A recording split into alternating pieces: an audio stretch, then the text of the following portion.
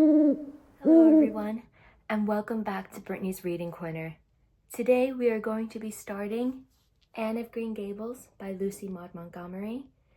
This is an entirely new story for me. I haven't even seen Anne with an E on TV, so this will be an entirely new adventure for all of us, and I'm so excited. Please don't forget to like, comment, and subscribe. The engagement really helps my channel. Thank you, and I hope you enjoy. Anne of Green Gables by Lucy Maud Montgomery. Illustrations by Scott McCohen. Chapter 1.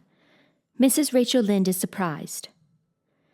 Mrs. Rachel Lynde lived just where the Avonlea main road dipped down into a little hollow, fringed with alders and ladies' eardrops, and traversed by a brook that had its source away back in the woods of the old Cuthbert place. It was reputed to be an intricate, headlong brook in its earlier course through those woods, with dark secrets of pool and cascade. But by the time it reached Lynde's Hollow, it was a quiet, well-conducted little stream, for not even a brook could run past Mrs. Rachel Lynde's door without due regard for decency and decorum. It probably was conscious that Mrs. Rachel was sitting at her window, keeping a sharp eye on everything that passed, from books and children up, and that if she noticed anything odd or out of place, she would never rest until she had ferreted out the whys and wherefores thereof.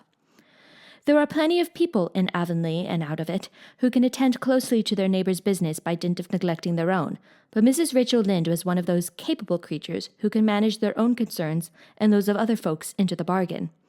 She was a notable housewife. Her work was always done and well done. She ran the sewing circle, helped run the Sunday school, and was the strongest prop of the Church Aid Society and Foreign Missions Auxiliary. Yet with all this, Mrs. Rachel found abundant time to sit for hours at her kitchen window, knitting cotton warp quilts. She had knitted 16 of them, as Avonlea housekeepers were wont to tell in odd voices, and keeping a sharp eye on the main road that crossed the hollow and wound up the steep red hill beyond. Since Avonlea occupied a little triangular peninsula jutting out into the Gulf of St. Lawrence, with water on two sides of it, anybody who went out of it or into it had to pass over that hill road and so run the unseen gauntlet of Mrs. Rachel's all-seeing eye. She was sitting there one afternoon in early June. The sun was coming in at the window warm and bright. The orchard on the slope below the house was in a bridal flush of pinky white bloom, hummed over by a myriad of bees. Thomas Lynde, a meek little man whom Avonlea people called Rachel Lynde's husband, was sowing his late turnip seed on the hill field beyond the barn, and Matthew Cuthbert ought to have been sowing his on the big red brook field away over by Green Gables. Mrs. Rachel knew that he ought because she had heard him tell Peter Morrison the evening before in William J. Blair's store over at Carmody that he meant to sow his turnip seed the next afternoon. Peter had asked him, of course, for Matthew Cuthbert had never been known to volunteer information about anything in his whole life. And yet, here was Matthew Cuthbert, at 3:30 on the afternoon of a busy day, placidly driving over the hollow and up the hill. Moreover, he wore a white collar and his best suit of clothes, which was plain proof that he was going out of Avonlea, and he had the buggy and the sorrel mare, which betokened that he was going a considerable distance. Now, where was Matthew Cuthbert going, and why was he going there? Had it been any other man in Avonlea, Mrs. Rachel, deftly putting this and that together, might have given a pretty good guess as to both questions. But Matthew so rarely went from home that it must be something pressing and unusual which was taking him. He was the shyest man alive and hated to have to go among strangers or to any place where he might have to talk. Matthew, dressed up with a white collar and driving in a buggy, was something that didn't happen often. Mrs. Rachel, ponder as she might, could make nothing of it, and her afternoon's enjoyment was spoiled. "I'll just step over to Green Gables after tea and find out from Marilla where he's gone and why," the worthy woman finally concluded. "He doesn't generally go to town this time of year, and he never visits. If he'd run out of turnip seed, he wouldn't dress up and take the buggy to go for more. He wasn't driving fast enough to be going for the doctor. Yet something must have happened since last night to start him off. I'm clean puzzled, that's what, and I won't know a minute's peace of mind or conscience until I know what has taken Matthew Cuthbert out of Avonlea today." Accordingly, after tea, Mrs. Rachel set out. She had not far to go. The big, rambling, orchard-embowered house where the Cuthberts lived was a scant quarter of a mile up the road from Lynde's Hollow. To be sure, the long lane made it a good deal further. Matthew Cuthbert's father, as shy and silent as his son after him, had got as far away as he possibly could from his fellow men without actually retreating into the woods when he founded his homestead. Green Gables was built at the furthest edge of his cleared land, and there it was to this day, barely visible from the main road along with all the other Avonlea houses were so sociably situated. Mrs. Rachel Lynde did not call living in such a place living at all. "It's just staying, that's what," she said as she stepped along the deep-rutted grassy lane bordered with wild rose bushes. "It's no wonder Matthew and Marilla are both a little odd, living away back here by themselves. Trees aren't much company, though dear knows if they were there'd be enough of them. I'd rather look at people. To be sure, they seem contented enough. But then I suppose they're used to it. A body can get used to anything, even to be hanged, as the Irishman said." With this, Mrs. Rachel stepped out of the lane into the backyard of Green Gables. Very green and neat and precise was that yard, set about on one side with great patriarchal willows, and on the other with prim Lombardies. Not a stray stick nor stone was to be seen, for Mrs. Rachel would have seen it if there had been. Privately, she was of the opinion that Marilla Cuthbert swept that yard over as often as she swept her house. One could have eaten a meal off the ground without overbrimming the proverbial peck of dirt. Mrs. Rachel rapped smartly at the kitchen door and stepped in when bidden to do so. The kitchen at Green Gables was a cheerful apartment, or would have been cheerful if it had not been so painfully clean as to give it something of the appearance of an unused parlor. Its windows looked east and west. Through the west one, looking out on the backyard, came a flood of mellow June sunlight, but the east one, whence you got a glimpse of the bloom-white cherry trees in the left orchard and nodding slender birches down in the hollow by the brook, was greened over by a tangle of vines. Here sat Marilla Cuthbert, when she sat at all, always slightly distrustful of sunshine, which seemed to her too dancing and irresponsible a thing for a world which was meant to be taken seriously. And here she sat now, knitting, and the table behind her was laid for supper. Mrs. Rachel, before she had fairly closed the door, had taken mental note of everything that was on that table. There were 3 plates laid, so that Marilla must be expecting someone home with Matthew to tea. But the dishes were everyday dishes, and there was only crabapple preserves and one kind of cake, so that the expected company could not be any particular company. Yet what of Matthew's white collar and the sorrel mare? Mrs. Rachel was getting fairly dizzy with this unusual mystery about quiet, unmysterious Green Gables. "Good evening, Rachel," Marilla said briskly. "This is a real fine evening, isn't it? Won't you sit down? How are all your folks?" Something that for lack of any other name might be called friendship existed, and always had existed between Marilla Cuthbert and Mrs. Rachel, in spite of, or perhaps because of, their dissimilarity. Marilla was a tall, thin woman with angles and without curves. Her dark hair showed some gray streaks and was always twisted up in a hard little knot behind with 2 wire hairpins stuck aggressively through it. She looked like a woman of narrow experience and rigid conscience, which she was, but there was a saving something about her mouth which, if it had ever been so slightly developed, might have been considered indicative of a sense of humor. "We're all pretty well," said Mrs. Rachel. "I was kind of afraid you weren't, though, when I saw Matthew starting off today. I thought maybe he was going to the doctor's." Marilla's lips twitched understandingly. She had expected Mrs. Rachel up. She had known that the sight of Matthew jaunting off so unaccountably would be too much for her neighbor's curiosity. "Oh, no, I'm quite well, although I had a bad headache yesterday," she said. "Matthew went to Bright River. We're getting a little boy from an orphan asylum in Nova Scotia, and he's coming on the train tonight." If Marilla had said that Matthew had gone to Bright River to meet a kangaroo from Australia, Mrs. Rachel could not have been more astonished. She was actually stricken dumb for 5 seconds. It was unsupposable that Marilla was making fun of her, but Mrs. Rachel was almost forced to suppose it. "Are you in earnest, Marilla?" she demanded when voice returned to her. "Yes, of course," said Marilla, as if getting boys from orphan asylums in Nova Scotia were part of the usual spring work on any well-regulated Avonlea farm, instead of being an unheard-of innovation. Mrs. Rachel felt that she had received a severe mental jolt. She thought in exclamation points, "A boy! Marilla and Matthew Cuthbert, of all people, adopting a boy from an orphan asylum! Well, the world was certainly turning upside down. She would be surprised at nothing after this. Nothing! What on earth put such a notion into your head?" she demanded disapprovingly. This had been done without her advice being asked, and must perforce be disapproved. "Well, we've been thinking about it for some time, all winter, in fact," returned Marilla. "Mrs. Alexander Spencer was up here one day before Christmas, and she said she was going to get a little girl from the asylum over in Hopeton in the spring. Her cousin lives there, and Mrs. Spencer has visited her and knows all about it. So Matthew and I have talked it over off and on ever since. We thought we'd get a boy. Matthew is getting up in years, you know, he's 60, and he isn't so spry as he once was. His heart troubles him a good deal, and you know how desperate hard it's got to be to get hired help. There's never anybody to be had but those stupid half-grown little French boys, and as soon as you do get one broke into your ways and taught something, he's up and off to the lobster canneries or the States. At first, Matthew suggested getting a Barnado boy, but I said no, flat to that. They may be all right, I'm not saying they're not, but no London street Arabs for me, I said. Give me a native born at least. There'll be a risk, no matter who we get, but I'll feel easier in my mind and sleep sounder at nights if we get a born Canadian. So in the end, we decided to ask Mrs. Spencer to pick us out one when she went over to get her little girl. We heard last week she was going, so we sent her word by Richard Spencer's folks at Carmody to bring us a smart, likely boy of about 10 or 11. We decided that would be the best age, old enough to be of some use in doing chores right off, and young enough to be trained up proper. We mean to give him a good home and schooling. We had a telegram from Mrs. Alexander Spencer today. The mailman brought it from the station, saying they were coming on the 5:30 train tonight. So Matthew went to Bright River to meet him. Mrs. Spencer will drop him off there. Of course, she goes on to White Sands Station herself.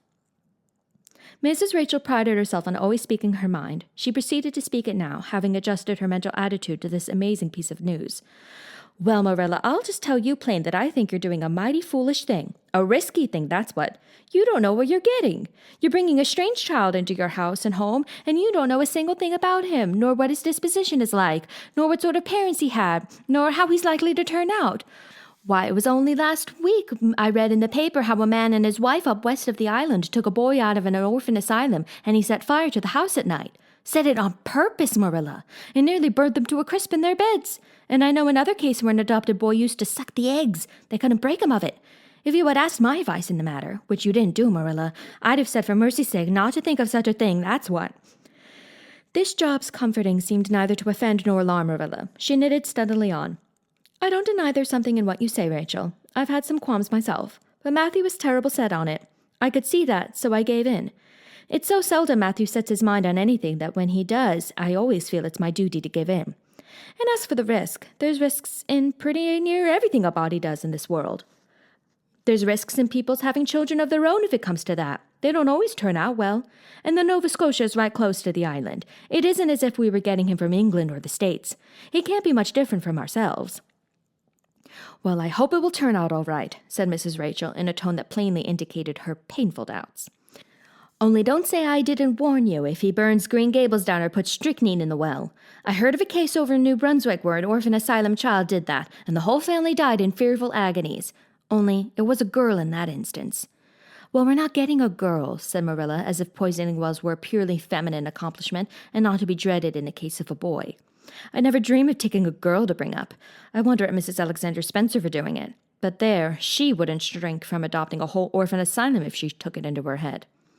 Mrs. Rachel would have liked to stay until Matthew came home with his imported orphan, but reflecting that it would be a good 2 hours at least before his arrival, she concluded to go up the road to Robert Bell's and tell them the news. It would certainly make a sensation second to none, and Mrs. Rachel dearly loved to make a sensation.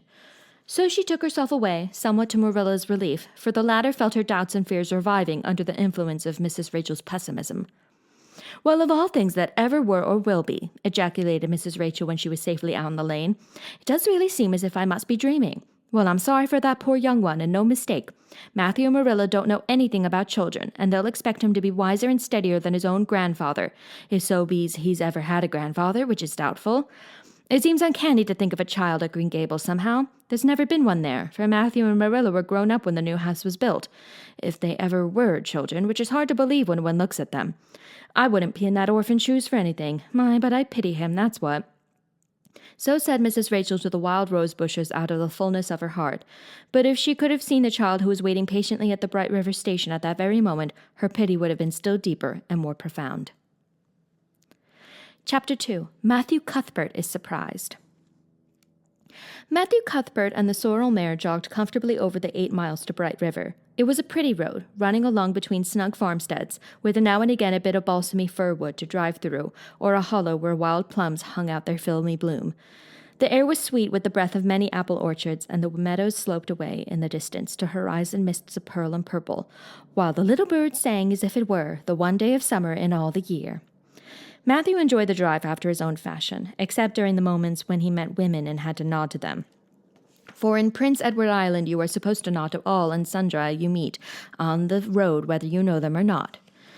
Matthew dreaded all women except Marilla and Mrs. Rachel. He had an uncomfortable feeling that the mysterious creatures were secretly laughing at him. He may have been quite right in thinking so, for he was an odd-looking personage, with an ungainly figure and long iron-gray hair that touched his stooping shoulders, and a full, soft brown beard which he had worn ever since he was 20. In fact, he had looked at 20 very much as he looked at 60, lacking a little of the grayness. When he reached Bright River, there was no sign of any train. He thought he was too early, so he tied his horse in the yard of the small Bright River Hotel and went over to the station house. The long platform was almost deserted, the only living creature in sight being a girl who was sitting on a pile of shingles at the extreme end. Matthew, barely noting that it was a girl, sidled past her as quickly as possible without looking at her. Had he looked, he could hardly have failed to notice the tense rigidity and expectation of her attitude and expression. She was sitting there waiting for something or somebody, and since sitting and waiting was the only thing to do just then, she sat and waited with all her might and main. Matthew encountered the station master locking up the ticket office, preparatory to going home for supper, and asked him if the 5:30 train would soon be along. "The 5:30 train has been in and gone half an hour ago," answered that brisk official, "but there was a passenger dropped off for you, a little girl. She's sitting out there in the shingles. I asked her to go into the ladies' waiting room, but she informed me gravely that she preferred to stay outside. There was more scope for imagination, she said. She's a case, I should say." "I'm not expecting a girl," said Matthew blankly. "It's a boy I've come for. He should be here. Mrs. Alexander Spencer was to bring him over from Nova Scotia for me." The station master whistled. "Guess there's some mistake," he said. "Mrs. Spencer came off the train with that girl and gave her into my charge. Said you and your sister were adopting her from an orphan asylum, and that you would be along for her presently. That's all I know about it, and I haven't got any more orphans concealed hereabouts." "I don't understand," said Matthew helplessly, wishing that Marilla was at hand to cope with the situation. "Well, you'd better question the girl," said the station master carelessly. "I dare say she'll be able to explain. She's got a tongue of her own, that's certain. Maybe they were out of boys of the brand you wanted." He walked jauntily away, being hungry, and the unfortunate Matthew was left to do that which was harder for him than bearding a lion in its den. Walk up to a girl, a strange girl, an orphan girl, and demand of her why she wasn't a boy. Matthew groaned in spirit as he turned about and shuffled gently down the platform towards her. She had been watching him ever since he had passed her, and she had her eyes on him now. Matthew was not looking at her, and would not have seen what she was really like if he had been, but an ordinary observer would have seen this. A child of about 11, garbed in a very short, very tight, very ugly dress of yellowish-gray wincey. She wore a faded brown sailor hat, and beneath the hat, extending down her back, were 2 braids of very thick, decidedly red hair. Her face was small, white and thin, almost much freckled. Her mouth was large, and so were her eyes, that looked green in some lights and moods, and gray in others. So far, the ordinary observer, an extraordinary observer, might have seen that the chin was very pointed and pronounced, that the big eyes were full of spirit and vivacity, that the mouth was sweet-lipped and expressive, that the forehead was broad and full. In short, our discerning extraordinary observer might have concluded that no commonplace soul inhabited the body of the strange woman-child of whom shy Matthew Cuthbert was so ludicrously afraid. Matthew, however, was spared the ordeal of speaking first, for as soon as she concluded that he was coming to her, she stood up, grasping with one thin brown hand the handle of a shabby old-fashioned carpet-bag, the other she held out to him. "I suppose you are Mr. Matthew Cuthbert of Green Gables?" she said in a peculiarly clear, sweet voice. "I'm very glad to see you. I was beginning to be afraid you weren't coming for me, and I was imagining all the things that might have happened to prevent you.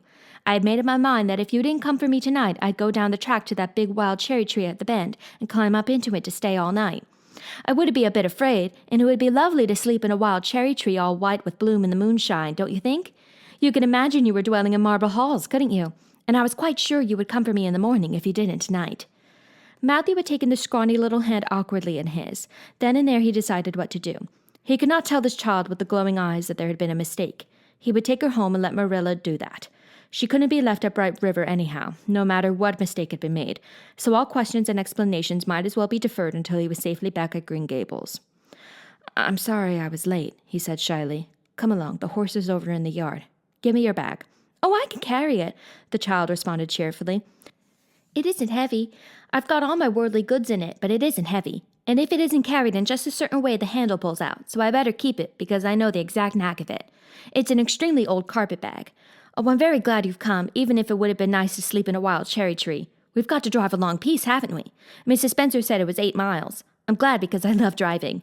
Oh, it seems so wonderful that I'm going to live with you and belong to you. I've never belonged to anybody, not really. But the asylum was the worst. I've only been in 4 months, but that was enough. I don't suppose you ever were an orphan in an asylum, so you can't possibly understand what it is like. It's worse than anything you could imagine.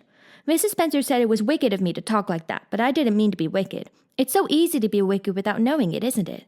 They were good, the asylum people, but there is so little scope for the imagination in an asylum, only just any other orphans. It was pretty interesting to imagine things about them, to imagine that perhaps the girl who sat next to you was really the daughter of a belted earl, who had been stolen away from her parents in her infancy by a cruel nurse who died before she could confess. I used to lie awake at nights and imagine things like that, because I didn't have time in the day. I guess that's why I'm so thin. I am dreadful thin, ain't I? There isn't a pick on my bones. I do love to imagine I'm nice and plump, with dimples in my elbows. With this, Matthew's companion stopped talking, partly because she was out of breath, and partly because they had reached the buggy. Not another word did she say until they had left the village and were driving down a steep little hill, the road part of which had been cut so deeply into the soft soil that the banks, fringed with blooming wild cherry trees and slim white birches, were several feet above their heads. The child put out her hand and broke off a branch of wild plum that brushed against the side of the buggy. "Isn't that beautiful? What did that tree, leaning out from the bank all white and lacy, make you think of?" she asked. "Well, now, I don't know," said Matthew. "Why, a bride, of course. A bride all in white with a lovely misty veil. I've never seen one, but I can imagine what she would look like. I don't ever expect to be a bride myself. I'm so homely nobody will ever want to marry me, unless it might be a foreign missionary. I suppose a foreign missionary mightn't be very particular, but I do hope that someday I shall have a white dress. That is my highest ideal of earthly bliss. I just love pretty clothes, and I've never had a pretty dress in my life that I can remember. But of course it's all the more to look forward to, isn't it? And then I can imagine that I'm dressed gorgeously. This morning when I left the asylum, I felt so ashamed because I had to wear this horrid old wincey dress. All the orphans had to wear them, A merchant in Hopeton last winter donated 300 yards of wincey to the asylum. Some people said it was because he couldn't sell it, but I'd rather believe that it was out of the kindness of his heart, wouldn't you? When we got on the train, I felt as if everybody must be looking at me and pitying me. But I just went to work and imagined that I had on the most beautiful pale blue silk dress, because when you are imagining, you might as well imagine something worthwhile. And a big hat all flowers and nodding plumes, and a gold watch, and kid gloves and boots. I felt cheered up right away, and I enjoyed my trip to the island with all my might. I wasn't a bit sick coming over in the boat. Neither was Mrs. Spencer, although she generally is. She said she hadn't time to get sick, watching to see that I didn't fall overboard. She said she never saw the beat of me for prowling about. But if it kept her from being seasick, it's a mercy I did prowl, isn't it? And I wanted to see everything that was to be seen on that boat, because I didn't know whether I'd ever have another opportunity. Oh, there are a lot more cherry trees all in bloom. This island is the bloomiest place. I just love it already, and I'm so glad I'm going to live here. I've always heard that Prince Edward Island was the prettiest place in the world, and I used to imagine I was living here, but I never really expected I would. It's delightful when your imaginations come true, isn't it? But those red roads are so funny. When we got into the train at Charlottetown and the red roads began to flash past, I asked Mrs. Spencer what made them red. She said she didn't know, and for pity's sake not to ask her any more questions. She said I must have asked her 1,000 already. I suppose I had too, but how are you going to find out about things if you don't ask questions? And what does make the roads red? Well, now I don't know, said Matthew. Well, that is one of the things to find out sometime. Isn't it splendid to think of all the things that there are to find out about? It just makes me feel glad to be alive. It's such an interesting world. It wouldn't be half so interesting if we knew all about everything, would it? There'd be no scope for imagination then, would there? But am I talking too much? People are always telling me I do. Would you rather I didn't talk? If you say so, I'll stop. I can stop when I make up my mind to it, although it's difficult. Matthew, much to his own surprise, was enjoying himself. Like most quiet folks, he liked talkative people when they were willing to do the talking themselves, and did not expect him to keep up his end of it. But he had never expected to enjoy the society of a little girl. Women were bad enough in all conscience, but little girls were worse. He detested the way they had of sidling past him timidly, with sidewise glances, as if they were expected him to gobble them up at a mouthful if they ventured to say a word. This was the Avonlea type of well-bred little girl, but this freckled witch was very different, and although he found it rather difficult for his slower intelligence to keep up with her brisk mental processes, he thought that he kind of liked her chatter. So he said as shyly as usual, "Oh, you can talk as much as you like, I don't mind." "Oh, I'm so glad. I know you and I are going to get along together fine. It's such a relief to talk when one wants to, and not be told that children should be seen and not heard. I've had that said to me 1,000,000 times if I have once. People laugh at me because I use big words. But if you have big ideas, you have to use big words to express them, haven't you?" "Well, now that seems reasonable," said Matthew. "Mrs. Spencer said that my tongue must be hung in the middle. But it isn't. It's firmly fastened at one end. Mrs. Spencer said your place was named Green Gables. I asked her all about it, and she said there were trees all around it. I was gladder than ever. I just love trees. And there weren't any at all about the asylum, only a few poor weeny-teeny things out in front of with little whitewashed cagey things about them. They just looked like orphans themselves, those trees did. It used to make me want to cry to look at them. I used to say to them, "Oh, you poor little things, if you were out in a great big woods with other trees all around you and little mosses and June bells growing over your roots, and a brook not far away and birds singing in your branches, you could grow, couldn't you? But you can't where you are. I know just exactly how you feel, little trees." I felt sorry to leave them behind this morning. You do get so attached to things like that, don't you? Is there a brook anywhere near Green Gables? I forgot to ask Mrs. Spencer that. Well, now, yes, there's one right below the house. Fancy! It's always been one of my dreams to live near a brook. I never expected I would, though. Dreams don't often come true, do they? Wouldn't it be nice if they did? But just now I feel pretty nearly perfectly happy. I can't feel exactly perfectly happy because, well, what color would you call this? She twitched one of her long glossy braids over her thin shoulder and held it up before Matthew's eyes. Matthew was not used to deciding on the tints of ladies' tresses, but in this case there couldn't be much doubt. "It's red, ain't it?" he said. The girl let the braid drop back with a sigh that seemed to come from her very toes and to exhale forth all the sorrows of the ages. "Yes, it's red," she said resignedly. "Now you see why I can't be perfectly happy. Nobody could who had red hair. I don't mind the other things so much, the freckles and the green eyes and my skinniness. I can imagine them away. I can imagine that I have a beautiful rose-leaf complexion and lovely starry violet eyes, but I cannot imagine that red hair away. I do my best. I think to myself, now my hair is a glorious black, black as the raven's wing. But all the time I know it is just plain red, and it breaks my heart. It will be my lifelong sorrow. I read of a girl once in a novel who had a lifelong sorrow, but it wasn't red hair. Her hair was pure gold rippling back from her alabaster brow." "What is an alabaster brow? I never could find out. Can you tell me?" "Well, now I'm afraid I can't," said Matthew, who was getting a little dizzy. He felt as he had once felt in his rash youth when another boy had enticed him on the merry-go-round at a picnic. "Well, whatever it was, it must have been something nice, because she was divinely beautiful. Have you ever imagined what it must feel like to be divinely beautiful?" "Well, now, no, I haven't," confessed Matthew ingenuously. "I have often. Which would you rather be if you had the choice, divinely beautiful or dazzlingly clever or angelically good?" "Well, now, I don't know exactly." "Neither do I. I can never decide. But it doesn't make much real difference, for it isn't likely I'll ever be either. It's certain I'll never be angelically good. Mrs. Spencer says, 'Oh, Mr. Cuthbert! Mr. Cuthbert! Oh, Mr. Cuthbert!'" That was not what Mrs. Spencer had said. Neither had the child tumbled out of the buggy, nor had Matthew done anything astonishing. They had simply rounded a curve in the road and found themselves in the avenue. The avenue, so called by the Newbridge people, was a stretch of road 400 or 500 yards long, completely arched over with huge, wide-spreading apple trees, planted years ago by an eccentric old farmer. Overhead was one long canopy of snowy, fragrant bloom. Below the boughs, the air was full of a purple twilight, and far ahead a glimpse of painted sunset sky shone like a great rose window at the end of a cathedral aisle. Its beauty seemed to strike the child dumb. She leaned back in the buggy, her thin hands clasped before her, her face lifted rapturously to the white splendor above. Even when they had passed out and were driving down the long slope to Newbridge, she never moved or spoke. Still with rapt face, she gazed afar into the sunset west, with eyes that saw visions trooping splendidly across that glowing background. Through Newbridge, a bustling little village where dogs barked at them and small boys hooted and curious faces peered from the windows, they drove, still in silence. When 3 more miles had dropped away behind them, the child had not spoken. She could keep silence, it was evident, as energetically as she could talk. "I guess you're feeling pretty tired and hungry," Matthew ventured at last, accounting for her long visitation of dumbness, with the only reason he could think of. "But we haven't very far to go now, only another mile." She came out of her reverie with a deep sigh and looked at him with the dreamy gaze of a soul that had been wandering afar, star-led. "Oh, Mr. Cuthbert," she whispered, "that place we came through, that white place, what was it?" "Well, now you must mean the avenue," said Matthew after a few moments' profound reflection. "It is a kind of pretty place." "Pretty? Oh, pretty doesn't seem the right word to use, nor beautiful either. They don't go far enough. Oh, it was wonderful, wonderful. It's the first thing I ever saw that couldn't be improved upon by imagination. It just satisfied me here." She put one hand on her breast. "It made a queer, funny ache, and yet it was a pleasant ache. Did you ever have an ache like that, Mr. Cuthbert?" "Well, now I just can't recollect that I ever had." "I have it lots of times, whenever I see anything royally beautiful. But they shouldn't call that lovely place the Avenue. There is no meaning in a name like that. They should call it, let me see, the White Way of Delight." Isn't that a nice imaginative name? When I don't like the name of a place or a person, I always imagine a new one, and always think of them so. There was a girl at the asylum whose name was Hepzibah Jenkins, but I always imagined her as Rosalia de Vere. Other people may call that place the Avenue, but I shall always call it the White Way of Delight.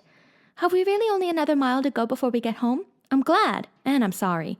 I'm sorry because this drive has been so pleasant, and I'm always sorry when pleasant things end. Something still pleasanter may come after, but you can never be sure. And it's so often the case that it isn't pleasanter.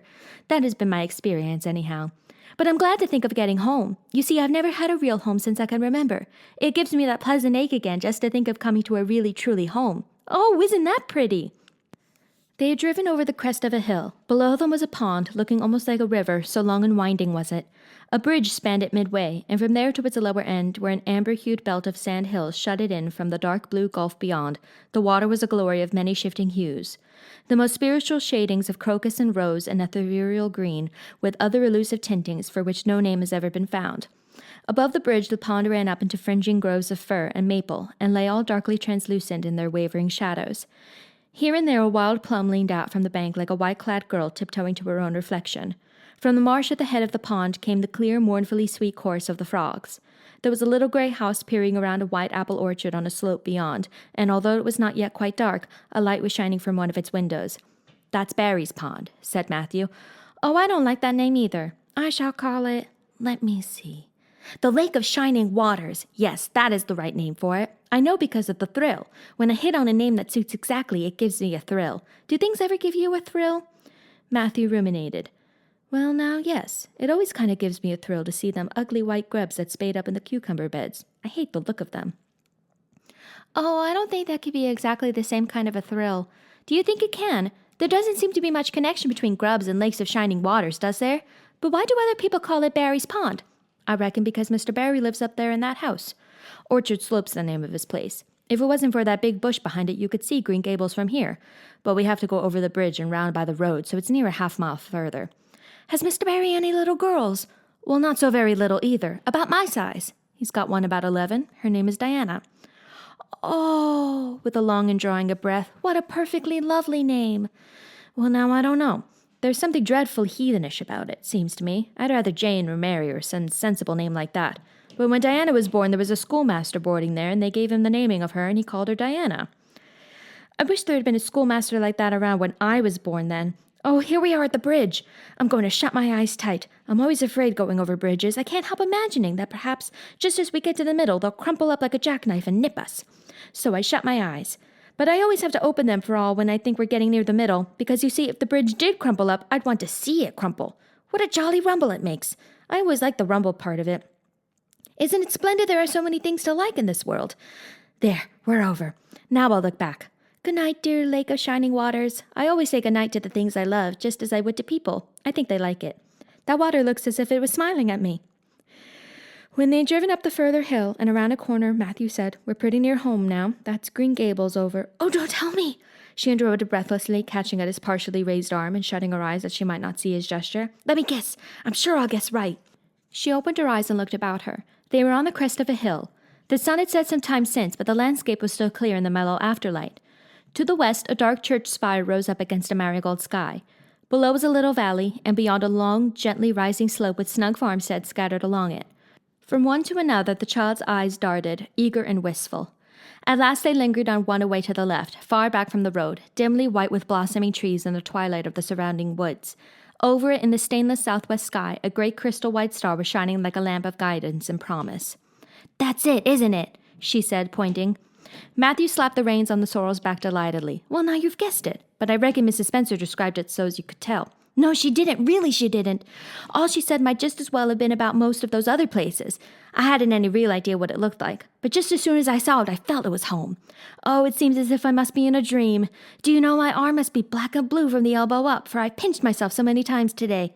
Every little while a horrible, sickening feeling would come over me, and I'd be so afraid it was all a dream. Then I'd pinch myself to see if it was real, until suddenly I remembered that even supposing it was only a dream, I'd better go on dreaming as long as I could, so I stopped pinching.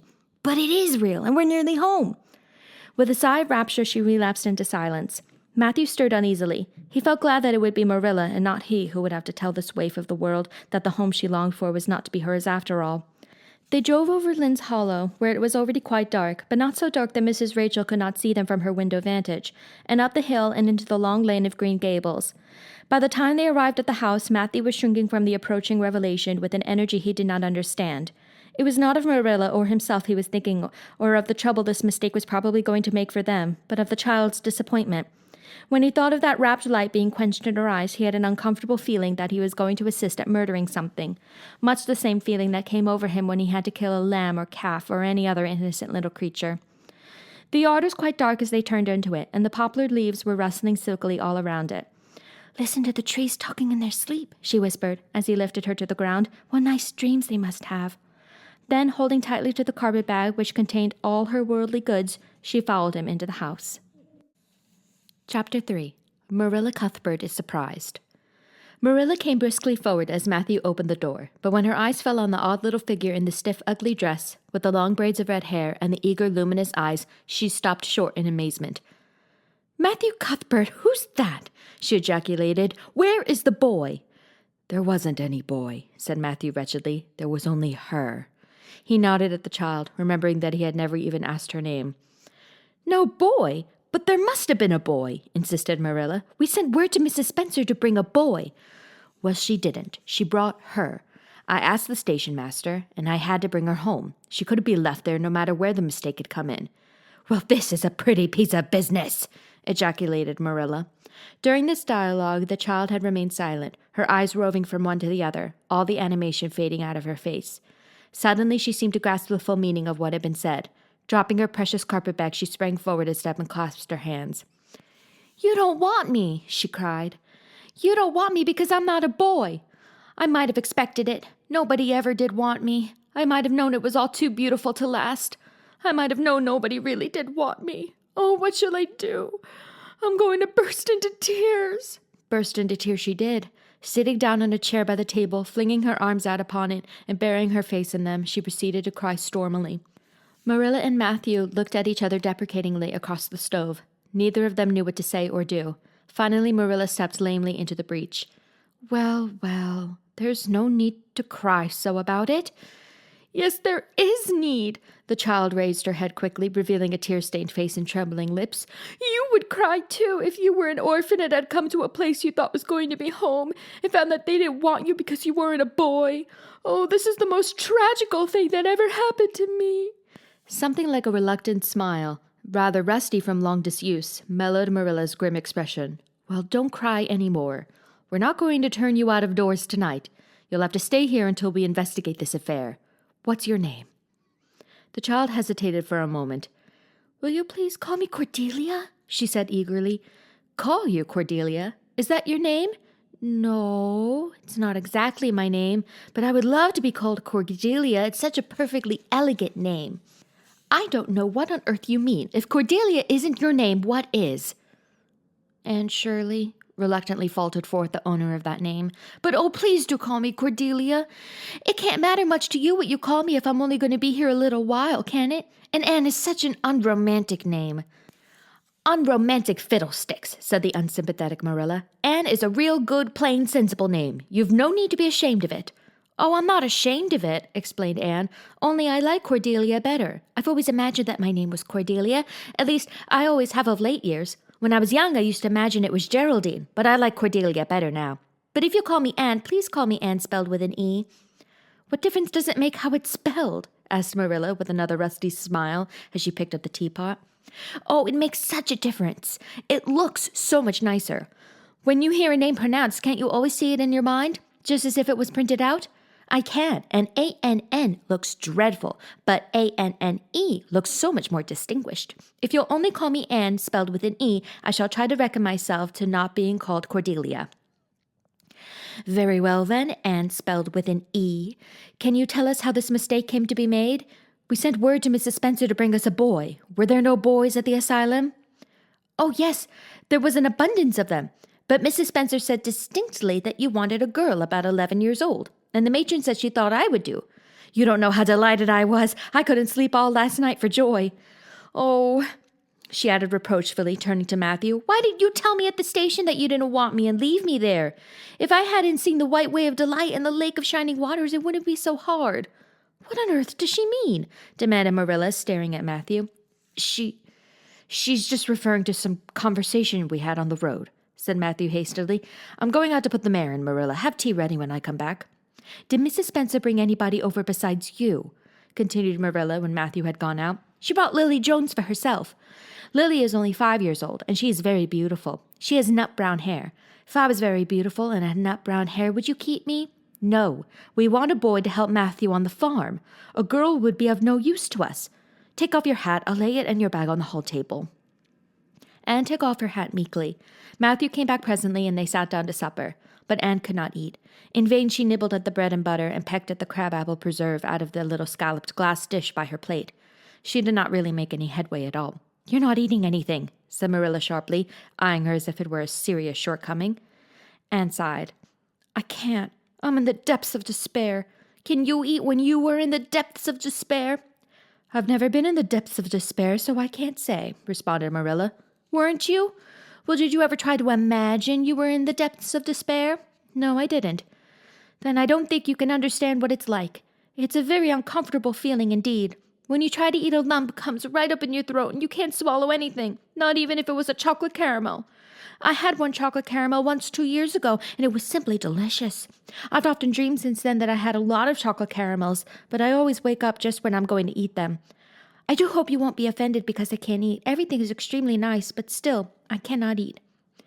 I guess she's tired, said Matthew, who hadn't spoke since his return from the barn.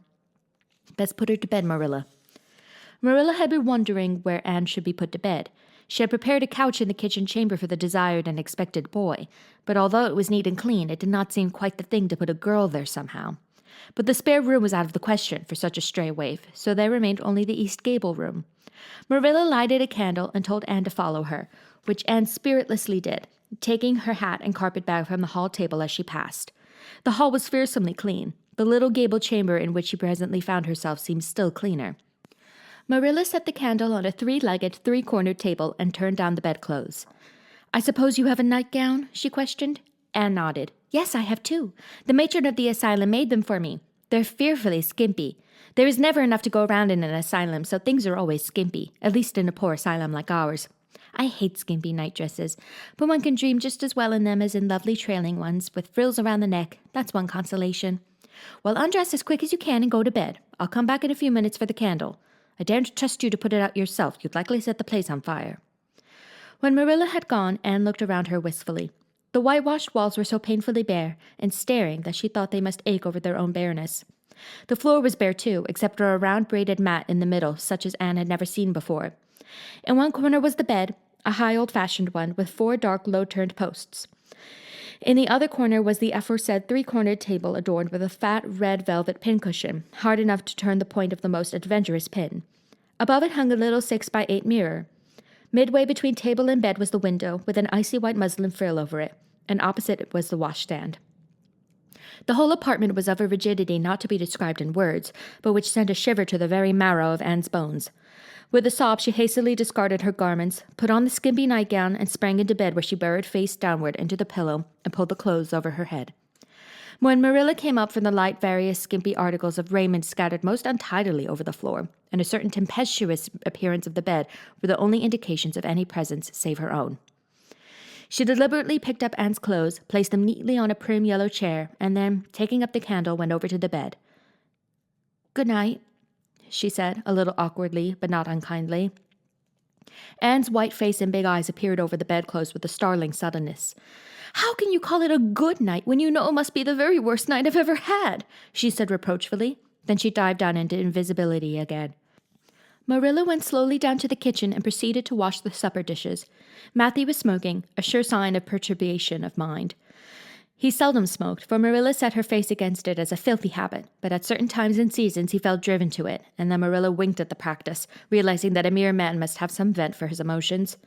"Well, this is a pretty kettle of fish," she said wrathfully. "This is what comes of sending word instead of going ourselves.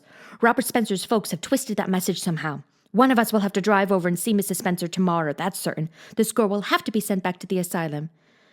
"Yes, I suppose so," said Matthew reluctantly. "You suppose so? Don't you know it?" "Well, now, she's a real nice little thing, Marilla. It's kind of a pity to send her back when she's so set on staying here. Matthew Cuthbert, you don't mean to say you think we ought to keep her? Marilla's astonishment could not have been greater if Matthew had expressed a predilection for standing on his head. Well, now, no, I suppose not. Not exactly, stammered Matthew, uncomfortably driven into a corner for his precise meaning. I suppose we could hardly be expected to keep her. I should say not. What good would she be to us? We might be some good to her, said Matthew suddenly and unexpectedly. Matthew Cuthbert, I believe that child has bewitched you. I could see as plain that you want to keep her.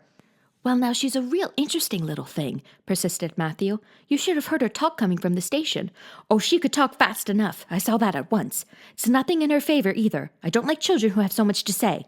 I don't want an orphan girl, and if I did, she isn't the style I'd pick out. There's something I don't understand about her. No, she's got to be dispatched straight away, back to where she came from. I could hire a French boy to help me, said Matthew, and she'd be company for you. I'm not suffering for company, said Marilla shortly, and I'm not going to keep her. Well, now, it's just as you say, of course, Marilla, said Matthew, rising and putting his pipe away. I'm going to bed. To bed went Matthew, and to bed, when she had put her dishes away, went Marilla, frowning most resolutely. And upstairs in the east gable, a lonely, heart-hungry, friendless child cried herself to sleep. Chapter 4. Morning at Green Gables. It was broad daylight when Anne awoke and sat up in bed, staring confusedly at the window through which a flood of cheery sunshine was pouring, and outside of which something white and feathery waved across glimpses of blue sky. For a moment she could not remember where she was. First came a delightful thrill, as of something very pleasant. Then a horrible remembrance. This was Green Gables, and they didn't want her because she wasn't a boy. But it was morning, and yes, it was a cherry tree in full bloom outside of her window. With a bound she was out of bed and across the floor. She pushed up the sash. It went up stiffly and creakily, as if it hadn't been open for a long time, which was the case, and it stuck so tight that nothing was needed to hold it up. Anne dropped on her knees and gazed out into the June morning, her eyes glistening with delight. Oh, wasn't it beautiful? Wasn't it a lovely place? Suppose she wasn't really going to stay here. She would imagine she was. There was scope for imagination here. A huge cherry tree grew outside, so close that its boughs tapped against the house, and it was so thick-set with blossoms that hardly a leaf was to be seen. On both sides of the house was a big orchard, one of apple trees and one of cherry trees, also showered over with blossoms, and their grass was all sprinkled with dandelions. In the garden below were lilac trees, purple with flowers, and their dizzily sweet fragrance drifted up to the window on the morning wind. Below the garden, a green field lush with clover sloped down to the hollow where the brook ran, and where scores of white birches grew, unspringing airily out of an undergrowth suggestive of delightful possibilities in ferns and mosses and woodsy things generally. Beyond it was a hill, green and feathery with spruce and fir. There was a gap in it where the gray gable end of the little house she had seen from the other side of the lake of shining waters was visible.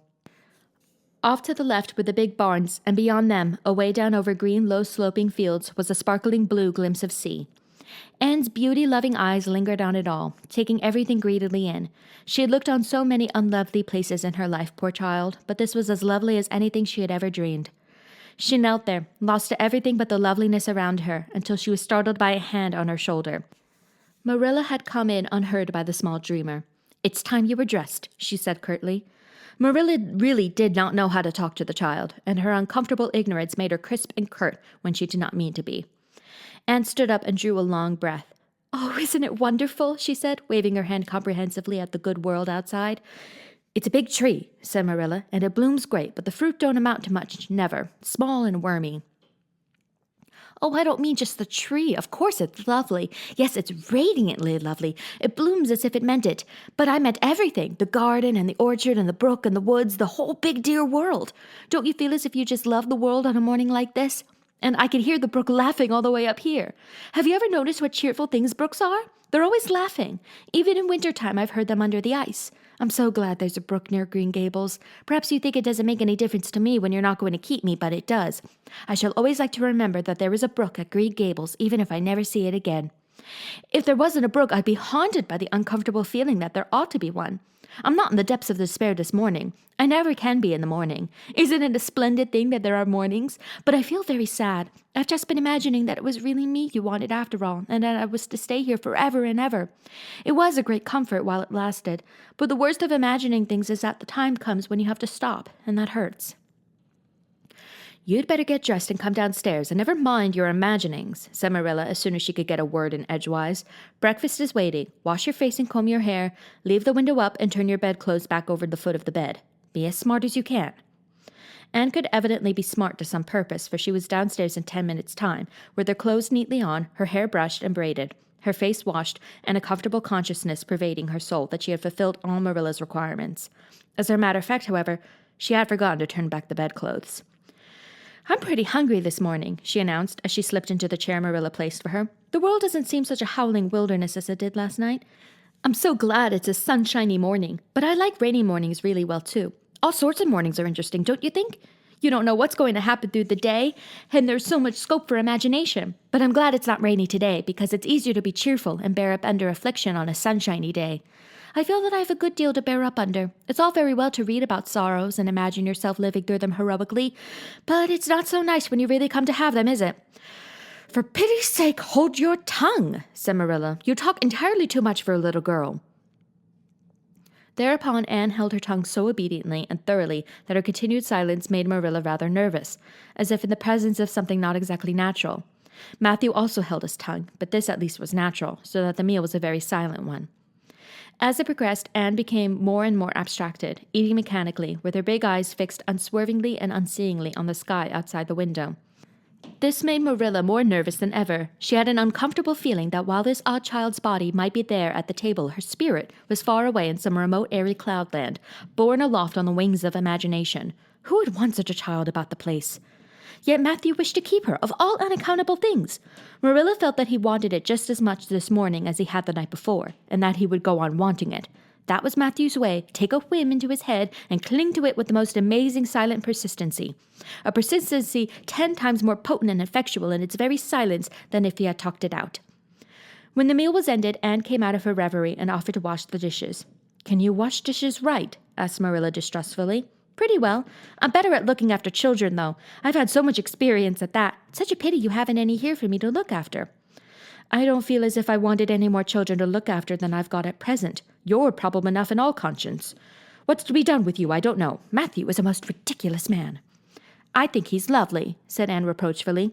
"He is so very sympathetic. He didn't mind how much I talked. He seemed to like it. I felt that he was a kindred spirit as soon as ever I saw him." "You're both queer enough, if that's what you mean by kindred spirits," said Marilla with a sniff. "Yes, you may wash the dishes. Take plenty of hot water and be sure you dry them well. I've got enough to attend to this morning, for I'll have to drive over to White Sands in the afternoon and see Mrs. Spencer. You'll come with me, and we'll settle what's to be done with you. After you've finished the dishes, go upstairs and make your bed." Anne washed the dishes deftly enough, as Marilla, who kept a sharp eye in the process, discerned. Later on, she made her bed less successfully, for she had never learned the art of wrestling with the feather tick, but it was done somehow and smoothed down, and then Marilla, to get rid of her, told her she might go out of doors and amuse herself until dinner time. Anne flew to the door, face alight, eyes glowing. On the very threshold she stopped short, wheeled about, came back and sat down by the table, light and glow as effectually blotted out as if someone had clapped an extinguisher on her. "What's the matter now?" demanded Marilla. "I don't dare go out," said Anne in the tone of a martyr relinquishing all earthly joys. "If I can't stay here, there is no use in my loving Green Gables. And if I go out there and get acquainted with all those trees and flowers and the orchard and the brook, I'll not be able to help loving it. It's hard enough now, so I won't make it any harder. I want to go out so much. Everything seems to be calling to me. Anne, Anne, come out to us. Anne, Anne, we want a playmate, but it's better not. There is no use in loving things if you have to be torn from them, is there? And it's so hard to keep from loving things, isn't it? That was why I was so glad when I thought I was going to live here. I thought I'd have so many things to love and nothing to hinder me. But that brief dream is over. I am resigned to my fate now, so I don't think I'll go out for fear I'll get unresigned again. What is the name of that geranium on the windowsill, please?"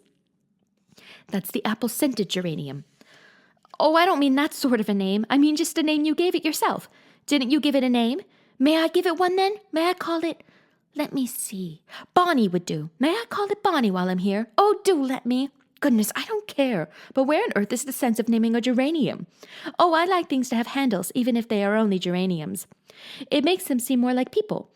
How do you know but that it hurts a geranium's feelings just to be called a geranium and nothing else? You wouldn't like to be called nothing but a woman all the time. Yes, I shall call it Bonnie. I named that cherry tree outside my bedroom window this morning. I called it Snow Queen because it was so white. Of course, it won't always be in blossom, but one can imagine that it is, can't one? I never in all my life saw or heard anything to equal her, muttered Marilla, beating a retreat down cellar after potatoes. She is kind of interesting, as Matthew says. I could feel already that I'm wondering what on earth she'll say next. She'll be casting a spell over me, too. She cast it over Matthew. That look he gave me when he went out said everything he said or hinted last night over again. I wish he was like other men who would talk things out. A body could answer back then and argue him into reason. But what's to be done with a man who just looks? Anne had relapsed into reverie, with her chin in her hands and her eyes on the sky, when Marilla returned from her cellar pilgrimage. There Marilla left her until the early dinner was on the table. I suppose I can have the mare and buggy this afternoon, Matthew, said Marilla. Matthew nodded and looked wistfully at Anne. Marilla intercepted the look and said grimly, I'm going to drive over to White Sands and settle this thing. I'll take Anne with me, and Mrs. Spencer will probably make arrangements to send her back to Nova Scotia at once. I'll set your tea out for you, and I'll be home in time to milk the cows. Still Matthew said nothing, and Marilla had a sense of having wasted words and breath. There was nothing more aggravating than a man who won't talk back, unless it is a woman who won't. Matthew hitched the sorrel into the buggy in due time, and Marilla and Anne set off. Matthew opened the yard gate for them, and as they drove slowly through, he said, to nobody in particular as it seemed, Little Jerry Boot from the creek was here this morning, and I told him I guessed I'd hire him for the summer. Marilla made no reply, but she hit the unlucky sorrel such a vicious clip with the whip that the fat mare, unused to such treatment, whizzed indignantly down the lane at an alarming pace. Marilla looked back once as the buggy bounced along and saw that aggravating Matthew leaning over the gate, looking wistfully after them. Chapter 5. Anne's History. Do you know, said Anne confidentially, I've made up my mind to enjoy this drive. It's been my experience that you can nearly always enjoy things if you make up your mind firmly that you will. Of course, you must make it up firmly. I am not going to think about going back to the asylum while we're having our drive. I'm just going to think about the drive. Oh, look, there's one little early wild rose out. Isn't it lovely? Don't you think it must be glad to be a rose? Wouldn't it be nice if roses could talk? I'm sure they could tell us such lovely things. And isn't pink the most bewitching color in the world? I love it, but I can't wear it. Red-headed people can't wear pink, not even in imagination. Did you ever know of anybody whose hair was red when she was young, but got to be another color when she grew up? No, I don't know as I ever did, said Marilla mercilessly, and I shouldn't think it likely to happen in your case either. Anne sighed. Well, that is another hope gone. My life is a perfect graveyard of buried hopes. That's a sentence I read in a book once, and I say it over to comfort myself whenever I'm disappointed in anything. I don't see where the comforting comes in myself, said Marilla. Why, because it sounds so nice and romantic, just as if I were a heroine in a book, you know. I'm so fond of romantic things, and a graveyard full of buried hopes is about as romantic a thing as one can imagine, isn't it? I'm rather glad I have one. Are we going across the Lake of Shining Waters today? We're not going over Barry's Pond, if that's what you mean by your Lake of Shining Waters. We're going by the shore road. Shore road sounds nice, said Anne dreamily. Is it as nice as it sounds? Just when you said shore road, I saw it in a picture in my mind, as quick as that. And White Sands is a pretty name, too, but I don't like it as well as Avonlea. Avonlea is a lovely name. It just sounds like music. How far is it to White Sands?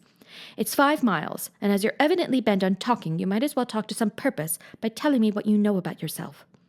Oh, what I know about myself isn't really worth telling, said Anne eagerly. If you'll only let me tell you what I imagine about myself, you'll think it ever so much more interesting. No, I don't want any of your imaginings. Just you stick to bald facts. Begin at the beginning. Where were you born, and how old are you? I was 11 last March, said Anne, resigning herself to bald facts with a little sigh. And I was born in Bolingbroke, Nova Scotia.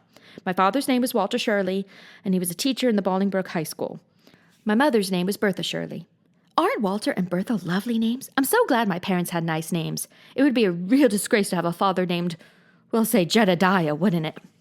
I guess it doesn't matter what a person's name is as long as he behaves himself, said Marilla, feeling herself called upon to inculcate a good and useful moral. Well, I don't know. Anne looked thoughtful. I read in a book once that a rose by any other name would smell as sweet, but I've never been able to believe it. I don't believe a rose would be as nice if it was called a thistle or a skunk cabbage. I suppose my father could have been a good man, even if he had been called Jedediah, but I'm sure it would have been a cross. Well, my mother was a teacher in the high school, too, but when she married father, she gave up teaching, of course. A husband was enough responsibility. Mrs. Thomas said that they were a pair of babies, and as poor as church mice. They went to live in a weeny-teeny little yellow house in Bolingbroke. I've never seen that house, but I've imagined it thousands of times. I think it must have had honeysuckle over the parlor window, and lilacs in the front yard, and lilies of the valley just inside the gate. Yes, and muslin curtains in all the windows. Muslin curtains gave a house such an air. I was born in that house. Mrs. Thomas said I was the homeliest baby she ever saw. I was so scrawny and tiny and nothing but eyes, but that mother thought I was perfectly beautiful. I should think a mother would be a better judge than a poor woman who came in to scrub, wouldn't you? I'm glad she was satisfied with me anyhow. I would feel so sad if I thought it was a disappointment to her, because she didn't live very long after that, you see. She died of fever when I was just 3 months old. I do wish she'd lived long enough for me to remember calling her mother. I think it would be so sweet to say mother, don't you? And father died 4 days afterwards, from fever too. That left me an orphan, and folks were at their wits' end, so Mrs. Thomas said what to do with me. You see, nobody wanted me even then. It seems to be my fate. Father and mother had both come from places far away, and it was well known they hadn't any relatives living. Finally, Mrs. Thomas said she'd take me, though she was poor and had a drunken husband.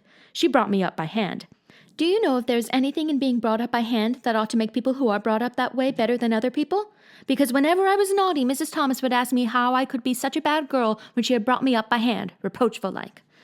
Mr. and Mrs. Thomas moved away from Bolingbroke to Marysville, and I lived with them until I was 8 years old.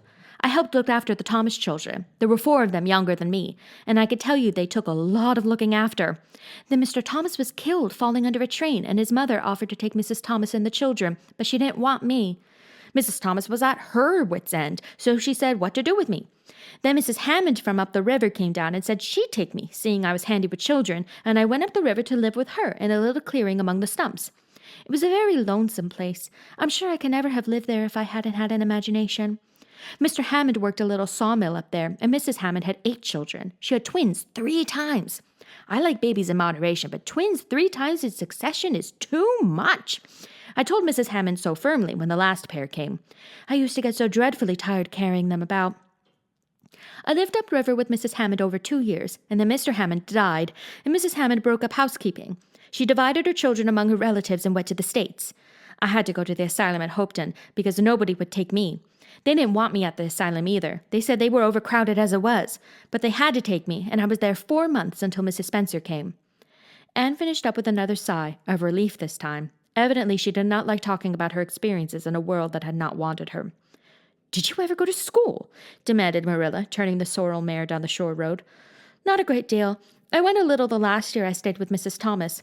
When I went upriver, we was so far from a school that I couldn't walk it in winter, and there was vacation in summer, so I could only go in the spring and fall. But of course I went while I was at the asylum. I could read pretty well, and I know ever so many pieces of poetry off by heart. The Battle of Hohenlinden, and Edinburgh after Flodden, and Bingen on the Rhine, and lots of The Lady of the Lake, and most of The Seasons by James Thomson. Don't you just love poetry that gives you a crinkly feeling up and down your back? There was a piece in the 5th Reader, The Downfall of Poland, that is just full of thrills. Of course, I wasn't in the 5th Reader. I was only in the 4th, but the big girls used to lend me theirs to read. Were those women, Mrs. Thomas and Mrs. Hammond, good to you?" asked Marilla, looking at Anne out of the corner of her eye. "Oh," faltered Anne. Her sensitive little face suddenly flushed scarlet, and embarrassment sat on her brow. "Oh, they meant to be. I know they meant to be just as good and kind as possible. And when people mean to be good to you, you don't mind very much when they're not quite always. They had a good deal to worry them, you know. It's very trying to have a drunken husband, you see, and it must be very trying to have twins 3 times in succession, don't you think? But I feel sure they meant to be good to me." Marilla asked no more questions. Anne gave herself up to a silent rapture over the shore road, and Marilla guided the sorrel abstractedly while she pondered deeply. Pity was suddenly stirring in her heart for the child. What a starved, unloved life she had had. A life of drudgery and poverty and neglect. For Marilla was shrewd enough to read between the lines of Anne's history and divine the truth. No wonder she had been so delighted at the prospect of a real home. It was a pity she had to be sent back. What if she, Marilla, should indulge Matthew's unaccountable whim and let her stay? He was set on it, and the child seemed a nice, teachable little thing. "She's got too much to say," thought Marilla, "but she might be trained out of that. And there's nothing rude or slangy in what she does say. She's ladylike. It's likely her people were nice folks." The shore road was woodsy and wild and lonesome.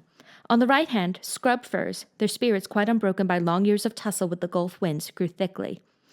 On the left were the steep red sandstone cliffs, so near the track in places that a mare of less steadiness than the sorrel might have tried the nerves of the people behind her. Down at the base of the cliffs were heaps of surf-worn rocks or little sandy coves inlaid with pebbles as with ocean jewels. Beyond lay the sea, shimmering and blue, and over it soared the gulls, their pinions flashing silvery in the sunlight. "Isn't the sea wonderful?" said Anne, rousing from a long, wide-eyed silence. "Once, when I lived in Marysville, Mr. Thomas hired an express wagon and took us all to spend the day at the shore 10 miles away. I enjoyed every moment of that day, even if I had to look after the children all the time. I lived it over in happy dreams for years. But this shore is nicer than the Marysville shore. Aren't those gulls splendid? Would you like to be a gull? I think I would. That is, if I couldn't be a human girl. Don't you think it would be nice to wake up at sunrise and swoop down over the water and away out over that lovely blue all day? And then at night to fly back to one's nest? Oh, I could just imagine myself doing it. What big house is that just ahead, please?" "That's the White Sands Hotel. Mr. Kirk runs it, but the season hasn't begun yet.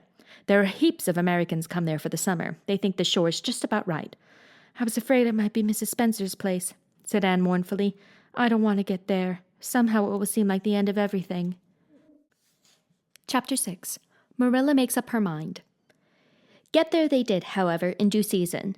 Mrs. Spencer lived in a big yellow house at White Sands Cove, and she came to the door with surprise and welcome mingled on her benevolent face.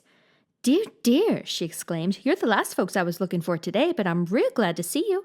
You'll put your horse in? And how are you, Anne?"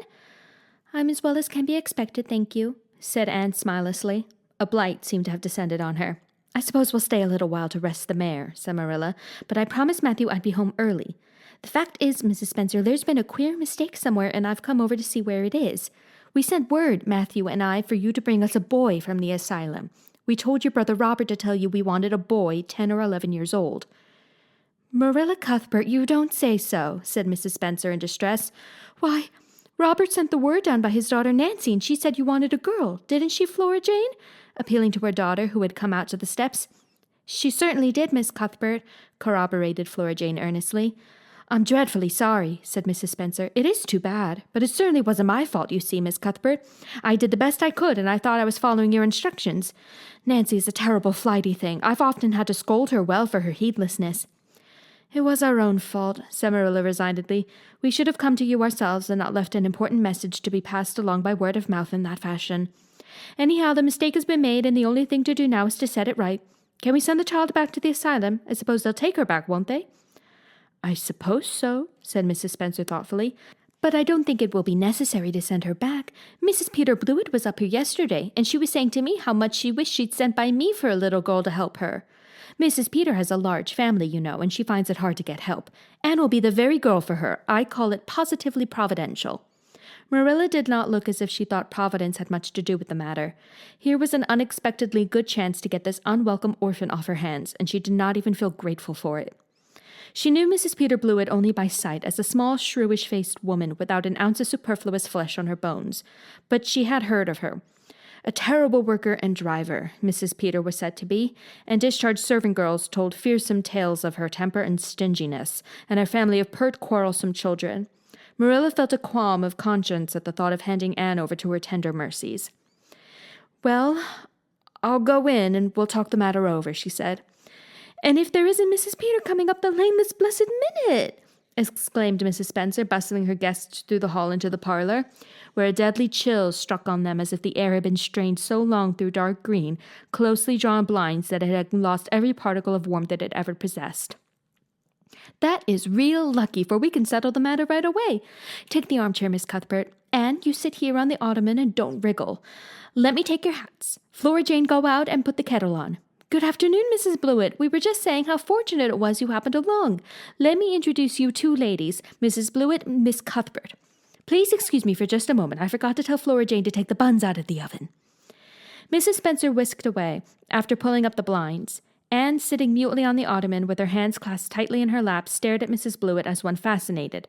Was she to be given into the keeping of this sharp-faced, sharp-eyed woman?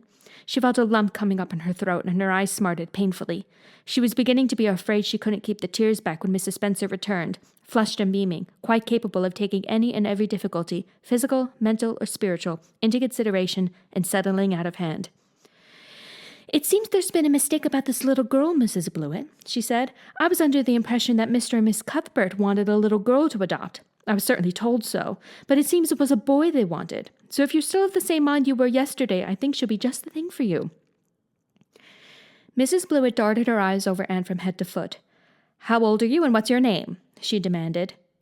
"Anne Shirley," faltered the shrinking child, not daring to make any stipulations regarding the spelling thereof, "and I'm 11 years old." "Humph, you don't look as if there was much to you, but you're wiry. I don't know, but the wiry ones are the best after all. Well, if I take you, you'll have to be a good girl, you know, good and smart and respectful. I'll expect you to earn your keep, and no mistake about that. Yes, I suppose I might as well take her off your hands, Miss Cuthbert. The baby's awful fractious, and I'm clean worn out attending to him. If you like, I could take her right home now." Marilla looked at Anne and softened at sight of the child's pale face with its look of mute misery, the misery of a helpless little creature who finds itself once more caught in the trap from which it had escaped. Marilla felt an uncomfortable conviction that, if she denied the appeal of that look, it would haunt her to her dying day. Moreover, she did not fancy Mrs. Blewett. To hand a sensitive, high-strung child over to such a woman, no, she could not take the responsibility of doing that. "Well, I don't know," she said slowly. "I didn't say that Matthew and I had absolutely decided that we wouldn't keep her. In fact, I may say that Matthew is disposed to keep her. I just came over to find out how the mistake had occurred. I think I'd better take her home again and talk it over with Matthew. I feel that I oughtn't to decide on anything without consulting him. If we make up our mind not to keep her, we'll bring or send her over to you tomorrow night. If we don't, you may know that she is going to stay with us. Will that suit you, Mrs. Blewett?" "I suppose it'll have to," said Mrs. Blewett ungraciously. During Marilla's speech, a sunrise had been dawning on Anne's face. First, a look of despair faded out. Then came a faint flush of hope.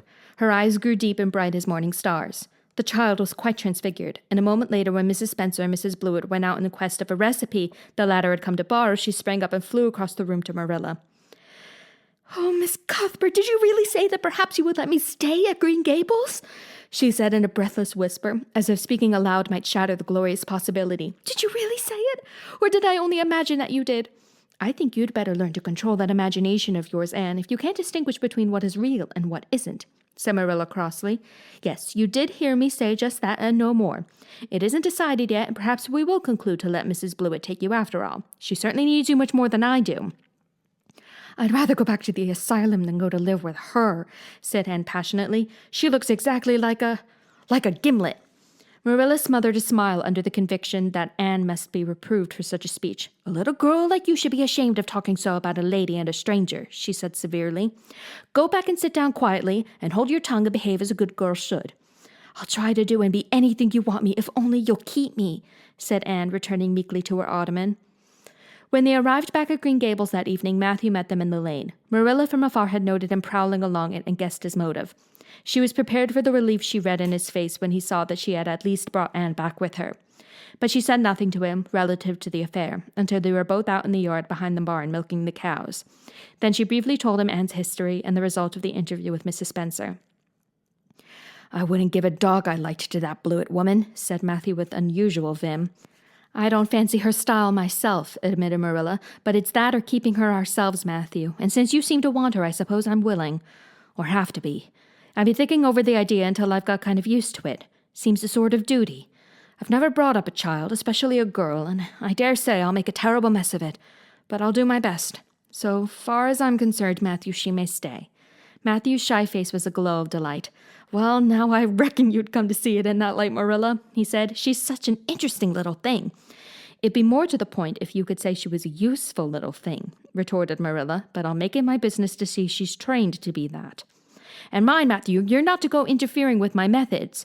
Perhaps an old maid doesn't know much about bringing up a child, but I guess she knows more than an old bachelor. So you just leave me to manage her. When I fail, it'll be time enough you to put your oar in." There, Marilla, you can have your own way," said Matthew reassuringly. "Only be as good and kind to her as you can be without spoiling her. Kind of think she's one of the sort you could do anything with if you only get her to love you." Marilla sniffed to express her contempt for Matthew's opinions concerning anything feminine and walked off to the dairy with the pails. "I won't tell her tonight that she can stay," she reflected as she strained the milk into the creamers. "She'd be so excited that she wouldn't sleep a wink.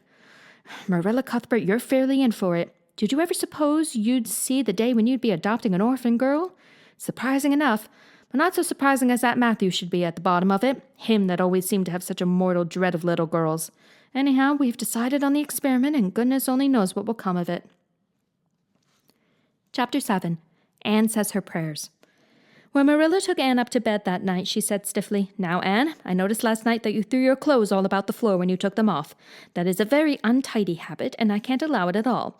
As soon as you take off any article of clothing, fold it neatly and place it on the chair. I haven't any use at all for little girls who aren't neat." "I was so harrowed up in my mind last night that I didn't think about my clothes at all," said Anne. "I'll fold them nicely tonight. They always made us do that at the asylum. Half the time, though, I'd forget. I'd be in such a hurry to get into bed nice and quiet and imagine things."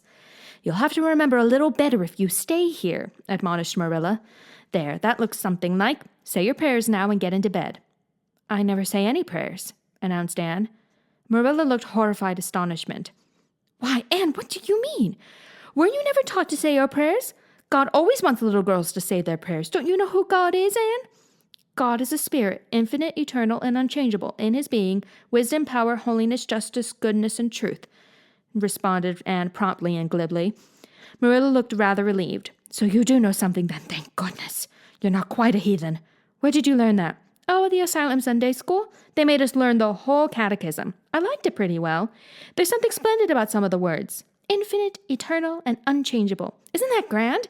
It has such a roll to it, just like a big organ playing. You couldn't quite call it poetry, I suppose, but it sounds a lot like it, doesn't it?" "We're not talking about poetry, Anne. We are talking about saying your prayers. Don't you know it's a terrible, wicked thing not to say your prayers every night? I'm afraid you are a very bad little girl." "You'd find it easier to be bad than good if you had red hair," said Anne reproachfully. "People who haven't red hair don't know what trouble is. Mrs. Thomas told me that God made my hair red on purpose, and I've never cared about him since. And anyhow, I'd always be too tired at night to bother saying prayers. People who have to look after twins can't be expected to say their prayers. Now, do you honestly think they can?" Marilla decided that Anne's religious training must be begun at once. Plainly, there was no time to be lost. "You must say your prayers while you are under my roof, Anne." "Why, of course, if you want me to," assented Anne cheerfully. "I'd do anything to oblige you, but you'll have to tell me what to say for this one. After I get into bed, I'll imagine out a real nice prayer to say always. I believe that it will be quite interesting now that I come to think of it." "You must kneel down," said Marilla in embarrassment. Anne knelt at Marilla's knee and looked up gravely. "Why must people kneel down to pray? If I really wanted to pray, I'll tell you what I'd do. I'd go out into a great big field all alone, or into the deep, deep woods, and I'd look up into the sky, up into that lovely blue sky that looks as if there was no end to its blueness, and then I'd just feel a prayer. Well, I'm ready. What am I to say?" Marilla felt more embarrassed than ever. She had intended to teach Anne the childish classic, "Now I lay me down to sleep." But she had, as I have told you, the glimmerings of a sense of humor, which is simply another name for a sense of the fitness of things. And it suddenly occurred to her that that simple little prayer, sacred to white-robed childhood lisping at motherly knees, was entirely unsuited to this freckled witch of a girl who knew and cared nothing about God's love, since she had never had it translated to her through the medium of human love. "You're old enough to pray for yourself, Anne," she said finally. "Just thank God for your blessings and ask him humbly for the things you want." "Well, I'll do my best," promised Anne, burying her face in Marilla's lap. "Gracious Heavenly Father." "That's the way the ministers say it in church, so I suppose it's all right in a private prayer, isn't it?" she interjected, lifting her head for a moment. "Gracious Heavenly Father, I thank thee for the white way of delight and the lake of shining waters and Bonnie and the Snow Queen. I'm really extremely grateful for them. And that's all the blessings I could think of just now to thank thee for. As for the things I want, they're so numerous that it would take a great deal of time to name them all, so I will only mention the two most important. Please let me stay at Green Gables, and please let me be good-looking when I grow up. I remain, yours respectfully, Anne Shirley." "There, did I do it all right?" she asked eagerly, getting up. "I could have made it much more flowery if I'd had a little more time to think it over." Poor Marilla was only preserved from complete collapse by remembering that it was not irreverence, but simply spiritual ignorance on the part of Anne that was responsible for this extraordinary petition. She tucked the child up in bed, mentally vowing that she should be taught a prayer the very next day, and was leaving the room with a light when Anne called her back. "I just thought of it now. I should have said Amen in place of yours respectfully, shouldn't I? The way the ministers do. I'd forgotten it, but I felt a prayer should be finished off in some way, so I put in the other. Do you suppose it will make any difference?" I don't suppose it will," said Marilla. "Go to sleep now like a good child. Good night." "I could say good night tonight with a clear conscience," said Anne, cuddling luxuriously down among her pillows. Marilla retreated to the kitchen, set the candle firmly on the table, and glared at Matthew. "Matthew Cuthbert, it's about time somebody adopted that child and taught her something. She's next door to a perfect heathen. Will you believe that she never said a prayer in her life till tonight? I'll send to the manse tomorrow and borrow the Peep of Day series, that's what I'll do. And she shall go to Sunday school just as soon as I can get some suitable clothes made for her. I foresee that I shall have my hands full. Well, we can't get through this world without our share of trouble. I've had a pretty easy life of it so far, but my time has come at last, and I suppose I'll just have to make the best of it. Chapter 8. Anne's bringing up is begun. For reasons best known to herself, Marilla did not tell Anne that she was to stay at Green Gables until the next afternoon. During the forenoon, she kept the child busy with various tasks and watched over her with a keen eye while she did them. By noon, she had concluded that Anne was smart and obedient, willing to work and quick to learn. Her most serious shortcoming seemed to be a tendency to fall into daydreams in the middle of a task and forget all about it until such time as she was sharply recalled to earth by a reprimand or a catastrophe. When Anne had finished washing the dinner dishes, she suddenly confronted Marilla with the air and expression of one desperately determined to learn the worst. Her thin little body trembled from head to foot. Her face flushed and her eyes dilated until they were almost black. She clasped her hands tightly and said in an imploring voice, "Oh, please, Miss Cuthbert, won't you tell me if you are going to send me away or not? I've tried to be patient all the morning, but I really feel that I cannot bear not knowing any longer. It's a dreadful feeling. Please tell me." "You haven't scalded the dishcloth in clean hot water as I told you to do," said Marilla immovably. "Just go and do it before you ask any more questions, Anne." Anne went and attended to the dishcloth. Then she returned to Marilla and fastened imploring eyes on the latter's face.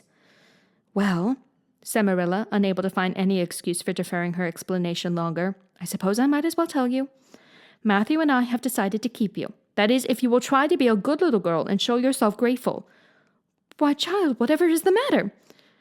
"I'm crying," said Anne in a tone of bewilderment. "I can't think why. I'm glad as glad can be. Oh, glad doesn't seem the right word at all. I was glad about the white way and the cherry blossoms, but this, oh, it's something more than glad. I'm so happy. I'll try to be so good. It will be uphill work, I expect, for Mrs. Thomas often told me I was desperately wicked. However, I'll do my very best. But can you tell me why I'm crying?" "I suppose it's because you're all excited and worked up," said Marilla disapprovingly. "Sit down on that chair and try to calm yourself. I'm afraid you both cry and laugh far too easily. Yes, you can stay here and we will try to do right by you. You must go to school. But it's only a fortnight till vacation, so it isn't worthwhile for you to start before it opens again in September." "What am I to call you?" asked Anne. "Shall I always say Miss Cuthbert? Can I call you Aunt Marilla?" "No, you'll call me just plain Marilla. I'm not used to being called Miss Cuthbert, and it would make me nervous." "It sounds awfully disrespectful to say just Marilla," protested Anne. "I guess there'll be nothing disrespectful in it if you're careful to speak respectfully. Everybody, young and old in Avonlea, calls me Marilla except the minister. He says Miss Cuthbert, when he thinks of it." "I'd love to call you Aunt Marilla," said Anne wistfully. "I've never had an aunt or any relation at all, not even a grandmother. It would make me feel as if I really belonged to you. Can't I call you Aunt Marilla?" "No, I'm not your aunt, and I don't believe in calling people names that don't belong to them." "But we could imagine you were my aunt." "I couldn't," said Marilla grimly.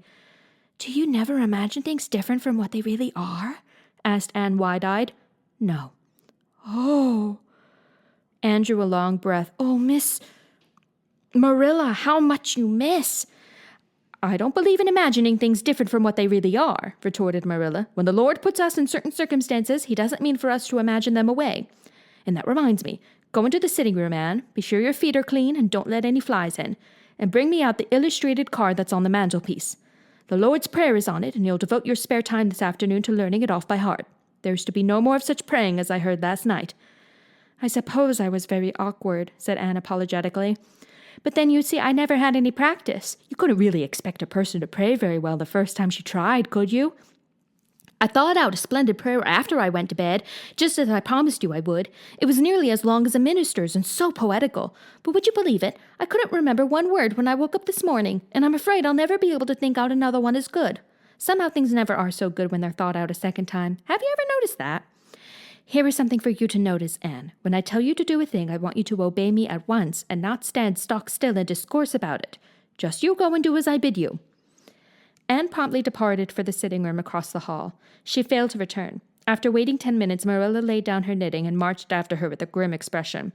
She found Anne standing motionless before a picture hanging on the wall between the two windows, with her hands clasped behind her, her face uplifted, and her eyes astar with dreams.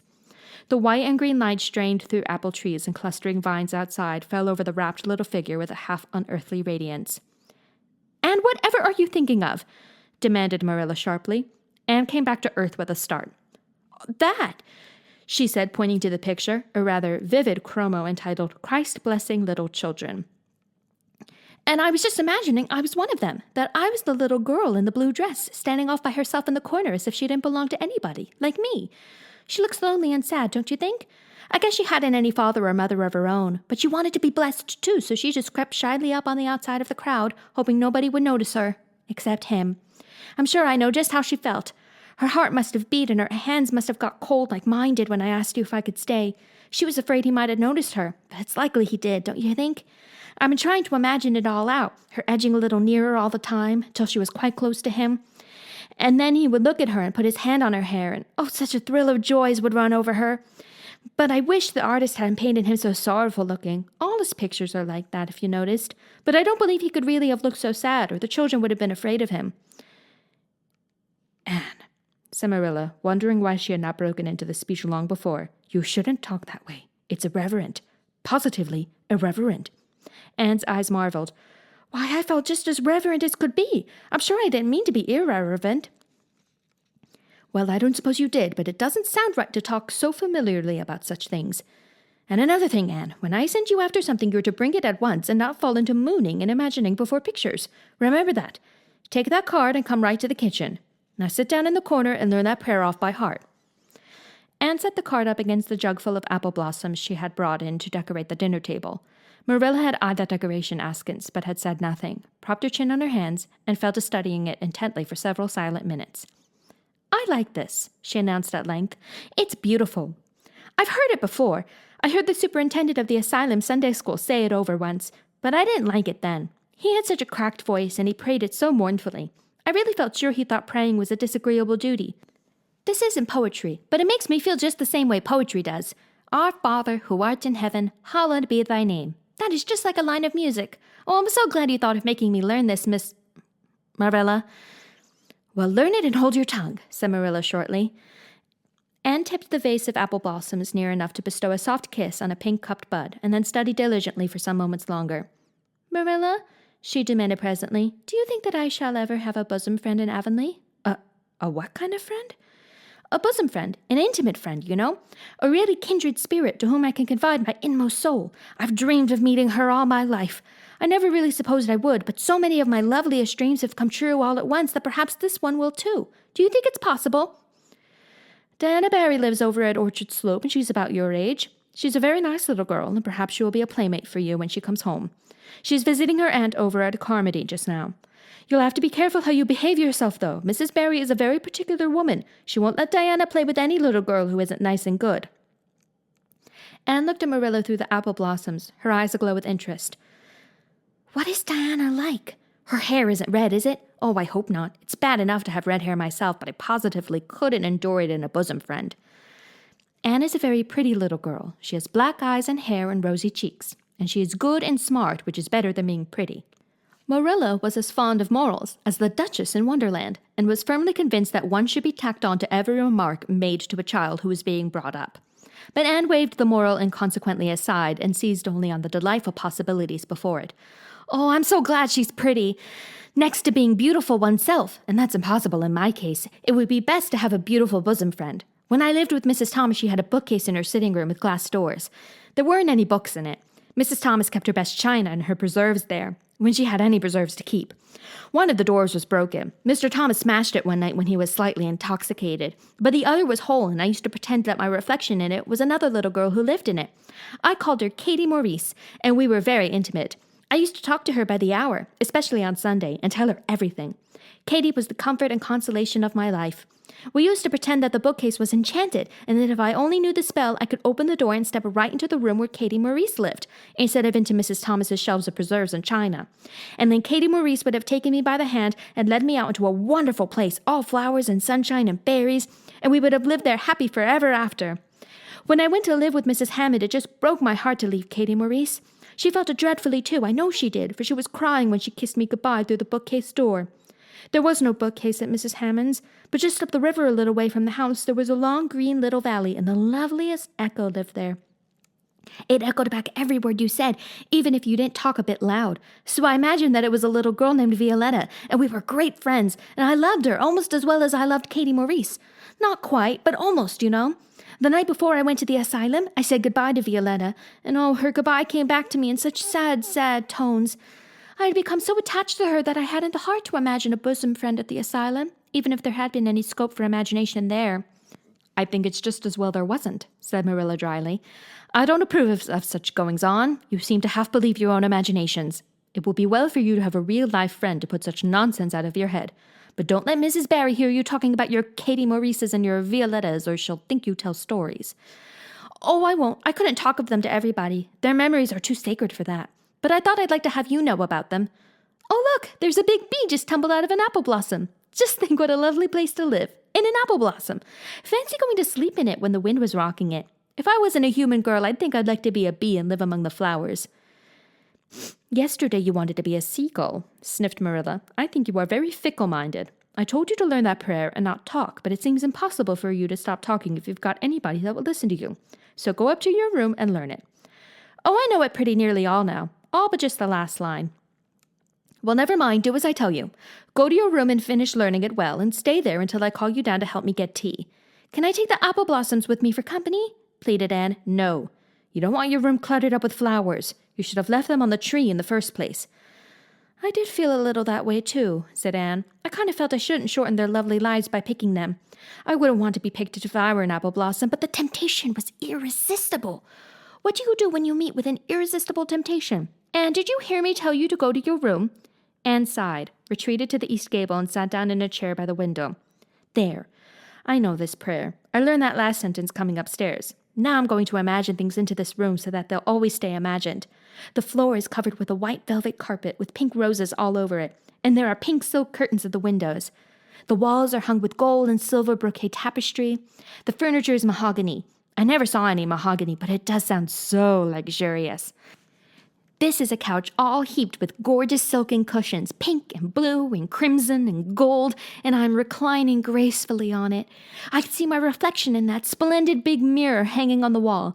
I am tall and regal, clad in a gown of trailing white lace, with a pearl cross on my breast and pearls in my hair. My hair is of midnight darkness, and my skin is a clear ivory pallor. My name is the Lady Cordelia Fitzgerald.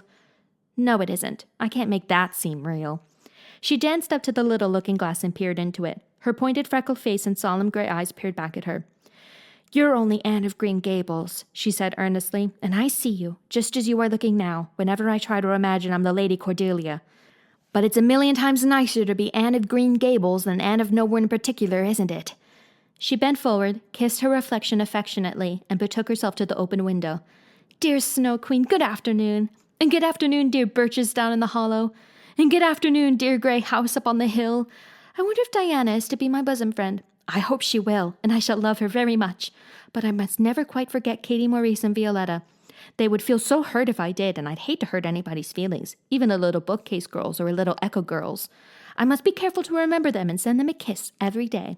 Anne blew a couple of airy kisses from her fingertips past the cherry blossoms, and then, with her chin in her hands, drifted luxuriously out on a sea of daydreams. Chapter 9. Mrs. Rachel Lynde is properly horrified. Anne had been a fortnight at Green Gables before Mrs. Lynde arrived to inspect her. Mrs. Rachel, to do her justice, was not to blame for this. A severe and unseasonable attack of grippe had confined that good lady to her house ever since the occasion of her last visit to Green Gables. Mrs. Rachel was not often sick and had a well-defined contempt for people who were, but grippe, she asserted, was like no other illness on earth and could only be interpreted as one of the special visitations of Providence. As soon as her doctor allowed her to put her foot out of doors, she hurried up to Green Gables, bursting with curiosity to see Matthew's and Marilla's orphan, concerning whom all sorts of stories and suppositions had gone abroad in Avonlea. Anne had made good use of every waking moment of that fortnight. Already she was acquainted with every tree and shrub about the place.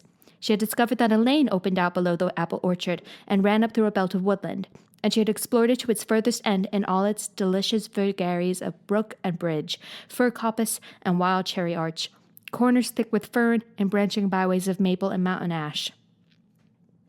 She had made friends with the spring down in the hollow, that wonderful deep, clear, icy cold spring. It was set about with smooth red sandstones and rimmed in by great palm-like clumps of water fern, and beyond it was a log bridge over the brook.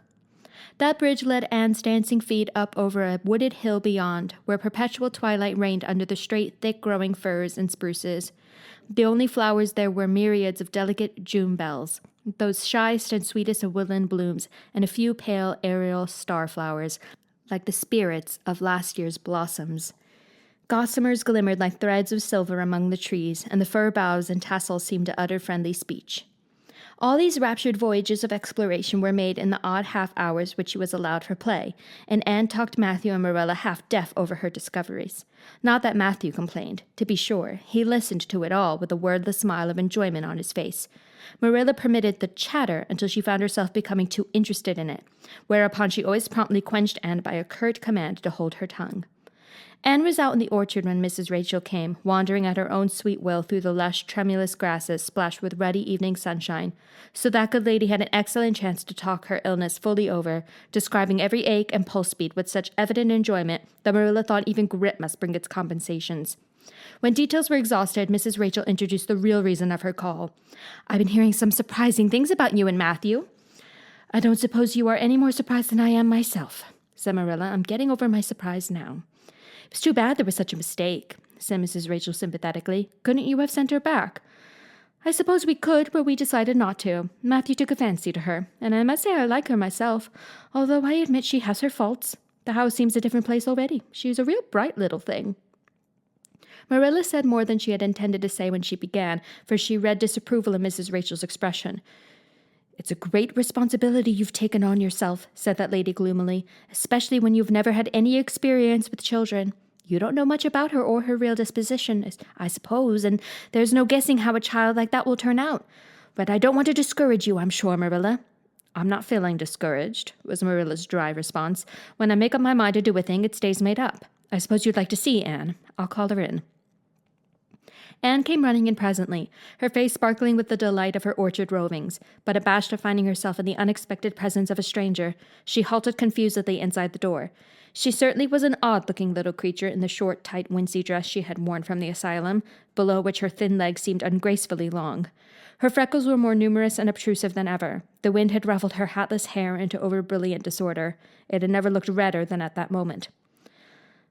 "Well, they didn't pick you for your looks, that's sure and certain," was Mrs. Rachel Lynde's emphatic comment. Mrs. Rachel was one of those delightful and popular people who pride themselves on speaking their mind without fear or favor. "She's terrible skinny and homely, Marilla. Come here, child, and let me have a look at you. Lawful heart, did anyone ever see such freckles? And hair as red as carrots. Come here, child, I say." Anne came there, but not exactly as Mrs. Rachel expected. With one bound, she crossed the kitchen floor and stood before Mrs. Rachel, her face scarlet with anger, her lips quivering, and her whole slender form trembling from head to foot. "I hate you," she cried in a choked voice, stamping her foot on the floor. "I hate you! I hate you! I hate you!" A louder stamp with each assertion of hatred. "How dare you call me skinny and ugly? How dare you say I'm freckled and red-headed? You are a rude, impolite, unfeeling woman." "Anne!" exclaimed Marilla in consternation. But Anne continued to face Mrs. Rachel undauntedly, head up, eyes blazing, hands clenched, passionate indignation exhaling from her like an atmosphere. "How dare you say such things about me?" she repeated vehemently. "How would you like to have such things said about you?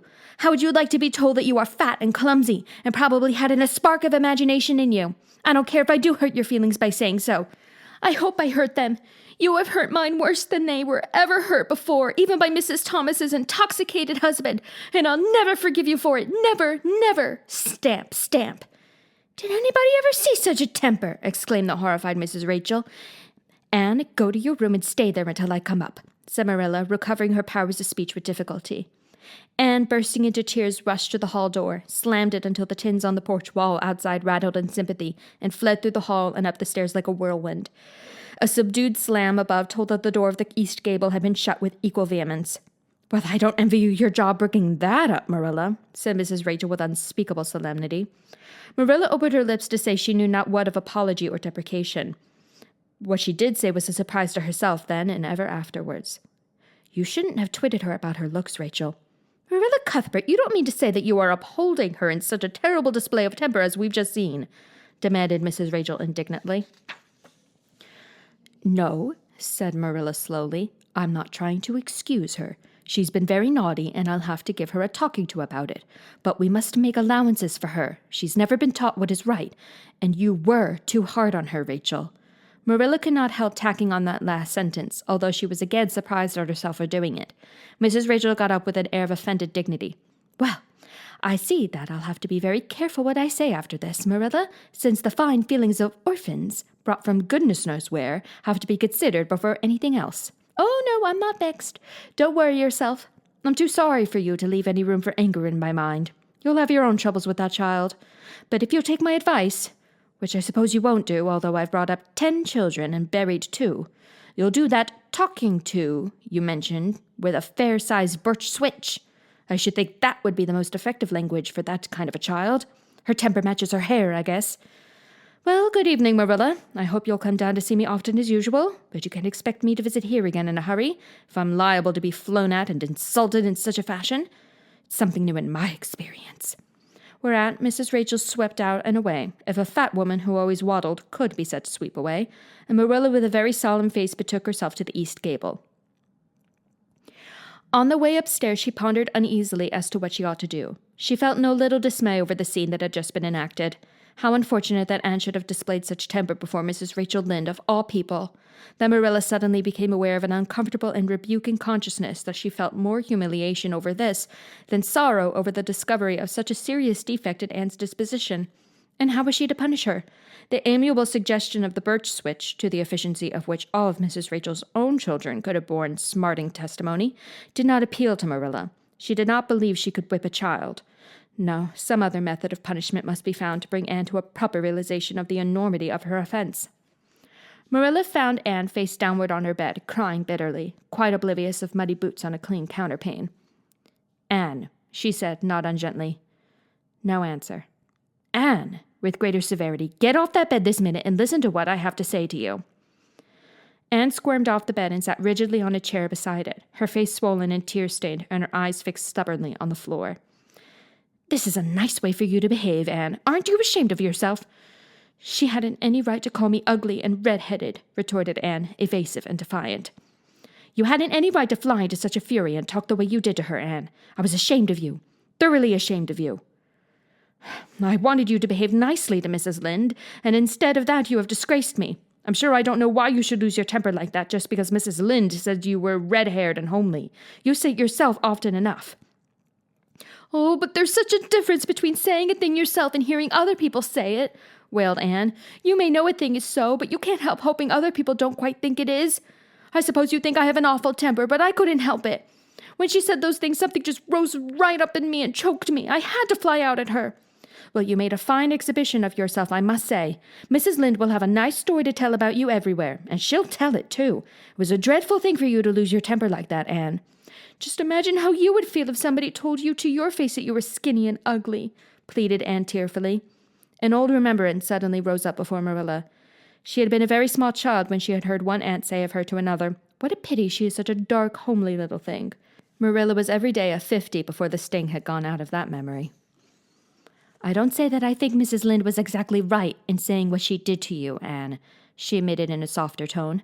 Rachel is too outspoken, but that is no excuse for such behavior on your part. She was a stranger and an elderly person and my visitor. All 3 very good reasons why you should have been respectful to her. You were rude and saucy and... Marilla had a saving inspiration of punishment. You must go to her and tell her you are very sorry for your bad temper and ask her to forgive you. I can never do that, said Anne determinedly and darkly. You could punish me in any way you like, Marilla. You could shut me up in a dark, damp dungeon inhabited by snakes and toads and feed me only on bread and water, and I shall not complain. But I cannot ask Mrs. Lynde to forgive me. We're not in the habit of shutting people up in dark, damp dungeons, said Marilla dryly, especially as they're rather scarce in Avonlea. But apologize to Mrs. Lynde you must and shall, and you'll stay here in your room until you can tell me you're willing to do it. I shall have to stay here forever, then, said Anne mournfully, because I can't tell Mrs. Lynde I'm sorry I said those things to her. How can I? I'm not sorry. I'm sorry I vexed you, but I'm glad I told her just what I did. It was a great satisfaction. I can't say I'm sorry when I'm not, can I? I can't even imagine I'm sorry. Perhaps your imagination will be in better working order by the morning, said Marilla, rising to depart. You'll have the night to think over your conduct in and come to a better frame of mind. You said you would try to be a very good girl if we kept you at Green Gables, but I must say it hasn't seemed very much like it this evening. Leaving this Parthian shaft to rankle in Anne's stormy bosom, Marilla descended to the kitchen, grievously troubled in mind and vexed in soul. She was as angry with herself as with Anne, because whenever she recalled Mrs. Rachel's dumbfounded countenance, her lips twitched with amusement. She felt a most reprehensible desire to laugh. Chapter 10. Anne's Apology. Marilla said nothing to Matthew about the affair that evening, but when Anne proved still refractory the next morning, an explanation had to be made to account for her absence from the breakfast table. Marilla told Matthew the whole story, taking pains to impress him with a due sense of the enormity of Anne's behavior. It's a good thing Rachel Lynde got a calling down. She's a meddlesome old gossip, was Matthew's consolatory rejoinder. Matthew Cuthbert, I'm astonished at you. You know that Anne's behavior was dreadful, and yet you take her part. I suppose you'll be saying next thing that she oughtn't to be punished at all. Well, now, no, not exactly, said Matthew uneasily. I reckon she ought to be punished a little. But don't be too hard on her, Marilla. Recollect she hasn't ever had anyone to teach her right. You're going to give her something to eat, aren't you? When did you ever hear of me starving people into good behavior? Demanded Marilla indignantly. She'll have her meals regular, and I'll carry them up to her myself. But she'll stay up there until she's willing to apologize to Mrs. Lynde, and that's final, Matthew. Breakfast, dinner, and supper were very silent meals, for Anne still remained obdurate. After each meal, Marilla carried a well-filled tray to the east gable and brought it down later on, not noticeably depleted. Matthew eyed its last descent with a troubled eye. Had Anne eaten anything at all? When Marilla went out that evening to bring the cows from the back pasture, Matthew, who had been hanging about the barns and watching, slipped into the house with the air of a burglar and crept upstairs. As a general thing, Matthew gravitated between the kitchen and the little bedroom off the hall where he slept. Once in a while he ventured uncomfortably into the parlor or sitting room when the minister came to tea. But he had never been upstairs in his own house since the springing up to Marilla papered the spare bedroom, and that was 4 years ago. He tiptoed along the hall and stood for several minutes outside the door of the east gable before he summoned courage to tap on it with his fingers, and then opened the door to peep in. Anne was sitting on the yellow chair by the window, gazing mournfully out into the garden. Very small and unhappy she looked, and Matthew's heart smote him. He softly closed the door and tiptoed over to her. "Anne," he whispered, as if afraid of being overheard. "How are you making it, Anne?" Anne smiled wanly. "Pretty well. I imagine a good deal, and that helps to pass the time. Of course it's rather lonesome, but then I may as well get used to that." Anne smiled again, bravely facing the long years of solitary imprisonment before her. Matthew recollected that he must say what he had come to say without loss of time, lest Marilla return prematurely. "Well now, Anne, don't you think you'd better do it and have it over with?" he whispered. "It'll have to be done sooner or later, you know, for Marilla's a dreadful determined woman. Dreadful determined, Anne. Do it right off, I say, and have it over." "Do you mean apologize to Mrs. Lynde?" "Yes, apologize, that's the very word," said Matthew eagerly. "Just smooth it over, so to speak. That's what I was trying to get at." "I suppose I could do it to oblige you," said Anne thoughtfully. "It would be true enough to say I am sorry, because I am sorry now. I wasn't a bit sorry last night. I was mad clear through, and I stayed mad all night. I know I did, because I woke up 3 times, and I was just furious every time. But this morning it was all over. I wasn't in a temper any more, and it left a dreadful sort of goneness, too. I felt so ashamed of myself. But I just couldn't think of going and telling Mrs. Lynde so. It would be so humiliating. I made up my mind I'd stay shut up here forever rather than do that. But still, I'd do anything for you, if you really want me to." "Well, now, of course I do. It's terrible lonesome downstairs without you. Just go and smooth it over. That's a good girl." "Very well," said Anne resignedly. "I'll tell Marilla as soon as she comes in that I've repented." That's right, Aunt, but don't tell Marilla I said anything about it. She might think I was putting my oar in, and I promised not to do that." "Wild horses won't drag the secret from me," promised Anne solemnly. How would wild horses drag a secret from a person anyhow? But Matthew was gone, scared at his own success.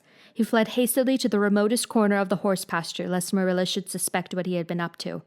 Marilla herself, upon her return to the house, was agreeably surprised to hear a plaintive voice calling, "Marilla?" over the banisters.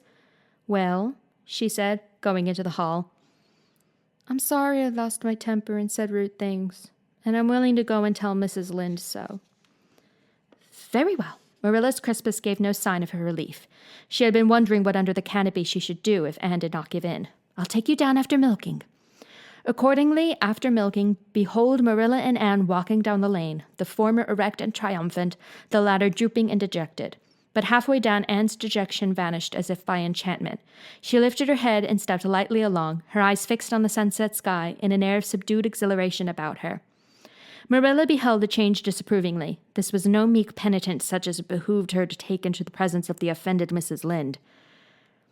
"What are you thinking of, Anne?" she asked sharply. "I'm imagining out what I must say to Mrs. Lynde," answered Anne dreamily. This was satisfactory, or should have been so. But Marilla could not rid herself of the notion that something in her scheme of punishment was going askew. Anne had no business to look so rapt and radiant. Rapt and radiant, Anne continued until they were in the very presence of Mrs. Lynde, who was sitting knitting by her kitchen window. Then the radiance vanished. Mournful penitence appeared on every feature. Before a word was spoken, Anne suddenly went down on her knees before the astonished Mrs. Rachel and held out her hands beseechingly. "Oh, Mrs. Lynde, I'm so extremely sorry," she said with a quiver in her voice. "I could never express all my sorrow, no, not if I used up a whole dictionary. You must just imagine it. I behaved terribly to you, and I've disgraced the dear friends, Matthew and Marilla, who have let me stay at Green Gables although I'm not a boy. I'm a dreadfully wicked and ungrateful girl, and I deserve to be punished and cast out by respectable people forever. It was very wicked of me to fly into a temper because you told me the truth. It was the truth. Every word you said was true. My hair is red, and I'm freckled and skinny and ugly. What I said to you was true, too, but I shouldn't have said it. Oh, Mrs. Lynde, please, please forgive me. If you refuse, it will be a lifelong sorrow to me. You wouldn't like to inflict a lifelong sorrow on a poor little orphan girl, would you, even if she had a dreadful temper? Oh, I'm sure you wouldn't. Please say you forgive me, Mrs. Lynde." Anne clasped her hands together, bowed her head, and waited for the word of judgment. There was no mistaking her sincerity. It breathed in every tone of her voice. Both Marilla and Mrs. Lynde recognized its unmistakable ring, but the former understood in dismay that Anne was actually enjoying her value of humiliation, was reveling in the thoroughness of her abasement. Where was the wholesome punishment upon which she, Marilla, had plumed herself? Anne had turned it into a species of positive pleasure. Good Mrs. Lynde, not being overburdened with perception, did not see this. She only perceived that Anne had made a very thorough apology, and all resentment vanished from her kindly, if somewhat officious, heart. There, get up, child," she said heartily. "Of course I forgive you. I guess I was a little too hard on you anyway. But I'm such an outspoken person. You mustn't mind me, that's what.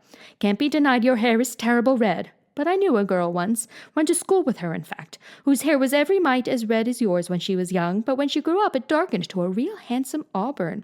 I wouldn't be a mite surprised if yours did too, not a mite." "Oh, Mrs. Lynde!" Anne drew a long breath as she rose to her feet. "You have given me a hope. I shall always feel that you are a benefactor. Oh, I could endure anything if I only thought my hair would be a handsome auburn when I grow up. It would be so much easier to be good if one's hair was a handsome auburn, don't you think? And now may I go out into your garden and sit on that bench under the apple trees while you and Marilla are talking? There is so much more scope for imagination out there." "Laws, yes, run along, child, and you could pick a bouquet of them white June lilies over in the corner if you like." As the door closed behind Anne, Mrs. Lynde got briskly up to light a lamp. "She's a real odd little thing. Take this chair, Marilla. It's easier than the one you've got. I just keep that for the hired boy to sit on. Yes, she certainly is an odd child, but there is something kind of taking about her after all. I don't feel so surprised at you and Matthew keeping her as I did. Nor so sorry for you either. She may turn out all right.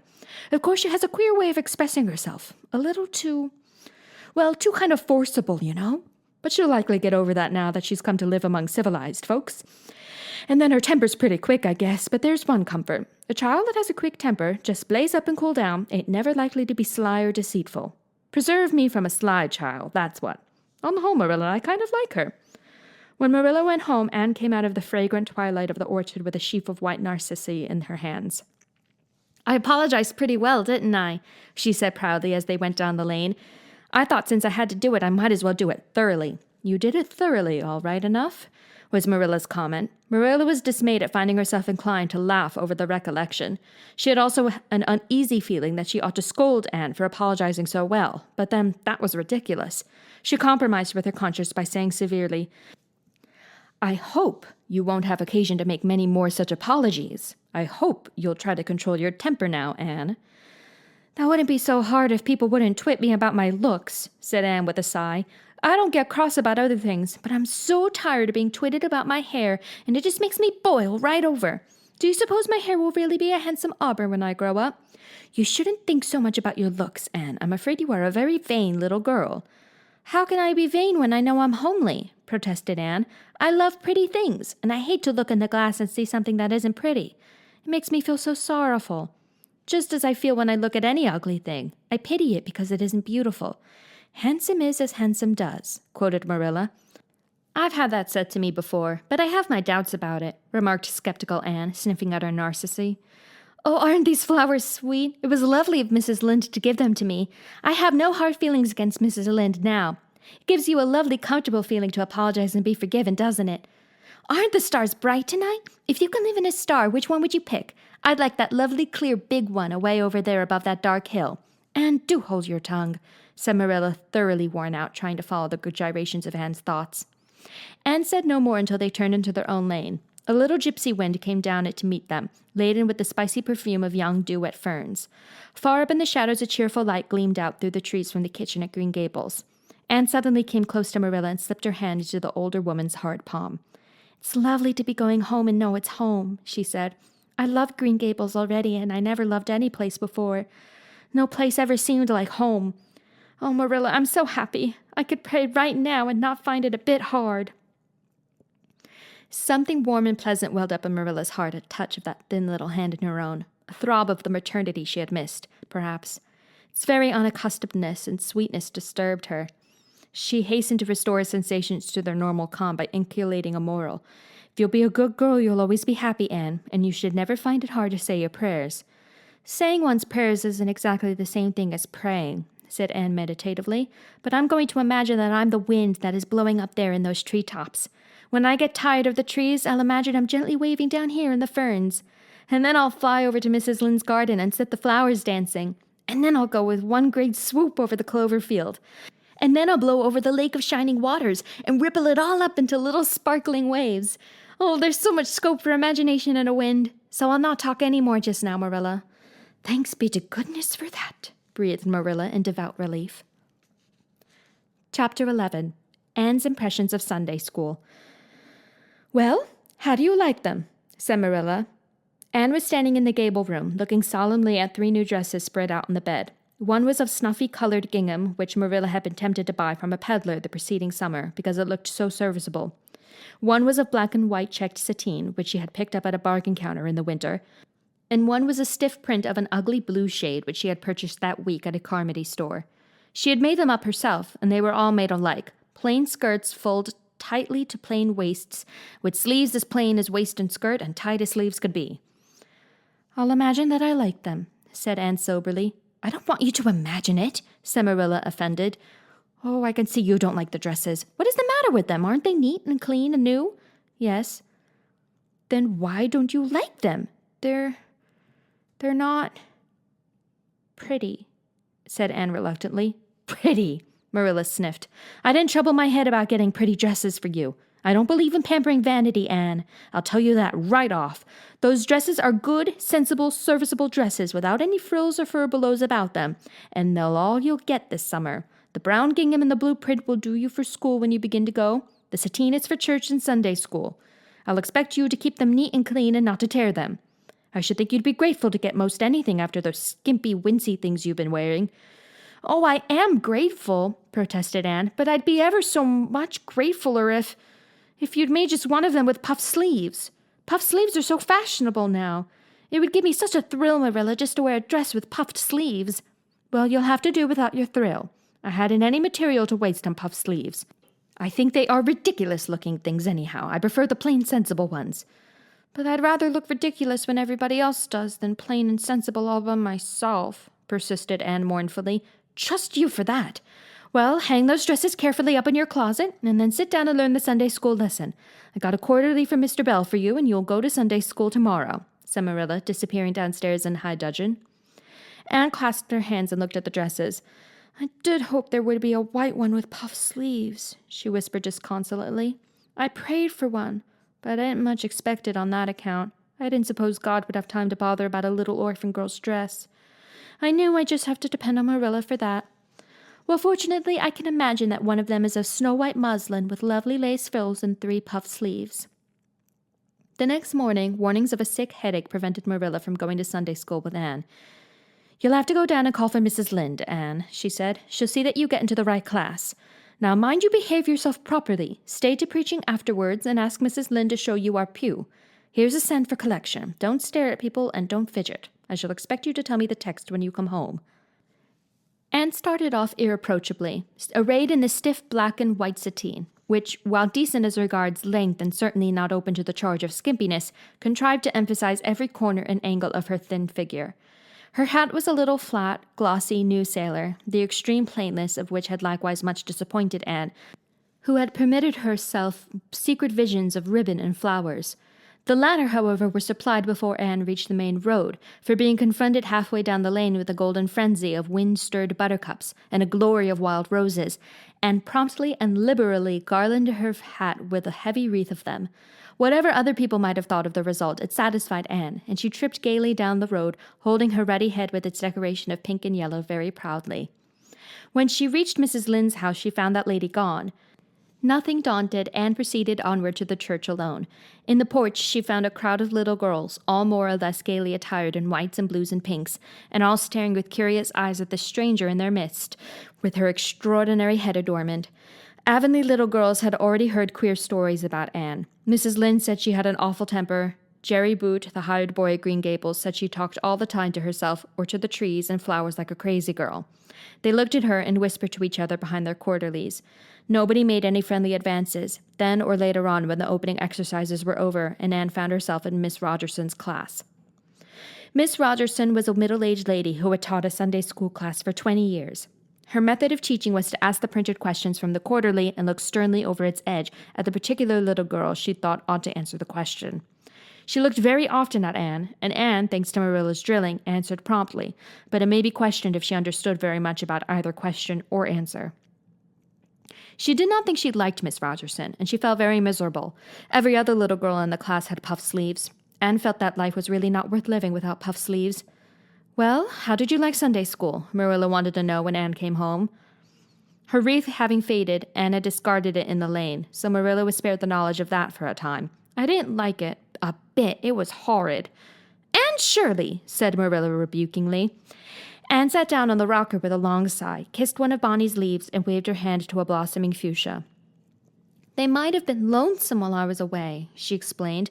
"And now about the Sunday school. I behaved well, just as you told me.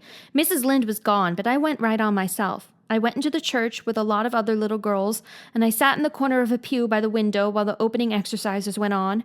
Mr. Bell made an awfully long prayer. I would have been dreadfully tired before he got through if I hadn't been sitting by that window. But it looked right out on the lake of shining waters, so I just gazed at that and imagined all sorts of splendid things. You shouldn't have done anything of the sort. You should have listened to Mr. Bell."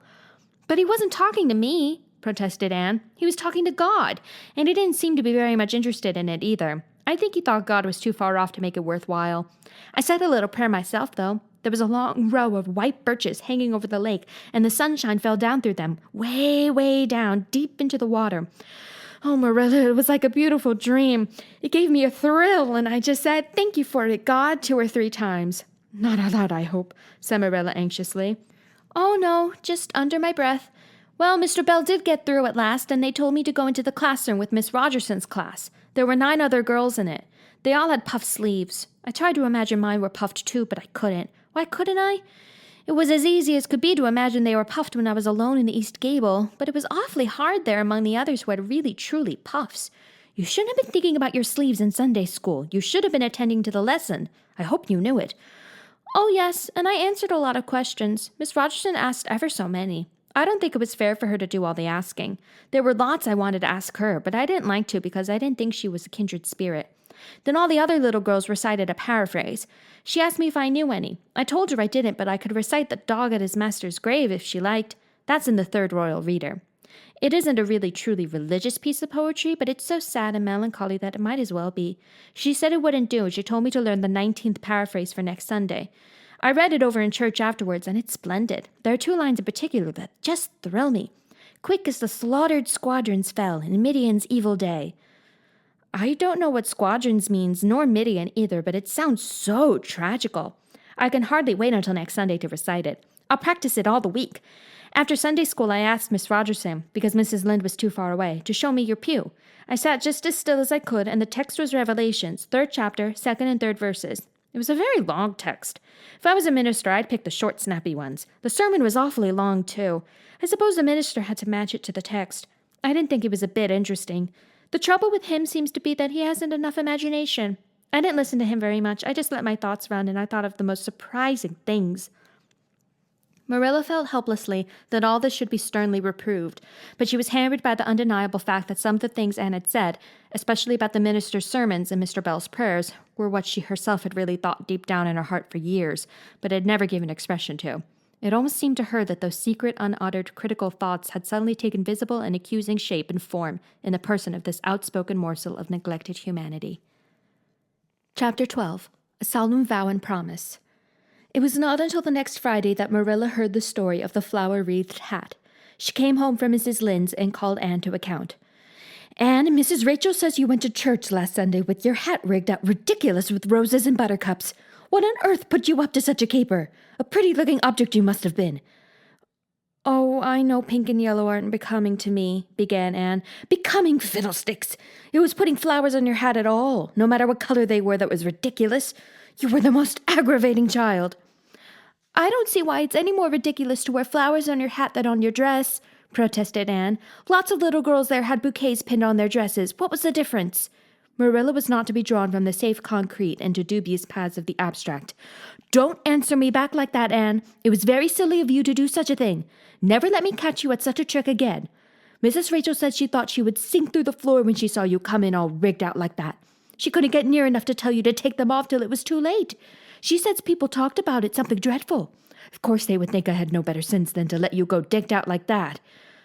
"Oh, I'm so sorry," said Anne, tears welling into her eyes. "I never thought you'd mind. The roses and buttercups were so sweet and pretty, I thought they'd look lovely on my hat.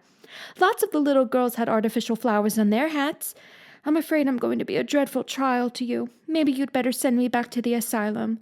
That would be terrible. I don't think I could endure it. Most likely I would go into consumption. I'm so thin as it is, you see. But that would be better than being a trial to you." "Nonsense," said Marilla, vexed at herself for having made the child cry. "I don't want to send you back to the asylum, I'm sure. All I want is that you should behave like other little girls and not make yourself ridiculous. Don't cry any more. I've got some news for you. Diana Barry came home this afternoon. I'm going up to see if I could borrow a skirt pattern from Mrs. Barry, and if you like, you could come with me and get acquainted with Diana." Anne rose to her feet with clasped hands, the tears still glistening on her cheeks. The dish towel she had been hemming slipped unheeded to the floor. "Oh, Marilla, I'm frightened. Now that it has come, I'm actually frightened. What if she shouldn't like me? It would be the most tragical disappointment of my life. Now, don't get into a flutter. And I do wish you wouldn't use such long words. It sounds so funny in a little girl. I guess Diana will like you well enough. It's her mother you've got to reckon with. If she doesn't like you, it won't matter how much Diana does. She has heard about your outburst to Mrs. Lynde and going to church with buttercups around your hat. I don't know what she'll think of you. You must be polite and well-behaved, and don't make any of your startling speeches. For pity's sake, if the child isn't actually trembling." Anne was trembling. Her face was pale and tense. "Oh, Marilla, you'd be excited, too, if you were going to meet a little girl you hoped to be your bosom friend and whose mother mightn't like you," she said. She hastened to get her hat. They went over to Orchard Slope by the shortcut across the brook and up the Furry Hill Grove. Mrs. Barry came to the kitchen door in answer to Marilla's knock. She was a tall, black-eyed, black-haired woman with a very resolute mouth. She had the reputation of being very strict with her children. "How do you do, Marilla?" she said cordially. "Come in. And this is the little girl you have adopted, I suppose?" "Yes, this is Anne Shirley," said Marilla. "Spelt with an E," gasped Anne, who, tremulous and excited as she was determined there should be no misunderstanding on that important point. Mrs. Barry, not hearing or not comprehending, merely shook hands and said kindly, "How are you?" "I am well in body, although considerably rumbled up in spirit, thank you, ma'am," said Anne gravely, then aside to Marilla in an audible whisper, "There wasn't anything startling in that, was there, Marilla?" Diana was sitting on the sofa, reading a book which she dropped when the callers entered.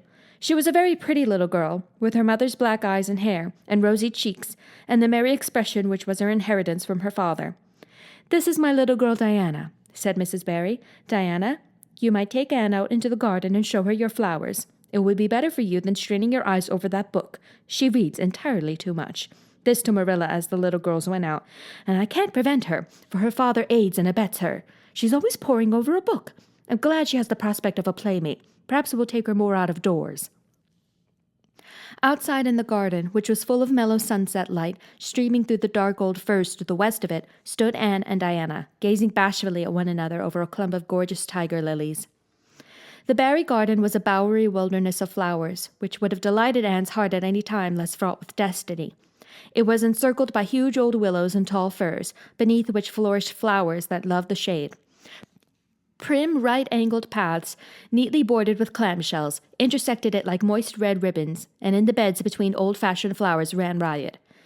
There were rosy bleeding hearts and great splendid crimson peonies, white frigate narcissi and thorny sweet Scottish roses, pink and blue and white columbines and lilac-tinted bouncing bets, clumps of southern wood and ribbon grass and mint, purple Adam and Eve, daffodils, and masses of sweet clover white with its delicate fragrant feathery sprays, scarlet lightning that shot its fiery lances over prim white musk flowers.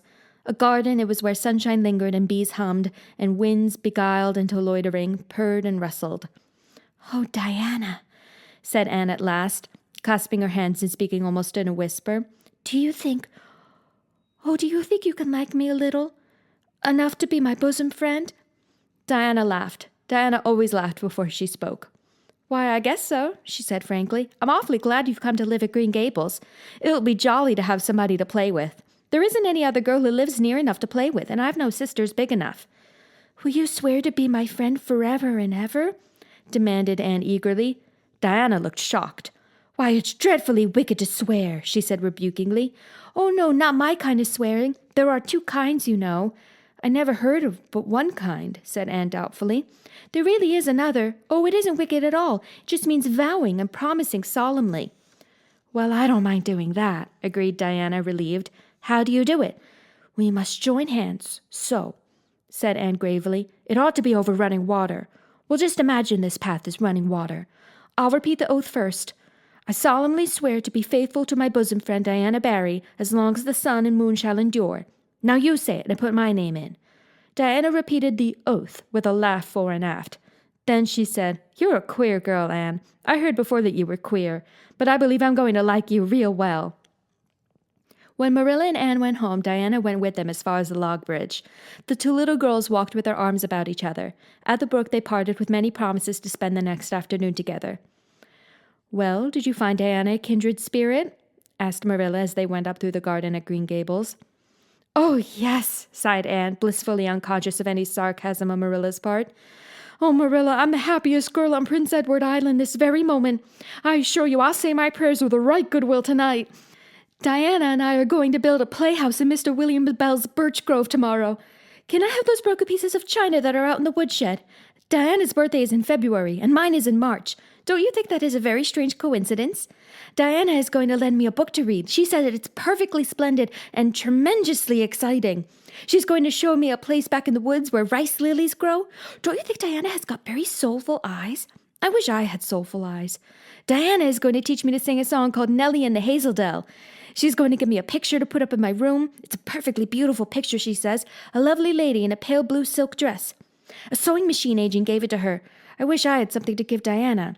I'm an inch taller than Diana, but she is ever so much fatter. She says she'd like to be thin because it's so much more graceful, but I'm afraid she only said it to soothe my feelings. We're going to the shore someday to gather shells. We have agreed to call the spring down by the log bridge the Dryad's Bubble. Isn't that a perfectly elegant name? I read a story once about a spring called that. A dryad is a sort of grown-up fairy, I think. Well, all I hope is you won't talk Diana to death, said Marilla. But remember this in all your planning, Anne. You're not going to play all the time, nor most of it. You'll have your work to do, and it'll have to be done first. Anne's cup of happiness was full, and Matthew caused it to overflow. He had just got home from a trip to the store at Carmody, and he sheepishly produced a small parcel from his pocket and handed it to Anne, with a deprecatory look at Marilla. I heard you say you liked chocolate sweeties, so I got you some, he said. Sniffed Marilla. It'll ruin her teeth and stomach. There, child, don't look so dismal. You can eat those, since Matthew has gone and got them. He'd better have brought you peppermints. They're wholesomer. Don't sicken yourself eating them all at once now. Oh, no, indeed I won't, said Anne eagerly. I'll just eat one tonight, Marilla, and I could give Diana half of them, can't I? The other half will taste twice as sweet to me if I give some to her. It's delightful to think I have something to give her. I will say it for the child, said Marilla when Anne had gone to her gable. She isn't stingy. I'm glad, for of all faults I detest stinginess in a child. Dear me, it's only 3 weeks since she came, and it seems as if she'd been here always. I can't imagine the place without her. Now don't be looking, I told you so, Matthew. That's bad enough in a woman, but it isn't to be endured in a man. I'm perfectly willing to own up that I'm glad I consented to keep the child, that I'm getting fond of her. But don't you rub it in, Matthew Cuthbert. Chapter 13. The Delights of Anticipation. It's time Anne was in to do her sewing, said Marilla, glancing at the clock and then out into the yellow August afternoon, where everything drowsed in the heat. She stayed playing with Diana more than half an hour more than I gave her leave to. And now she's perched out there in the woodpile talking to Matthew, 19 to the dozen, when she knows perfectly well that she ought to be at her work. And of course he's listening to her like a perfect ninny. I never saw such an infatuated man. The more she talks and the odder the things she says, the more he's delighted, evidently. And Shirley, you come right in here this minute, do you hear me? A series of staccato taps on the west window brought Anne flying in from the yard, eyes shining, cheeks faintly flushed with pink, unbraided hair streaming behind her in a torrent of brightness. Oh, Marilla, she exclaimed breathlessly, there's going to be a Sunday school picnic next week in Mr. Harmon Andrews' field, right near the Lake of Shining Waters. And Mrs. Superintendent Bell and Mrs. Rachel Lynde are going to make ice cream. Think of it, Marilla, ice cream. And oh, Marilla, can I go to it? Just look at the clock, if you please, and what time did I tell you to come in? 2 o'clock. But isn't it splendid about the picnic, Marilla? Please, can I go? Oh, I've never been to a picnic. I've dreamed of picnics, but I've never... Yes, I told you to come at 2 o'clock, and it's 2:45. I'd like to know why you didn't obey me, Anne. Why, I meant to, Marilla, as much as could be. But you have no idea how fascinating Idlewild is.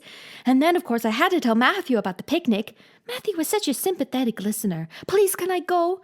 You'll have to learn to resist the fascination of idle whatever you call it. When I tell you to come in at a certain time, I mean that time and not in half an hour later. And you needn't stop to discourse with sympathetic listeners on your way either. As for the picnic, of course you can go. You're a Sunday school scholar, and it's not likely I'd refuse to let you go when all the other little girls are going. But, faltered Anne, Diana says that everybody must take a basket of things to eat. I can't cook, as you know, Marilla, and I don't mind going to a picnic without puffed sleeves so much, but I'd feel terribly humiliated if I had to go without a basket. It's been preying on my mind ever since Diana told me. Well, it needn't prey any longer. I'll bake you a basket. Oh, you dear good Marilla, oh, you are so kind to me. Oh, I'm so much obliged to you. Getting through with her ohs, Anne cast herself into Marilla's arms and rapturously kissed her sallow cheek. It was the first time in her whole life that childish lips had voluntarily touched Marilla's face. Again, that sudden sensation of startling sweetness thrilled her. She was secretly vastly pleased at Anne's impulsive caress, which was probably the reason why she said brusquely, There, never mind your kissing nonsense. I'd sooner see you doing strictly as you're told. As for cooking, I mean to begin giving you lessons in that some of these days. But you're so feather-brained, Anne. I've been waiting to see if you'd sober down a little and learn to be steady before I begin. You've got to keep your wits about you in cooking and not stop in the middle of things to let your thoughts rove over all creation. Now get out your patchwork and have your square done before tea time. I do not like patchwork, said Anne dolefully, hunting out her work basket and sitting down before a little heap of red and white diamonds with a sigh. I think some kinds of sewing would be nice, but there's no scope for imagination in patchwork. It's just one little seam after another, and you never seem to be getting anywhere.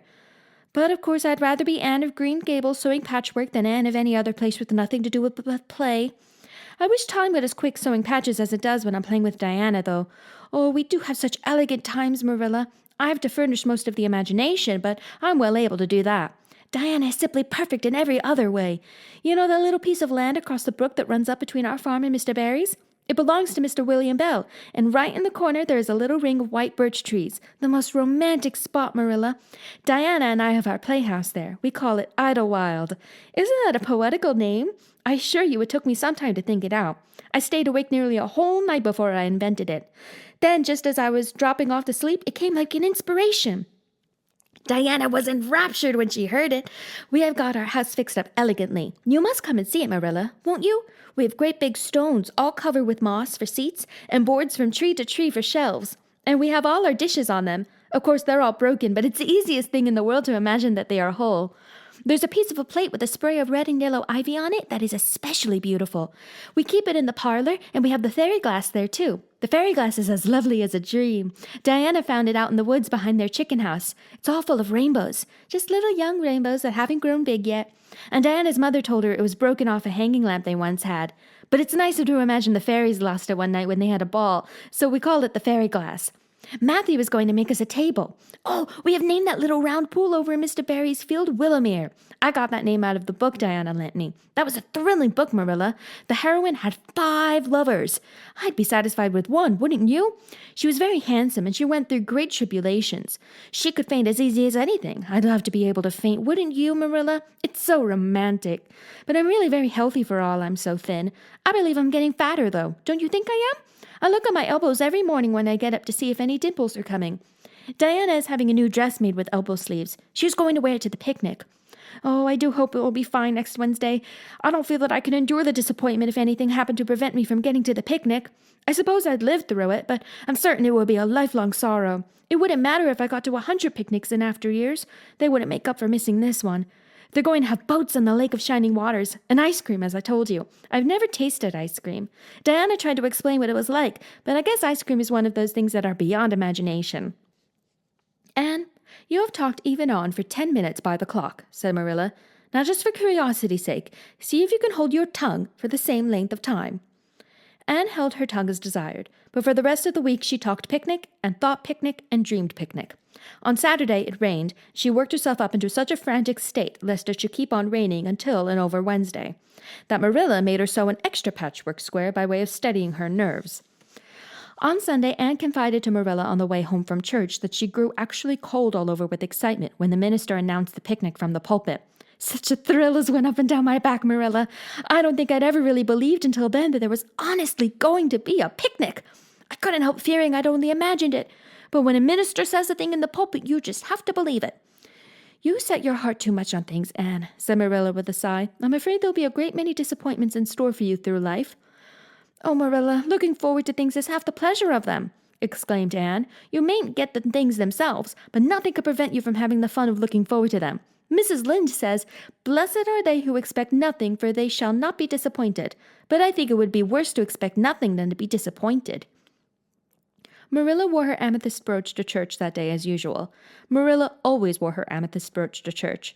She would have thought it rather sacrilegious to leave it off, as bad as forgetting her Bible or her collection dime. That amethyst brooch was Marilla's most treasured possession. A seafaring uncle had given it to her mother, who in turn had bequeathed it to Marilla. It was an old-fashioned oval, containing a braid of her mother's hair, surrounded by a border of very fine amethysts. Marilla knew too little about precious stones to realize how fine the amethysts actually were, but she thought them very beautiful, and was always pleasantly conscious of their violet shimmer at her throat, above her good brown satin dress, even although she could not see it. Anne had been smitten with delighted admiration when she first saw that brooch. Oh, Marilla, it's a perfectly elegant brooch. I don't know how you could pay attention to the sermon or the prayers when you have it on. I couldn't, I know. I think amethysts are just sweet. They're what I used to think diamonds were like. Long ago, before I had ever seen a diamond, I read about them, and I tried to imagine what they would look like. I thought there'd be a lovely, glimmering purple stones. When I saw a real diamond in a lady's ring one day, I was so disappointed I cried. Of course, it was very lovely, but it wasn't my idea of a diamond. Will you let me hold the brooch for 1 minute, Marilla? Do you think amethysts can be the souls of good violets? Chapter 14. Anne's Confession. On the Monday evening before the picnic, Marilla came down from her room with a troubled face. Anne, she said to that small personage, who was shelling peas by the spotless table and singing Nellie of the Hazel Dell with a vigor and expression that did credit to Diana's teaching, did you see anything of my amethyst brooch? I thought I stuck it in my pincushion when I came home from church yesterday evening, but I can't find it anywhere. I saw it this afternoon when you were away at the Aid Society, said Anne a little slowly. I was passing your door when I saw it on the cushion, so I went in to look at it. Did you touch it? Said Marilla sternly. Yes, admitted Anne. I took it up and I pinned it on my breast just to see how it would look. You had no business to do anything of the sort. It's very wrong in a little girl to meddle. You shouldn't have gone into my room in the first place, and you shouldn't have touched a brooch that didn't belong to you in the second. Where did you put it?" "Oh, I put it back on the bureau. I hadn't it on in a minute. Truly, I didn't mean to meddle, Marilla. I didn't think about its being wrong to go in and try on the brooch, but I see now that it was, and I'll never do it again. That's one good thing about me. I never do the same naughty thing twice." "You didn't put it back," said Marilla. "That brooch isn't anywhere on the bureau. You've taken it out or something, Anne." "I did put it back," said Anne quickly, pertly, Marilla thought. "I don't just remember whether I stuck it on the pincushion or laid it in the china tray, but I'm perfectly certain I put it back." "I'll go and have another look," said Marilla, determining to be just. "If you put that brooch back, it's there still. If it isn't, I'll know you didn't, that's all." Marilla went to her room and made a thorough search, not only over the bureau, but in every other place she thought the brooch might possibly be. It was not to be found, and she returned to the kitchen. "Anne, the brooch is gone. By your own admission, you were the last person to handle it. Now, what have you done with it? Tell me the truth at once. Did you take it out and lose it?" "No, I didn't," said Anne solemnly, meeting Marilla's angry gaze squarely. "I never took the brooch out of your room, and that is the truth, if I was to be led to the block for it, although I'm not very certain what a block is. So there, Marilla." Anne's "so there" was only intended to emphasize her assertion, but Marilla took it as a display of defiance. "I believe you are telling me a falsehood, Anne," she said sharply. "I know you are. There, now don't say anything more unless you are prepared to tell the whole truth. Go to your room and stay there until you are ready to confess." "Will I take the peas with me?" said Anne meekly. "No, I'll finish shelling them myself. Do as I bid you." When Anne had gone, Marilla went about her evening tasks in a very disturbed state of mind. She was worried about her valuable brooch. What if Anne had lost it? And how wicked of the child to deny having taken it when anybody could see she must have. With such an innocent face, too. I don't know what I wouldn't sooner have had happen, thought Marilla as she nervously shelled the peas. Of course, I don't suppose she meant to steal it or anything like that. She's just taken it to play with or help along that imagination of hers. She must have taken it, that's clear, for there hasn't been a soul in that room since she was in it, by her own story, till I went up tonight, and the brooch is gone. There's nothing sure. I suppose she has lost it and is afraid to own up for fear she'll be punished. It's a dreadful thing to think she tells falsehoods. It's a far worse thing than her fit of temper. It's a fearful responsibility to have a child in your house you can't trust. Slyness and untruthfulness. That's what she has displayed. I declare I feel worse about that than about the brooch. If she'd only have told the truth about it, I wouldn't mind so much." Marilla went to her room at intervals all through the evening and searched for the brooch without finding it. A bedtime visit to the east gable produced no result. Anne persisted in denying that she knew anything about the brooch, but Marilla was only the more firmly convinced that she did. She told Matthew the story the next morning. Matthew was confounded and puzzled. He could not so quickly lose faith in Anne, but he had to admit that circumstances were against her. "You sure it hasn't fell down behind the bureau?" was the only suggestion he could offer. "I've moved the bureau, and I've taken out the drawers, and I've looked in every crack and cranny," was Marilla's positive answer. "The brooch is gone, and that child has taken it and lied about it. That's the plain ugly truth, Matthew Cuthbert, and we might as well look it in the face." "Well, now, what are you going to do about it?" Matthew asked forlornly, feeling secretly thankful that Marilla, and not he, had to deal with the situation. He felt no desire to put his oar in this time. "She'll stay in her room until she confesses," said Marilla grimly, remembering the success of this method in the former case. "Then we'll see. Perhaps we'll be able to find the brooch if she'll only tell where she took it. But in any case, you'll have to be severely punished, Matthew." "Well, now, you'll have to punish her," said Matthew, reaching for his hat. "I've nothing to do with it, remember? You warned me off yourself." Marilla felt deserted by everyone. She could not even go to Mrs. Lynde for advice. She went up to the east gable with a very serious face and left it with a face more serious still. Anne steadfastly refused to confess. She persisted in asserting that she had not taken the brooch. The child had evidently been crying, and Marilla felt a pang of pity, which she sternly repressed. By night she was, as she expressed it, beat out. "You'll stay in this room until you confess, Anne. You can make up your mind to that," she said firmly. "But the picnic is tomorrow, Marilla," cried Anne. "You won't keep me from going to that, will you? You'll just let me out for the afternoon, won't you? Then I'll stay here as long as you like afterwards cheerfully, but I must go to the picnic." "You'll not go to picnics nor anywhere else until you've confessed, Anne." "Oh, Marilla," gasped Anne. But Marilla had gone out and shut the door. Wednesday morning dawned as bright and fair as if expressly made to order for the picnic. Birds sang around Green Gables. The Madonna lilies in the garden sent out whiffs of perfume that entered in on viewless winds at every door and window, and wandered through halls and rooms like spirits of benediction. The birches in the hollow waved joyful hands as if watching for Anne's usual morning greeting from the east gable, but Anne was not at her window. When Marilla took her breakfast up to her, she found the child sitting primly on her bed, pale and resolute, with tight-shut lips and gleaming eyes. "Marilla, I'm ready to confess." Marilla laid down her tray. Once again her method had succeeded, but her success was very bitter to her. "Let me hear what you have to say then, Anne." "I took the amethyst brooch," said Anne, as if repeating a lesson she had learned. "I took it just as you said. I didn't mean to take it when I went in. But it did look so beautiful, Marilla, when I pinned it on my breast that I was overcome by an irresistible temptation. I imagined how perfectly thrilling it would be to take it to Idlewild and play I was the Lady Cordelia Fitzgerald. It would be so much easier to imagine I was the Lady Cordelia if I had a real amethyst brooch on. Diana and I made necklaces of roseberries, but what are roseberries compared to amethysts? So I took the brooch. I thought I could put it back before you came home. I went all the way around by the road to lengthen out the time. When I was going over the bridge across the Lake of Shining Waters, I took the brooch off to have another look at it. Oh, how it did shine in the sunlight.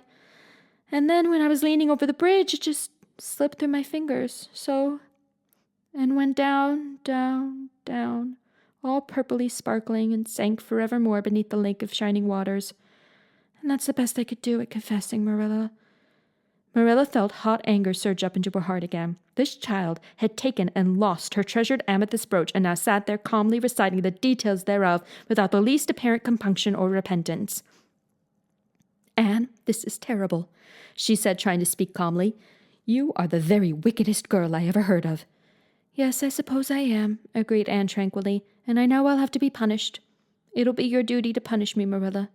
Won't you please get it over right off, because I'd like to go to the picnic with nothing on my mind." "Picnic, indeed. You'll go to no picnic today, Anne Shirley. That should be your punishment. And it isn't half severe enough either for what you've done." "Not go to the picnic!" Anne sprang to her feet and clutched Marilla's hand. "But you promised me I might. Oh, Marilla, I must go to the picnic. That was why I confessed. Punish me any way you like but that. Oh, Marilla, please, please let me go to the picnic. Think of the ice cream. For anything you know, I may never have a chance to taste ice cream again." Marilla disengaged Anne's clinging hand stonily. "You needn't plead, Anne. You are not going to the picnic, and that's final. No, not a word." Anne realized that Marilla was not to be moved. She clasped her hands together, gave a piercing shriek, and then flung herself face downwards on the bed, crying and writhing in an utter abandonment of disappointment and despair. "For the land's sake," gasped Marilla, hastening from the room, "I believe the child is crazy. No child in her senses would behave as she does. She isn't. She's utterly bad. Oh, dear, I'm afraid Rachel was right from the first. But I've put my hand to the plow, and I won't look back." That was a dismal morning. Marilla worked fiercely and scrubbed the porch floor and the dairy shelves when she could find nothing else to do. Neither the shelves nor the porch needed it, but Marilla did. Then she went out and raked the yard. When dinner was ready, she went to the stairs and called Anne. A tear-stained face appeared, looking tragically over the banisters. "Come down to your dinner, Anne."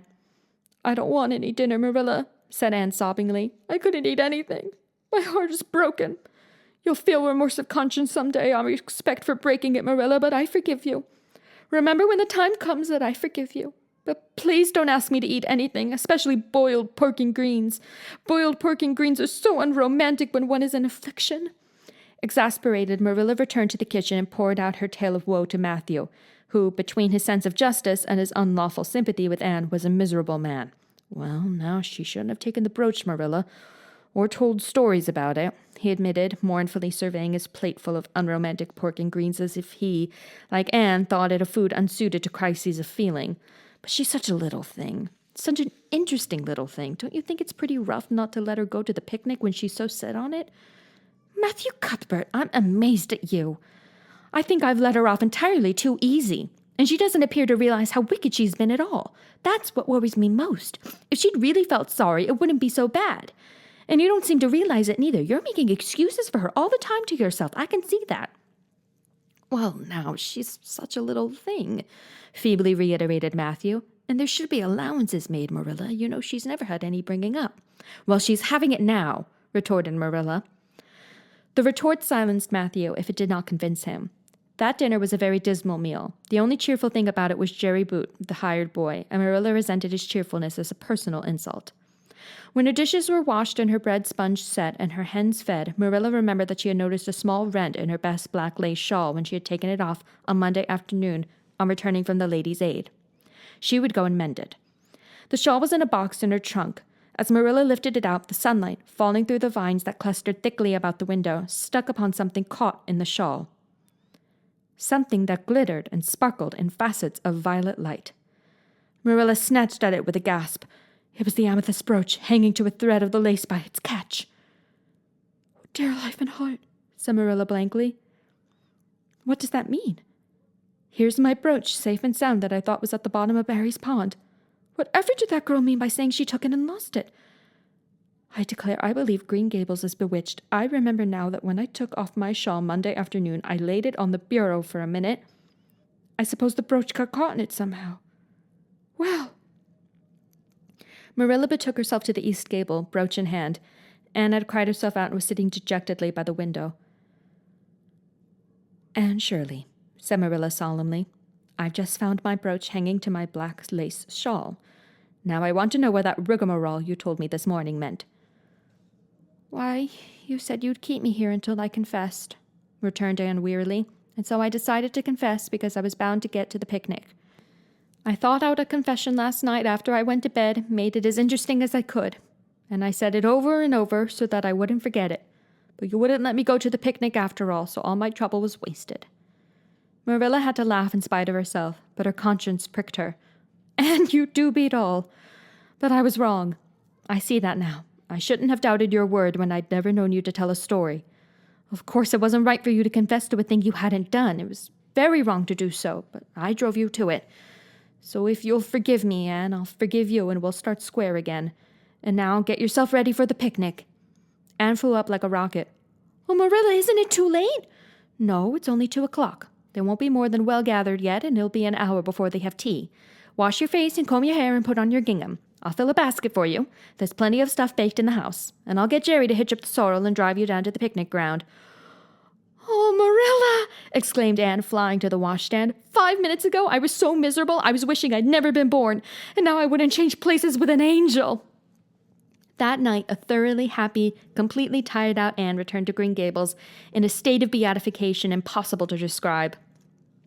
"Oh, Marilla, I've had a perfectly scrumptious time. Scrumptious is a new word I learned today. I heard Mary Alice Bell use it.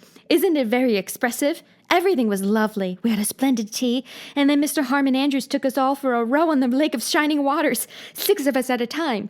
And Jane Andrews nearly fell overboard. She was leaning out to pick water lilies, and if Mr. Andrews hadn't caught her by her sash just in the nick of time, she'd have fallen in and probably been drowned. I wish it had been me. It would have been such a romantic experience to have been nearly drowned. It would be such a thrilling tale to tell. And we had the ice cream. Words fail me to describe that ice cream. Marilla, I assure you it was sublime." That evening Marilla told the whole story to Matthew over her stocking basket. "I'm willing to own up that I made a mistake," she concluded candidly, "but I've learned a lesson. I have to laugh when I think of Anne's confession, although I suppose I shouldn't, for it really was a falsehood. But it doesn't seem as bad as the other would have been, somehow, and anyhow, I'm responsible for it. That child is hard to understand in some respects, but I believe she'll turn out all right yet. And there's one thing certain, no house will ever be dull that she's in." Chapter 15. A Tempest in the School Teapot.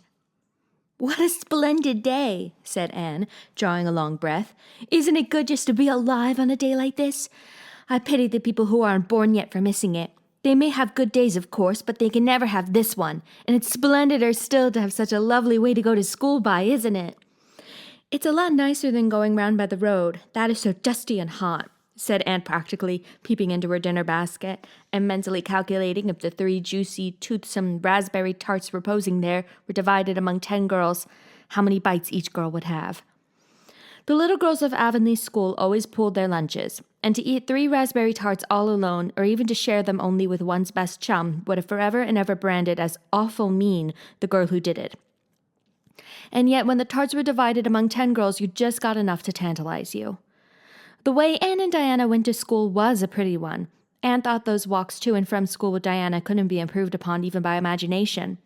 Going around by the main road would have been so unromantic, but to go by Lover's Lane and Willowmere and Violet Vale and the Birch Path was romantic if ever anything was. Lover's Lane opened out below the orchard at Green Gables and stretched far up into the woods to the end of the Cuthbert farm.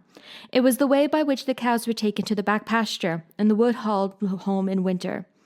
Anna named it Lover's Lane before she had been a month at Green Gables. Not that lovers ever really walked there, she explained to Marilla, but Diana and I are reading a perfectly magnificent book, and there's a Lover's Lane in it, so we want to have one too. And it's a very pretty name, don't you think? So romantic. We can imagine the lovers into it, you know. I like that lane because you can think out loud there without people calling you crazy. Anne, starting out alone in the morning, went down Lover's Lane as far as the brook. Here Diana met her, and the two little girls went on up the lane under the leafy arch of maples. Maples are such sociable trees, said Anne. They're always rustling and whispering to you. Until they came to a rustic bridge. Then they left the lane and walked through Mr. Barry's back field and past Willowmere. Beyond Willowmere came Violet Vale, a little green dimple in the shadow of Mr. Andrew Bell's big woods. Of course there are no violets there now, Anne told Marilla, but Diana says there are millions of them in spring. Oh, Marilla, can't you just imagine you see them? It actually takes away my breath. I named it Violet Vale. Diana says she never saw the beat of me for hitting on fancy names for places. It's nice to be clever at something, isn't it? But Diana named the Birch Path. She wanted to, so I let her. But I'm sure I could have found something more poetical than plain Birch Path. Anybody could think of a name like that, but the Birch Path is one of the prettiest places in the world, Marilla. It was. Other people besides Anne thought so when they stumbled on it. It was a little narrow, twisting path, winding down over a long hill straight through Mr. Bell's woods, where the light came down, sifted through so many emerald screens that it was as flawless as the heart of a diamond. It was fringed in all its length with slim young birches, white-stemmed and lissom-boughed. Ferns and starflowers and wild lilies of the valley and scarlet tufts of pigeon berries grew thickly along it. And always there was a delightful spiciness in the air and music of bird calls and the murmur and laugh of wood winds in the trees overhead. Now and then you might see a rabbit skipping across the road if you were quiet, which with Anne and Diana happened about once in a blue moon. Down in the valley the path came out to the main road, and then it was just up the spruce hill to the school. The Avonlea School was a whitewashed building, low in the eaves and wide in the windows, furnished inside with comfortable, substantial, old-fashioned desks that opened and shut, and were carved all over their lids with the initials and hieroglyphics of 3 generations of school children. The schoolhouse was set back from the road, and behind it was a dusky fir wood and a brook where all the children put their bottles of milk in the morning to keep cool and sweet until dinner hour. Marilla had seen Anne start off to school on the first day of September with many secret misgivings. Anne was such an odd girl. How would she get on with the other children? And how on earth would she ever manage to hold her tongue during school hours? Things went better than Marilla feared, however. Anne came home that evening in high spirits. I think I'm going to like school here, she announced. I don't think much of the master, though. He's all the time curling his mustache and making eyes at Prissy Andrews. Prissy has grown up, you know. She's 16, and she's studying for the entrance examination into Queen's Academy at Charlottetown next year. Tilly Boulter says the master is dead gone on her. She's got a beautiful complexion and curly brown hair, and she does it up so elegantly. She sits in the long seat at the back, and he sits there too most of the time to explain her lessons, he says. But Ruby Gillis says she saw him write something on her slate, and when Prissy read it, she blushed as red as a beet and giggled. And Ruby Gillis says she doesn't believe it had anything to do with the lesson. Aunt Shirley, don't let me hear you talking about your teacher in that way again, said Marilla sharply. You don't go to school to criticize the master. I guess he could teach you something, and it's your business to learn. And I want you to understand right off that you are not to come home telling tales about him. That is something I won't encourage. I hope you were a good girl. Indeed I was, said Anne comfortably. It wasn't so hard as you might imagine either. I sit with Diana. Our seat is right by the window, and we could look down to the Lake of Shining Waters. There are a lot of nice girls in school, and we had a scrumptious fun playing at dinner time. It's so nice to have a lot of little girls to play with. But of course I like Diana best, and always will. I adore Diana. I'm dreadfully far behind the others. They're all in the 5th book, and I'm only in the 4th. I feel that it's kind of a disgrace. But there's not one of them has such an imagination as I have, and I soon found that out. We had reading and geography and Canadian history and dictation today. Mr. Phillips said my spelling was disgraceful, and he held up my slate so that everybody could see it, all marked over. I felt so mortified, Marilla. He might have been politer to a stranger, I think. Ruby Gillis gave me an apple, and Sophia Sloane lent me a lovely pink card with "May I see you home" on it. I'm to give it back to her tomorrow, and Tilly Boulter let me wear her bead ring all the afternoon. Can I have some of those pearl beads off the old pincushion in the garret to make myself a ring? And oh, Marilla, Jane Andrews told me that Minnie McPherson told her that she heard Prissy Andrews tell Sarah Gillis that I had a very pretty nose. Marilla, that is the first compliment I have ever had in my life, and you can't imagine what a strange feeling it gave me. Marilla, have I really a pretty nose? I know you'll tell me the truth. Your nose is well enough, said Marilla shortly. Secretly, she thought Anne's nose was a remarkably pretty one, but she had no intention of telling her so. That was 3 weeks ago, and all had gone smoothly so far. And now, this crisp September morning, Anne and Diana were tripping blithely down the birch path, two of the happiest little girls in Avonlea. I guess Gilbert Blythe will be in school today, said Diana. He's been visiting his cousins over in New Brunswick all summer, and he only came home Saturday night. He's awfully handsome, Anne, and he teases the girls something terrible. He just torments our lives out. Anne's voice indicated that she rather liked having her life tormented out than not. Gilbert Blythe, said Anne. Isn't it his name that's written up on the porch wall with Julia Bell's and a big take notice over them?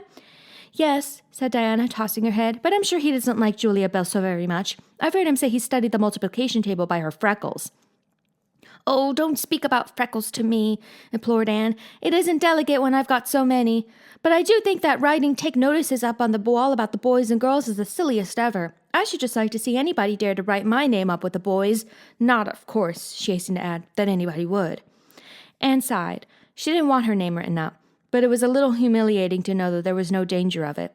Nonsense, said Diana, whose black eyes and glossy tresses had played such havoc with the hearts of Avonlea schoolboys that her name figured on the porch walls in half a dozen take notices. It's only meant as a joke. And don't you be too sure your name won't ever be written up. Charlie Sloane is dead gone on you. He told his mother, mind you, that you were the smartest girl in school. That's better than being good-looking. No, it isn't, said Anne, feminine to the core. I'd rather be pretty than clever, and I hate Charlie Sloane. I can't bear a boy with goggle eyes. If anyone wrote my name up with his, I'd never get over it, Diana Barry. But it is nice to keep head of your class. You'll have Gilbert in your class after this, said Diana, and he's used to being head of his class, I could tell you. He's only in the 4th book, although he's nearly 14. 4 years ago, his father was sick and had to go out to Alberta for his health, and Gilbert went with him. They were there 3 years, and Gil didn't go to school hardly any until they came back. You won't find it so easy to keep head after this, Anne. I'm glad, said Anne quickly. I couldn't really feel proud of keeping head of little boys and girls of just 9 or 10. I got it yesterday spelling ebullition. Josie Pye was head, and, mind you, she peeped in her book. Mr. Phillips didn't see her. He was looking at Prissy Andrews. But I did. I just swept her a look of freezing scorn, and she got as red as a beet and spelled it wrong after all. Those Pye girls are cheats all round, said Diana indignantly, as they climbed the fence of the main road. Gertie Pye actually went and put her milk bottle in my place in the brook yesterday. Did you ever? I don't speak to her now. When Mr. Phillips was in the back of the room hearing Prissy Andrews' Latin, Diana whispered to Anne, That's Gilbert Blythe sitting right across the aisle from you, Anne. Just look at him and see if you don't think he's handsome. Anne looked accordingly. She had a good chance to do so, for the said Gilbert Blythe was absorbed in stealthily pinning the long yellow braid of Ruby Gillis, who sat in front of him, to the back of her seat. He was a tall boy, with curly brown hair, roguish hazel eyes, and a mouth twisted into a teasing smile. Presently Ruby Gillis started up to take a sum to the master. She fell back into her seat with a little shriek, believing that her hair was pulled out by the roots. Everybody looked at her, and Mr. Phillips glared so sternly that Ruby began to cry. Gilbert had whisked the pin out of sight and was studying his history with the soberest face in the world. But when the commotion subsided, he looked at Anne and winked with inexpressible drollery. I think your Gilbert Blythe is handsome, confided Anne to Diana, but I think he's very bold. It isn't good manners to wink at a strange girl. But it was not until the afternoon that things really began to happen. Mr. Phillips was back in the corner explaining a problem in algebra to Prissy Andrews, and the rest of the scholars were doing pretty much as they pleased, eating green apples, whispering, drawing pictures on their slates, and driving crickets, harnessed to strings, up and down the aisle. Gilbert Blythe was trying to make Anne Shirley look at him and failing utterly, because Anne was at that moment totally oblivious, not only of the very existence of Gilbert Blythe, but of every other scholar in Avonlea School and of Avonlea School itself. With her chin propped on her hands and her eyes fixed on the blue glimpse of the lake of shining waters that the west window afforded, she was far away in a gorgeous dreamland, hearing and seeing nothing save her own wonderful visions. Gilbert Blythe wasn't used to putting himself out to make a girl look at him in meeting with failure. She should look at him, that red-haired Shirley girl with the little pointed chin and the big eyes that weren't like the eyes of any other girl in Avonlea School. Gilbert reached across the aisle, picked up the end of Anne's long red braid, held it out at arm's length, and said in a piercing whisper, Carrots, carrots. Then Anne looked at him with a vengeance. She did more than look. She sprang to her feet, her bright fancies fallen into cureless ruin. She flashed one indignant glance at Gilbert from eyes whose angry sparkle was swiftly quenched in equally angry tears. "You mean, hateful boy!" and she exclaimed passionately. "How dare you!" And then, thwack! Anne had brought her slate down on Gilbert's head and cracked it. Slate, not head. Clear across. Avonlea School always enjoyed a scene. This was an especially enjoyable one. Everybody said, "Oh," in horrified delight. Diana gasped. Ruby Gillis, who was inclined to be hysterical, began to cry. Tommy Sloane let his team of crickets escape him altogether while he stared open-mouthed at the tableau. Mr. Phillips stalked down the aisle and laid his hand heavily on Anne's shoulder. "Anne Shirley, what does this mean?" he said angrily. Anne returned no answer. It was asking too much of flesh and blood to expect her to tell before the whole school that she had been called carrots. Gilbert, it was who spoke up stoutly. "It was my fault, Mr. Phillips. I teased her." Mr. Phillips paid no heed to Gilbert. "I am sorry to see a pupil of mine displaying such a temper and such a vindictive spirit," he said in a solemn tone, as if the mere fact of being a pupil of his ought to root out all evil passions from the hearts of small imperfect mortals. "And go and stand on the platform in front of the blackboard for the rest of the afternoon." Anne would have infinitely preferred a whipping to this punishment, under which her sensitive spirit quivered as from a whiplash. With a white, set face she obeyed. Mr. Phillips took a chalk crayon and wrote on the blackboard above her head. "Anne Shirley has a very bad temper. Anne Shirley must learn to control her temper," and then read it out loud so that even the primer class, who couldn't read writing, should understand it. Anne stood there the rest of the afternoon with that legend above her. She did not cry or hang her head. Anger was still too hot in her heart for that, and it sustained her amid all her agony of humiliation. With resentful eyes and passion-red cheeks, she confronted alike Diana's sympathetic gaze, and Charlie Sloane's indignant nods, and Josie Pye's malicious smiles. As for Gilbert Blythe, she would not even look at him. She would never look at him again. She would never speak to him. When school was dismissed, Anne marched out with her red head held high. Gilbert Blythe tried to intercept her at the porch door. "I'm awful sorry I made fun of your hair, Anne," he whispered contritely. "Honest I am. Don't be mad for keeps now." Anne swept by disdainfully, without look or sign of hearing. "Oh, how could you, Anne?" breathed Diana as they went down the road, half reproachfully, half admiringly. Diana felt that she could never have resisted Gilbert's plea. "I shall never forgive Gilbert Blythe," said Anne firmly, "and Mr. Phillips spelled my name without an E, too. The iron has entered into my soul, Diana." Diana hadn't the least idea what Anne meant, but she understood it was something terrible. "You mustn't mind Gilbert making fun of your hair," she said soothingly. "Why, he makes fun of all the girls. He laughs at mine because it's so black. He's called me a crow a dozen times, and I never heard him apologize for anything before either. There's a great deal of difference between being called a crow and being called carrots," said Anne with dignity. "Gilbert Blythe has hurt my feelings excruciatingly, Diana." It is possible the matter might have blown over without more excruciation if nothing else had happened, but when things begin to happen, they are apt to keep on. Avonlea scholars often spent noon hour picking gum in Mr. Bell's spruce grove over the hill and across his big pasture field. From there they could keep an eye on Eben Wright's house, where the master boarded. When they saw Mr. Phillips emerging therefrom, they ran for the schoolhouse, but the distance being about 3 times longer than Mr. Wright's lane, they were very apt to arrive there, breathless and gasping, some 3 minutes too late. On the following day, Mr. Phillips was seized with one of his spasmodic fits of reform and announced, before going home to dinner, that he should expect to find all the scholars in their seats when he returned. Anyone who came in late would be punished. All the boys and some of the girls went to Mr. Bell's spruce grove as usual, fully intending to stay only long enough to pick a chew. But spruce groves are seductive, and yellow nuts of gum beguiling. They picked and loitered and strayed, and as usual the first thing that recalled them to a sense of the flight of time was Jimmy Glover shouting from the top of a patriarchal old spruce, "Master's coming!" The girls who were on the ground started first and managed to reach the schoolhouse in time, but without a second to spare.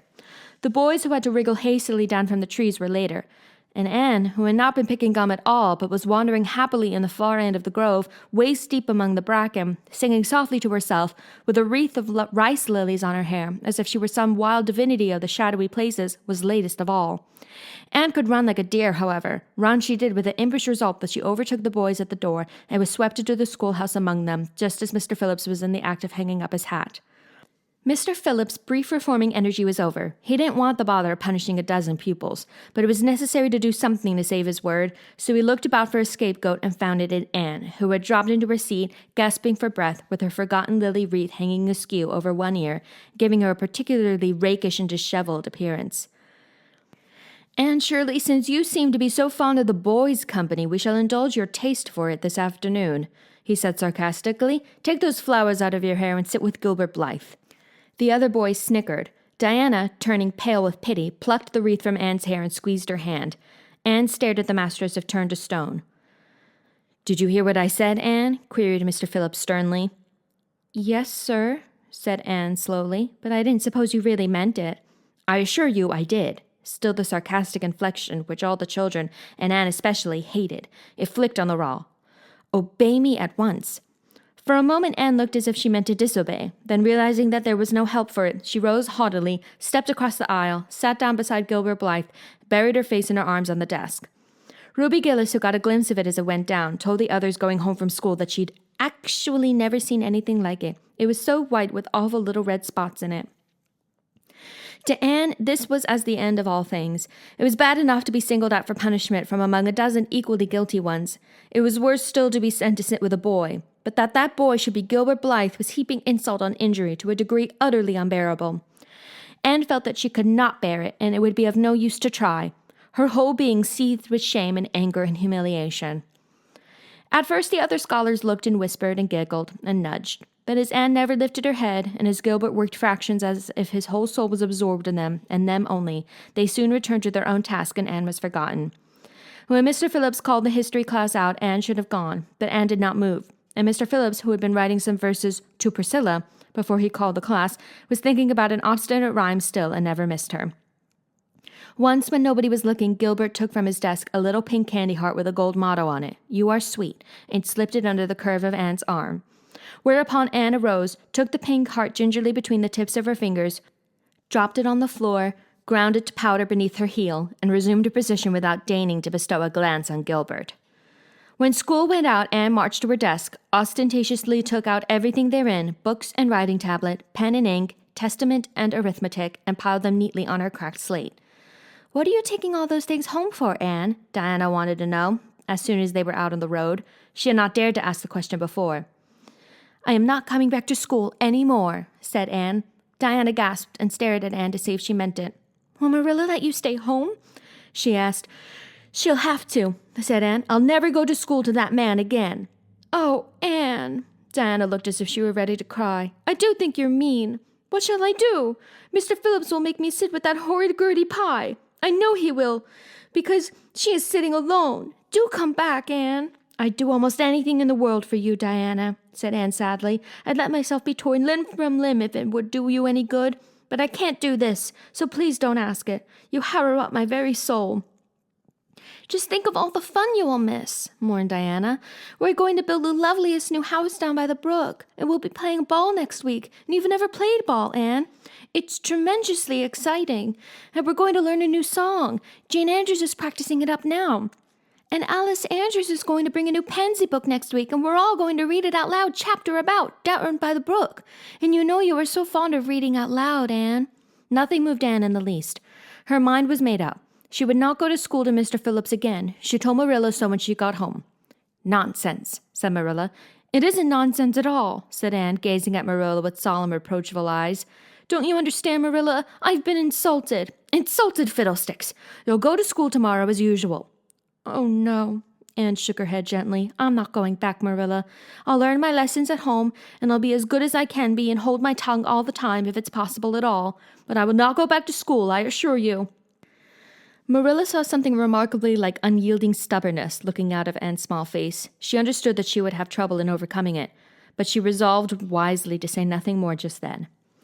"I'll run down and see Rachel about it this evening," she thought. "There's no use reasoning with Anne now. She's too worked up, and I've an idea she could be awful stubborn if she takes the notion. Far as I can make out from her story, Mr. Phillips has been carrying matters with a rather high hand, but it would never do to say so to her.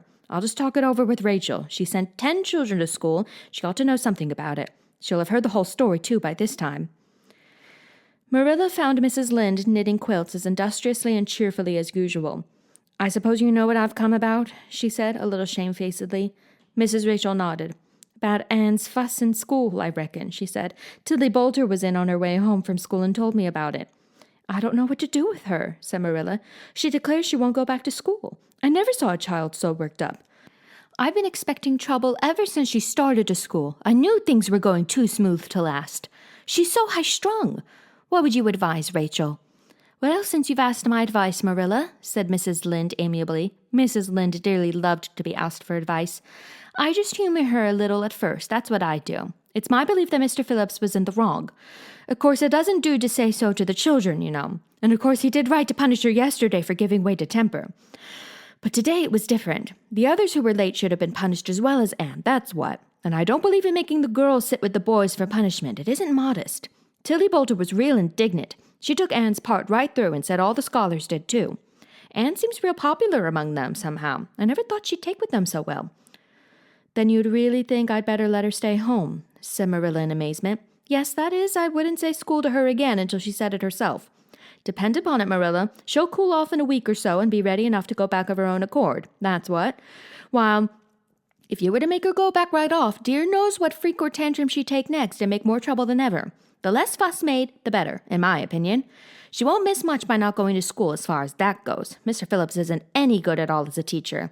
The order he keeps is scandalous, that's what, and he neglects the young fry and puts all his time on those big scholars he's getting ready for Queen's. He'd never have got to school for another year if his uncle hadn't been a trustee, the trustee, for he just leads the other two around by the nose, that's what. I declare I don't know what education in this island is coming to." Mrs. Rachel shook her head, as much as to say if she were only at the head of the educational system of the province, things would be much better managed. Marilla took Mrs. Rachel's advice, and not another word was said to Anne about going back to school. She learned her lessons at home, did her chores, and played with Diana in the chilly purple autumn twilights. But when she met Gilbert Blythe on the road or encountered him in Sunday school, she passed him by with an icy contempt that was no whit thawed by his evident desire to appease her. Even Diana's efforts as a peacemaker were of no avail. Anne had evidently made up her mind to hate Gilbert Blythe to the end of life. As much as she hated Gilbert, however, did she love Diana, with all the love of her passionate little heart, equally intense in its likes and dislikes. One evening, Marilla, coming in from the orchard with a basket of apples, found Anne sitting alone by the east window in the twilight, crying bitterly. "What's the matter now, Anne?" she asked. "It's about Diana," sobbed Anne luxuriously. "I love Diana so, Marilla. I cannot ever live without her. But I know very well when we grow up that Diana will get married and go away and leave me. And oh, what shall I do? I hate her husband. I just hate him furiously. I've been imagining it all out, the wedding and everything. Diana dressed in snowy garments, with a veil, and looking as beautiful and regal as a queen. And me, the bridesmaid, with the lovely dress too, and puffed sleeves, but with a breaking heart hid beneath my smiling face, and then bidding Diana goodbye." Here Anne broke down entirely and wept with increasing bitterness. Marilla turned quickly away to hide her twitching face, but it was no use. She collapsed on the nearest chair and burst into such a hearty and unusual peal of laughter that Matthew, crossing the yard outside, halted in amazement. When had he heard Marilla laugh like that before? "Well, Anne Shirley," said Marilla as soon as she could speak, "if you must borrow trouble, for pity's sake borrow it hand of your home. I should think you had an imagination, sure enough." Chapter 16. Diana is invited to tea with tragic results. October was a beautiful month at Green Gables, when the birches in the hollow turned as golden as sunshine, and the maples behind the orchard were royal crimson, and the wild cherry trees along the lane put on the loveliest shades of dark red and bronzy green, while the fields sunned themselves in aftermaths. Anne reveled in the world of color about her. "Oh, Marilla," she exclaimed one Saturday morning, coming dancing in with her arms full of gorgeous boughs. "I'm so glad I live in a world where there are Octobers. It would be terrible if we just skipped from September to November, wouldn't it? Look at these maple branches.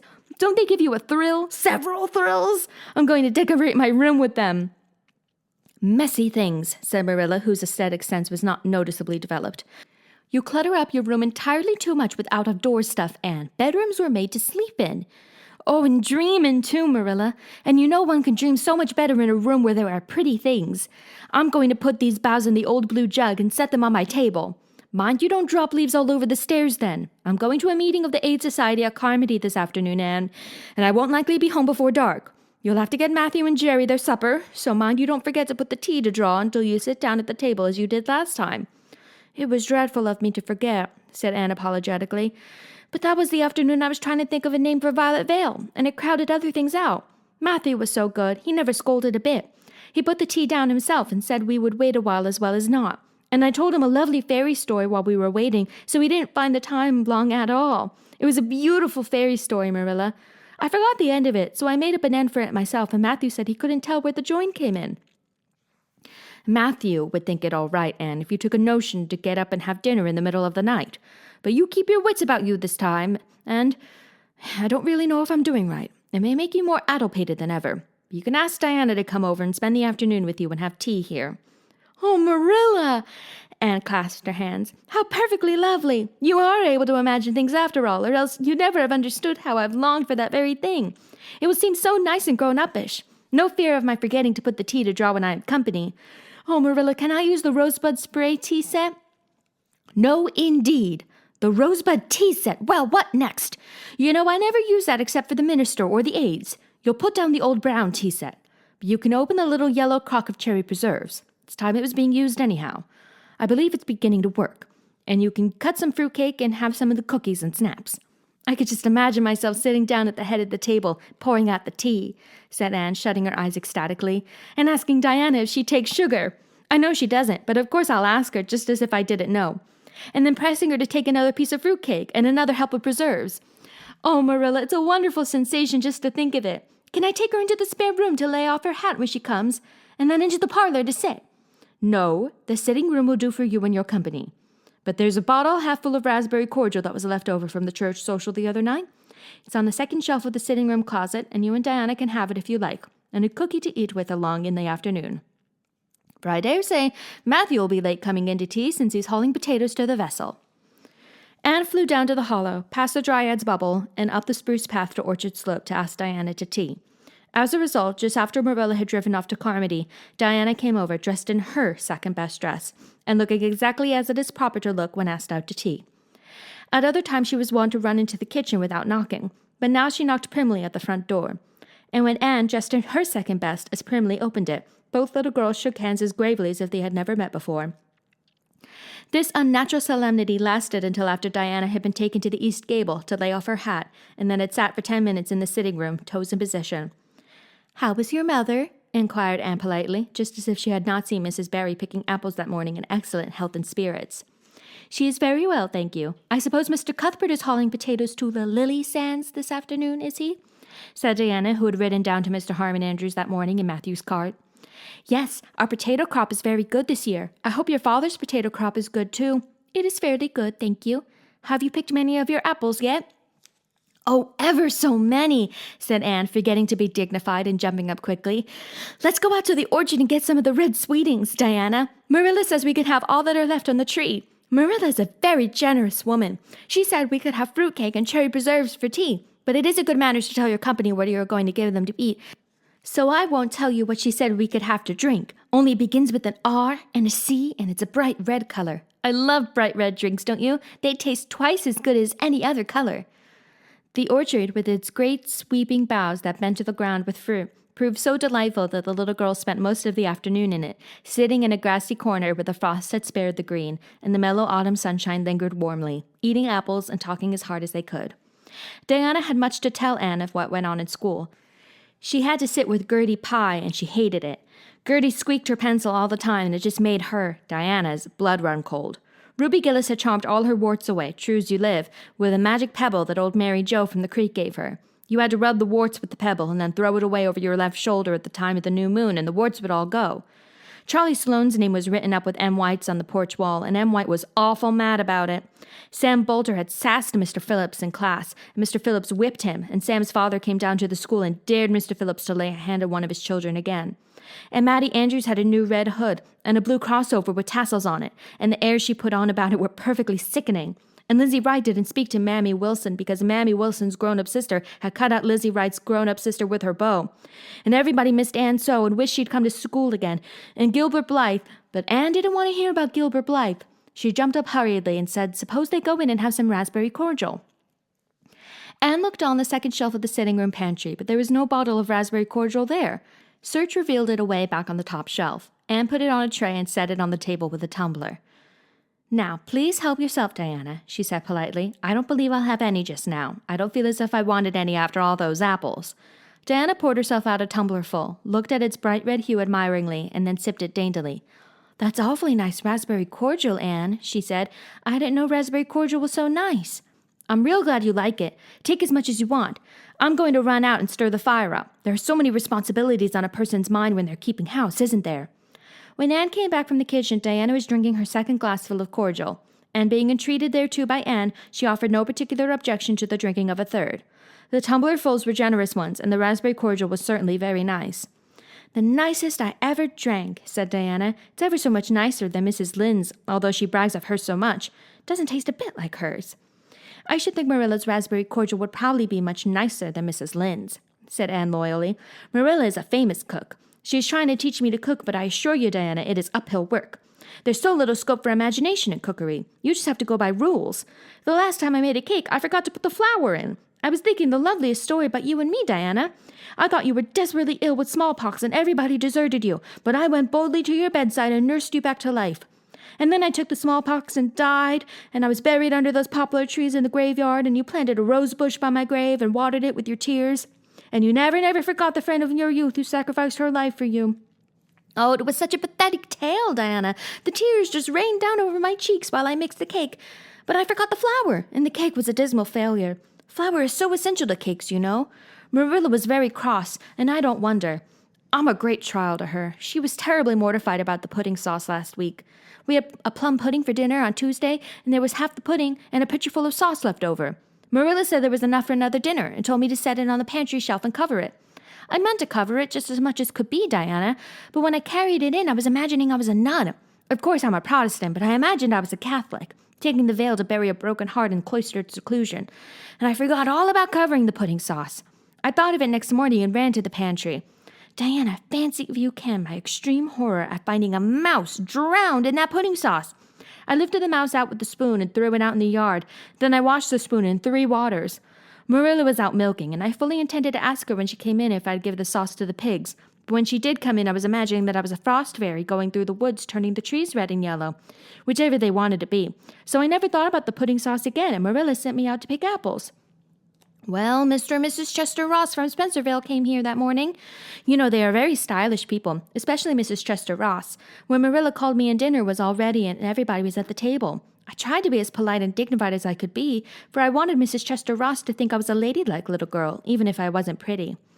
Everything went right until I saw Marilla coming with the plum pudding in one hand and the pitcher of pudding sauce warmed up in the other. Diana, that was a terrible moment. I remembered everything, and I just stood up in my place and shrieked out, "Marilla, you mustn't use that pudding sauce. There was a mouse drowned in it. I forgot to tell you before." Oh, Diana, I shall never forget that awful moment if I live to be 100. Mrs. Chester Ross just looked at me, and I thought I would sink through the floor with mortification. She is such a perfect housekeeper, and fancy what she must have thought of us. Marilla turned red as fire, but she never said a word. Then she just carried that sauce and pudding out and brought in some strawberry preserves. She even offered me some, but I couldn't swallow a mouthful. It was like keeping coals of fire on my head. After Mrs. Chester Ross went away, Marilla gave me a dreadful scolding. "Why, Diana, what is the matter?" Diana had stood up very unsteadily. Then she sat down again, putting her hands to her head. I'm awful sick," she said a little thickly. I must go right home." "Oh, you mustn't dream of going home without your tea," cried Anne in distress. "I'll get it right off. I'll go and put the tea down this very minute." "I must go home," repeated Diana stupidly but determinedly. "Let me get you a lunch, anyhow," implored Anne. "Let me give you a bit of fruit cake and some of the cherry preserves. Lie down on the sofa for a little while and you'll be better. Where do you feel bad?" "I must go home," said Diana, and that was all she would say.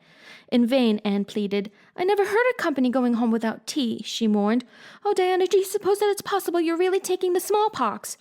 If you are, I'll go and nurse you. You could depend on that. I'll never forsake you. But I do wish you'd stay till after tea. Where do you feel bad?" "I'm awful dizzy," said Diana. And indeed, she walked very dizzily, and with tears of disappointment in her eyes, got Diana's hat and went with her as far as the Barry yard fence. Then she wept all the way back to Green Gables, where she sorrowfully put the remainder of the raspberry cordial back into the pantry and got tea ready for Matthew and Jerry, with all the zest gone out of the performance. The next day was Sunday, and as the rain poured down in torrents from dawn till dusk, Anne did not stir abroad from Green Gables. Monday afternoon, Marilla sent her down to Mrs. Lynde's on an errand. In a very short space of time, Anne came flying back up the lane with tears rolling down her cheeks. Into the kitchen she dashed and flung herself downward on the sofa in an agony. "Whatever has gone wrong now, Anne?" queried Marilla in doubt and dismay. "I do hope you haven't gone and been saucy to Mrs. Lynde again." No answer from Anne, save more tears and stormier sobs. "Anne Shirley, when I ask you a question, I want to be answered. Sit right up this very minute and tell me what you were crying about." Anne sat up, tragedy personified. "Mrs. Lynde was up to see Mrs. Barry today. Mrs. Barry was in an awful state," she wailed. "She says that I set Diana drunk Saturday and sent her home in a disgraceful condition. And she says I must be a thoroughly bad, wicked little girl. She's never going to let Diana play with me again. Oh, Marilla, I'm just overcome with woe." Marilla stared in blank amazement. "Set Diana drunk?" she said when she found her voice. "Anne, are you or Mrs. Barry crazy? What on earth did you give her?" "Not a thing but raspberry cordial," sobbed Anne. "I never thought raspberry cordial would set people drunk, Marilla. Not even if they drank 3 big tumblerfuls as Diana did. It sounds so like Mrs. Thomas's husband, but I didn't mean to set her drunk." "Drunk fiddlesticks," said Marilla, marching to the sitting room pantry. There on the shelf was a bottle which she at once recognized as one containing some of her 3-year-old homemade currant wine, for which she was celebrated in Avonlea, although certain of the stricter sort, Mrs. Barry among them, disapproved strongly of it. And at the same time Marilla recollected that she had put the bottle of raspberry cordial down in the cellar instead of in the pantry as she had told Anne. She went back to the kitchen with the wine bottle in her hand. Her face was twitching in spite of herself. "Anne, you certainly have a genius for getting into trouble. You went and gave Diana currant wine instead of raspberry cordial. Didn't you know the difference yourself?" "I never tasted it," said Anne. "I thought it was the cordial. I meant to be so hospitable. Diana got awfully sick and had to go home. Mrs. Barry told Mrs. Lynde she was simply dead drunk. She just laughed silly, like when her mother asked her what was the matter and went to sleep and slept for hours. Her mother smelled her breath and knew she was drunk. She had a fearful headache all day yesterday. Mrs. Barry is so indignant. She will never believe but when I did it on purpose." "I should think she would better punish Diana for being so greedy as to drink 3 glassfuls of anything," said Marilla shortly. "Why, 3 of those big glasses would have made her sick even if it had only been cordial. Well, this story will be a nice handle for those folks who are so down on me for making currant wine, although I haven't made any for 3 years ever since I found out that the minister didn't approve. I just got that bottle for sickness." "Oh, there, child, don't cry. Can't see as you were to blame, although I'm sorry it happened so." "I must cry," said Anne. "My heart is broken. The stars in their courses fight against me, Marilla. Diana and I are parted forever. Oh, Marilla, I little dreamed of this when first we swore our vows of friendship." "Don't be foolish, Anne. Mrs. Barry will think better of it when she finds you're not really to blame. Suppose she thinks you've done it for a silly joke or something of that sort. You'd best go up this evening and tell her how it was." "My courage fails me at the thought of facing Diana's injured mother," sighed Anne. "I wish you'd go, Marilla. You're so much more dignified than I am. Likely she'd listen to you quicker than to me." "Well, I will," said Marilla, reflecting that it would probably be the wiser course. "Don't cry any more, Anne. It will be all right." Marilla had changed her mind about its being all right by the time she got back from Orchard Slope. Anne was watching for her coming and flew to the porch door to meet her. "Oh, Marilla, I know by your face that it's been no use," she said sorrowfully. "Mrs. Barry won't forgive me?" "Mrs. Barry, indeed," snapped Marilla. "Of all the unreasonable women I ever saw, she's the worst. I told her it was all a mistake and you weren't to blame, but she just simply didn't believe me. And she rubbed it well in about my currant wine and how I'd always said it couldn't have the least effect on anybody. I just told her plainly that currant wine wasn't meant to be drunk 3 tumblerfuls at a time. That if a child I had to do with was so greedy, I'd sober her up with a right good spanking." Marilla whisked into the kitchen, grievously disturbed, leaving a very much distracted little soul on the porch behind her. Presently, Anne stepped out bareheaded into the chill autumn dusk. Very determinedly and steadily she took her way down through the sere clover field, over the log bridge, and up through the spruce grove, lighted by a pale little moon hanging low over the western woods. Mrs. Barry, coming to the door in answer to the timid knock, found a white-lipped, eager-eyed supplicant on the doorstep. Her face hardened. Mrs. Barry was a woman of strong prejudices and dislikes, and her anger was of the cold, sullen sort, which is always hardest to overcome. To do her justice, she really believed Anne had made Diana drunk out of sheer malice prepense, and she was honestly anxious to preserve her little daughter from the contamination of further intimacy with such a child. "What do you want?" she said stiffly. Anne clasped her hands. "Oh, Mrs. Barry, please forgive me. I did not mean to intoxicate Diana. How could I? Just imagine if you were a poor little orphan girl that kind people had adopted and you had just one bosom friend in all the world. Do you think you would intoxicate her on purpose? I thought it was only raspberry cordial. I was firmly convinced it was raspberry cordial. Oh, please don't say that you won't let Diana play with me any more. If you do, you will cover my life with a dark cloud of woe." This speech, which would have softened good Mrs. Lynde's heart in a twinkling, had no effect on Mrs. Barry except to irritate her still more. She was suspicious of Anne's big words and dramatic gestures, and imagined that the child was making fun of her. So she said coldly and cruelly, "I don't think you are a fit little girl for Diana to associate with. You'd better go home and behave yourself." Anne's lip quivered. "Won't you let me see Diana just once to say farewell?" she implored. "Diana has gone over to Carmody with her father," said Mrs. Barry, going in and shutting the door. Anne went back to Green Gables calm with despair. "My last hope is gone," she told Marilla. "I went up and saw Mrs. Barry myself, and she treated me very insultingly, Marilla. I do not think she is a well-bred woman. There is nothing more to do except to pray, and I haven't much hope that that'll do much good, because, Marilla, I do not believe that God himself can do very much with such an obstinate person as Mrs. Barry." "Anne, you shouldn't say such things," rebuked Marilla, striving to overcome that unholy tendency to laughter which she was dismayed to find growing upon her. And indeed, when she told the whole story to Matthew that night, she did laugh heartily over Anne's tribulations. But when she slipped into the east gable before going to bed, found that Anne had cried herself to sleep, an unaccustomed softness crept into her face. "Poor little soul," she murmured, lifting a loose curl of hair from the child's tear-stained face. Then she bent down and kissed the flushed cheek on the pillow. Chapter 17. A New Interest in Life. The next afternoon, Anne, bending over her patchwork at the kitchen window, happened to glance out and beheld Diana down by the Dryad's bubble, beckoning mysteriously. In a trice, Anne was out of the house and flying down to the hollow, astonishment and hope struggling in her expressive eyes. But the hope faded when she saw Diana's dejected countenance. "Your mother hasn't relented?" she gasped. Diana shook her head mournfully. "No, and oh, Anne, she says I'm never to play with you again. I've cried, and I told her it wasn't your fault, but it wasn't any use. I had ever such a time coaxing her to let me come down and say goodbye to you. She said I was only to stay 10 minutes, and she's timing me by the clock." 10 minutes isn't very long to say an eternal farewell in," said Anne tearfully. "Oh, Diana, will you promise faithfully never to forget me, the friend of your youth, no matter what dearer friends may caress thee?" "Indeed I will," sobbed Diana, "and I'll never have another bosom friend. I don't want to have. I couldn't love anybody as I love you." "Oh, Diana," cried Anne, clasping her hands, "do you love me?" "Why, of course I do. Didn't you know that?" "No." Anne drew a long breath. "I thought you liked me, of course, but I never hoped you loved me. Why, Diana, I didn't think anybody could love me. Nobody ever has loved me since I can remember. Oh, this is wonderful. It's a ray of light which will forever shine on the darkness of a path severed from thee, Diana. Oh, just say it once again." "I love you devotedly, Anne," said Diana staunchly, "and I always will, you may be sure of that."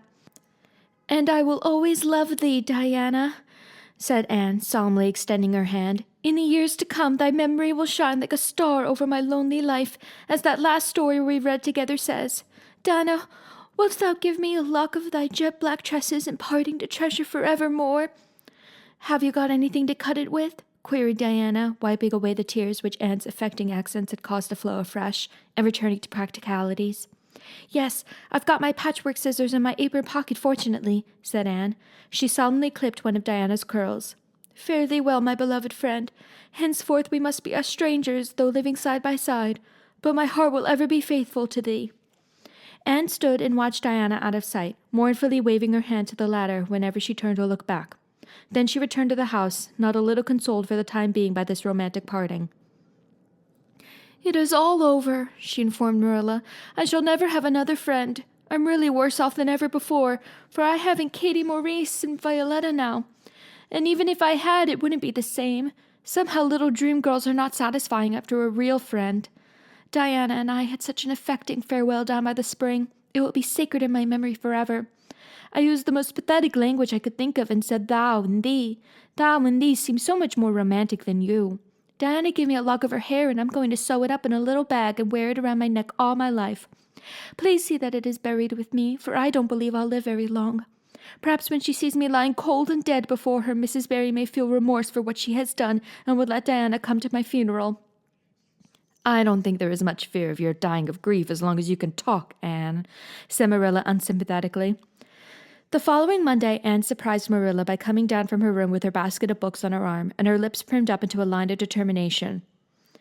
I am going back to school, she announced. That is all there is left in life for me, now that my friend has been ruthlessly torn from me. At school, I can look at her and muse over days departed. You'd better muse over your lessons and sums, said Marilla, concealing her delight at this development of the situation. If you're going back to school, I hope we'll hear no more of breaking slates over people's heads and such carryings on. Behave yourself and do just what your teacher tells you. I'll try to be a model pupil, agreed Anne dolefully. There won't be much fun in it, I expect. Mr. Phillips said Minnie Andrews was a model pupil, and there isn't a spark of imagination or life in her. She is just dull and poky and never seems to have a good time. But I feel so depressed that perhaps it will come easy to me now. I'm going round by the road. I couldn't bear to go by the birch path all alone. I should weep bitter tears if I did. Anne was welcomed back to school with open arms. Her imagination had been sorely missed in games, her voice in the singing, and her dramatic ability in the perusal aloud of books at dinner hour. Ruby Gillis smuggled 3 blue plums over to her during Testament reading. Ella May McPherson gave her an enormous yellow pansy cut from the covers of a floral catalogue, a species of desk decoration much prized in Avonlea School. Sophia Sloane offered to teach her a perfectly elegant new pattern of knit lace, so nice for trimming aprons. Katie Bolter gave her a perfume bottle to keep slate water in, and Julia Bell copied carefully on a piece of pale pink paper, scalloped on the edges, the following effusion. To Anne, when twilight drops her curtain down and pins it with a star, remember that you have a friend, though she may wander far. It's so nice to be appreciated, sighed Anne rapturously to Marilla that night.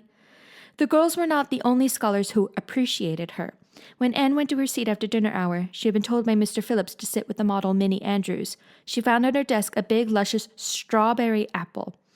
Anne caught it up all ready to take a bite when she remembered that the only place in Avonlea where strawberry apples grew was in the old Blythe orchard on the other side of the Lake of Shining Waters. Anne dropped the apple as if it were a red-hot coal and ostentatiously wiped her fingers on her handkerchief. The apple lay untouched on her desk until the next morning, when little Timothy Andrews, who swept the school and kindled the fire, annexed it as one of his perquisites.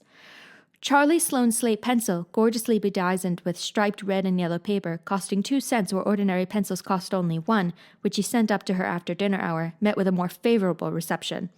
Anne was graciously pleased to accept it, and rewarded the donor with a smile which exalted that infatuated youth straightway into the 7th heaven of delight, and caused him to make such fearful errors in his dictation that Mr. Phillips kept him in after school to rewrite it. But as the Caesar's pageant shorn of Brutus's bust did but of Rome's best son remind her more, so the marked absence of any tribute or recognition from Diana Barry, who was sitting with Gertie Pye, embittered Anne's little triumph. Diana might just have smiled at me once, I think, she mourned to Marilla that night. But the next morning a note, most fearfully and wonderfully twisted and folded, and a small parcel were passed across to Anne. Dear Anne, read the former, Mother says I'm not to play with you or talk to you, even in school. It isn't my fault, and don't be cross at me, because I love you as much as ever. I miss you awfully to tell all my secrets to, and I don't like Gertie Pye one bit. I made you one of the new bookmarkers out of red tissue paper. They are awfully fashionable now, and only 3 girls in school know how to make them. When you look at it, remember, your true friend, Diana Barry. Anne read the note, kissed the bookmark, and dispatched a prompt reply back to the other side of the school. My own darling Diana, of course I am not cross at you because you have to obey your mother. Our spirits can commune. I shall keep your lovely present forever. Minnie Andrews is a very nice little girl, although she has no imagination. But after having been Diana's bosom friend, I cannot be Minnie's. Please excuse mistakes because my spelling isn't very good yet, although much improved. Yours until death us do part, Anne or Cordelia Shirley. P.S. I shall sleep with your letter under my pillow tonight. A or C.S. Marilla pessimistically expected more trouble since Anne had again begun to go to school, but none developed. Perhaps Anne caught something of the model spirit from Minnie Andrews. At least she got on very well with Mr. Phillips thenceforth. She flung herself into her studies heart and soul, determined not to be outdone in any class by Gilbert Blythe. The rivalry between them was soon apparent. It was entirely good-natured on Gilbert's side, but it is much to be feared that the same thing cannot be said of Anne, who had certainly an unpraiseworthy tenacity for holding grudges. She was as intense in her hatreds as in her loves. She would not stoop to admit that she meant to rival Gilbert in schoolwork, because that would have been to acknowledge his existence, which Anne persistently ignored. But the rivalry was there, and honors fluctuated between them. Now Gilbert was head of the spelling class. Now Anne, with a toss of her long red braids, spelled him down. One morning Gilbert had all his sums done correctly and had his name written on the blackboard on the roll of honor. The next morning Anne, having wrestled wildly with decimals the entire evening before, would be first. One awful day they were ties, and their names were written up together. It was almost as bad as a take notice, and Anne's mortification was as evident as Gilbert's satisfaction. When the written examinations at the end of each month were held, the suspense was terrible. The first month Gilbert came out 3 marks ahead. The second, Anne beat him by 5, but her triumph was marred by the fact that Gilbert congratulated her heartily before the whole school. It would have been ever so much sweeter to her if he had felt the sting of his defeat. Mr. Phillips might not be a very good teacher, but a pupil so inflexibly determined on learning as Anne was could hardly escape making progress under any kind of a teacher. By the end of the term, Anne and Gilbert were both promoted into the 5th class and allowed to begin studying the elements of the branches, by which Latin, geometry, French, and algebra were meant. In geometry, Anne met her Waterloo. "It's perfectly awful stuff, Marilla," she groaned. "I'm sure I'll never be able to make head or tail of it. There is no scope for imagination in it at all. Mr. Phillips says I'm the worst dunce he ever saw at it, and some of the others are so smart at it. It is extremely mortifying, Marilla. Even Diana gets along better than I do, but I don't mind being beaten by Diana. Even although we may as strangers now, I still love her with an inextinguishable love. Makes me very sad at times to think about her. But really, Marilla, one can't stay sad very long in such an interesting world, can one?" Chapter 18. Anne to the Rescue. All things great are wound up with all things little. At first glance, it might not seem that the decision of a certain Canadian premier to include Prince Edward Island in a political tour could have much or anything to do with the fortunes of little Anne Shirley at Green Gables, but it had. It was in January the premier came, to address his loyal supporters and such of his non-supporters as chose to be present at the monster mass meeting held in Charlottetown. Most of the Avonlea people were on the premier's side of politics. Hence, on the night of the meeting, nearly all the men and a goodly proportion of the women had gone to town, 30 miles away. Mrs. Rachel Lynde had gone too. Mrs. Rachel Lynde was a red-hot politician and couldn't have believed that the political rally could be carried through without her, although she was on the opposite side of politics. So she went to town and took her husband. Thomas would be useful in looking after the horse, and Marilla Cuthbert with her. Marilla had a sneaking interest in politics herself, and as she thought it might be her only chance to see a real-life premiere, she promptly took it, leaving Anne and Matthew to keep house until her return the following day. Hence, while Marilla and Mrs. Rachel were enjoying themselves hugely at the mass meeting, Anne and Matthew had the cheerful kitchen at Green Gables all to themselves. A bright fire was glowing in the old-fashioned Waterloo stove, and blue-white frost crystals were shining on the window panes. Matthew nodded over a Farmer's Advocate on the sofa, and Anne at the table studied her lessons with grim determination, despite sundry wistful glances at the clock shelf, where lay a new book that Jane Andrews had lent her that day. Jane had assured her that it was warranted to produce any number of thrills, or words to that effect, and Anne's fingers tingled to reach out for it, but that would mean Gilbert Blythe's triumph on the morrow. Anne turned her back on the clock shelf and tried to imagine it wasn't there. "Matthew, did you ever study geometry when you went to school?" "Well, now, no, I didn't," said Matthew, coming out of his doze with a start. "I wish you had," sighed Anne, "because then you'd be able to sympathize with me. You can't sympathize properly if you've never studied it. It is casting a cloud over my whole life. I'm such a dunce at it, Matthew." "Well, now, I don't know," said Matthew soothingly. "I guess you're all right at anything. Mr. Phillips told me last week in Blair's store at Carmody that you was the smartest scholar in school and was making rapid progress." Rapid progress was his very words. There's them as runs down Teddy Phillips and says he ain't much of a teacher, but I guess he's all right. Matthew would have thought anyone who praised Anne was all right. "I'm sure I'd get on better with geometry if only he wouldn't change the letters," complained Anne. "I learned the proposition off by heart, and then he draws it on the blackboard and puts different letters from what are in the book, and I get all mixed up. I don't think a teacher should take such a mean advantage, do you? We're studying agriculture now, and I found out at last what makes the roads red. It's a great comfort. I wonder how Marilla and Mrs. Lynde are enjoying themselves. Mrs. Lynde says Canada is going to the dogs the way things are being run at Ottawa, and that it's an awful warning to the electors. She says if women were allowed to vote, we would soon see a blessed change. What way do you vote, Matthew? Conservative, said Matthew promptly. To vote Conservative was part of Matthew's religion. Then I'm Conservative too, said Anne decidedly. I'm glad because some of the boys in school are grits. I guess Mr. Phillips is a grit too, because Prissy Andrews' father is one, and Ruby Gillis says that when a man is courting, he always has to agree with the girl's mother in religion and her father in politics. Is that true, Matthew? Well, now I don't know, said Matthew. Did you ever go courting, Matthew? Well, now, no, I don't know as I ever did, said Matthew, who had certainly never thought of such a thing in his whole existence. Anne reflected with her chin in her hands. It must be rather interesting, don't you think, Matthew? Ruby Gillis says when she grows up she's going to have ever so many bows on the string and have them all crazy about her.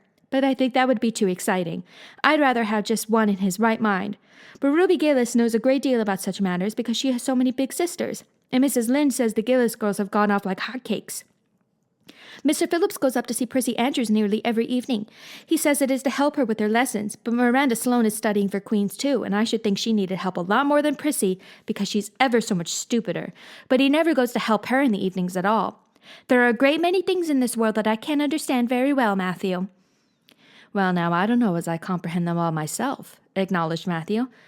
Well, I suppose I must finish up my lessons. I won't allow myself to open that new book Jane lent me until I'm through. But it's a terrible temptation, Matthew. Even when I turn my back on it, I can see it there just as plain. Jane says she cried herself sick over it. I love a book that makes me cry.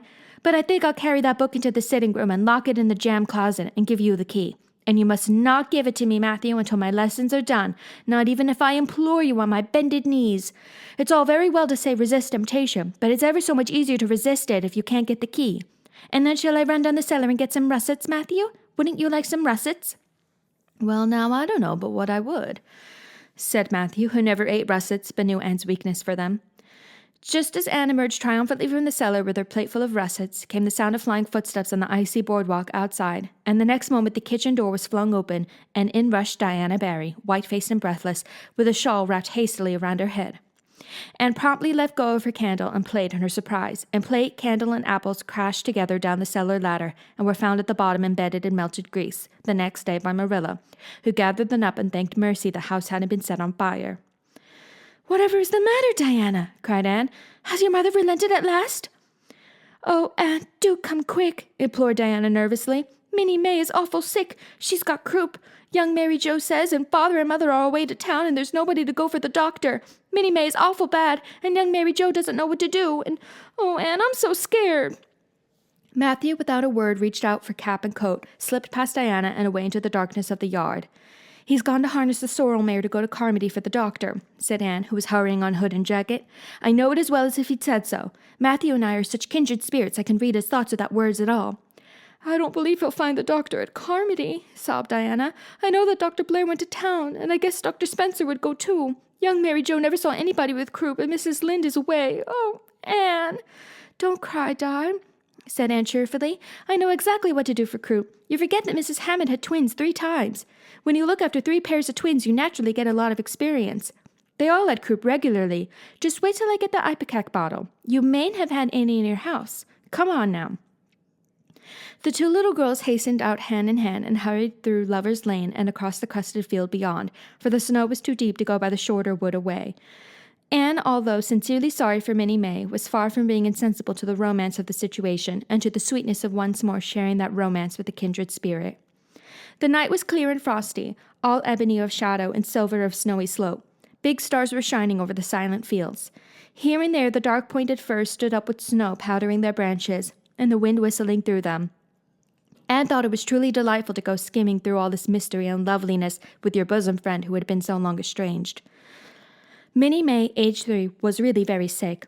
She lay on the kitchen sofa, feverish and restless, while her hoarse breathing could be heard all over the house. Young Mary Joe, a buxom, broad-faced French girl from the creek, whom Mrs. Barry had engaged to stay with the children during her absence, was helpless and bewildered, quite incapable of thinking what to do, or doing it if she thought of it. Anne went to work with skill and promptness. "Minnie May has croup all right. She's pretty bad, but I've seen them worse.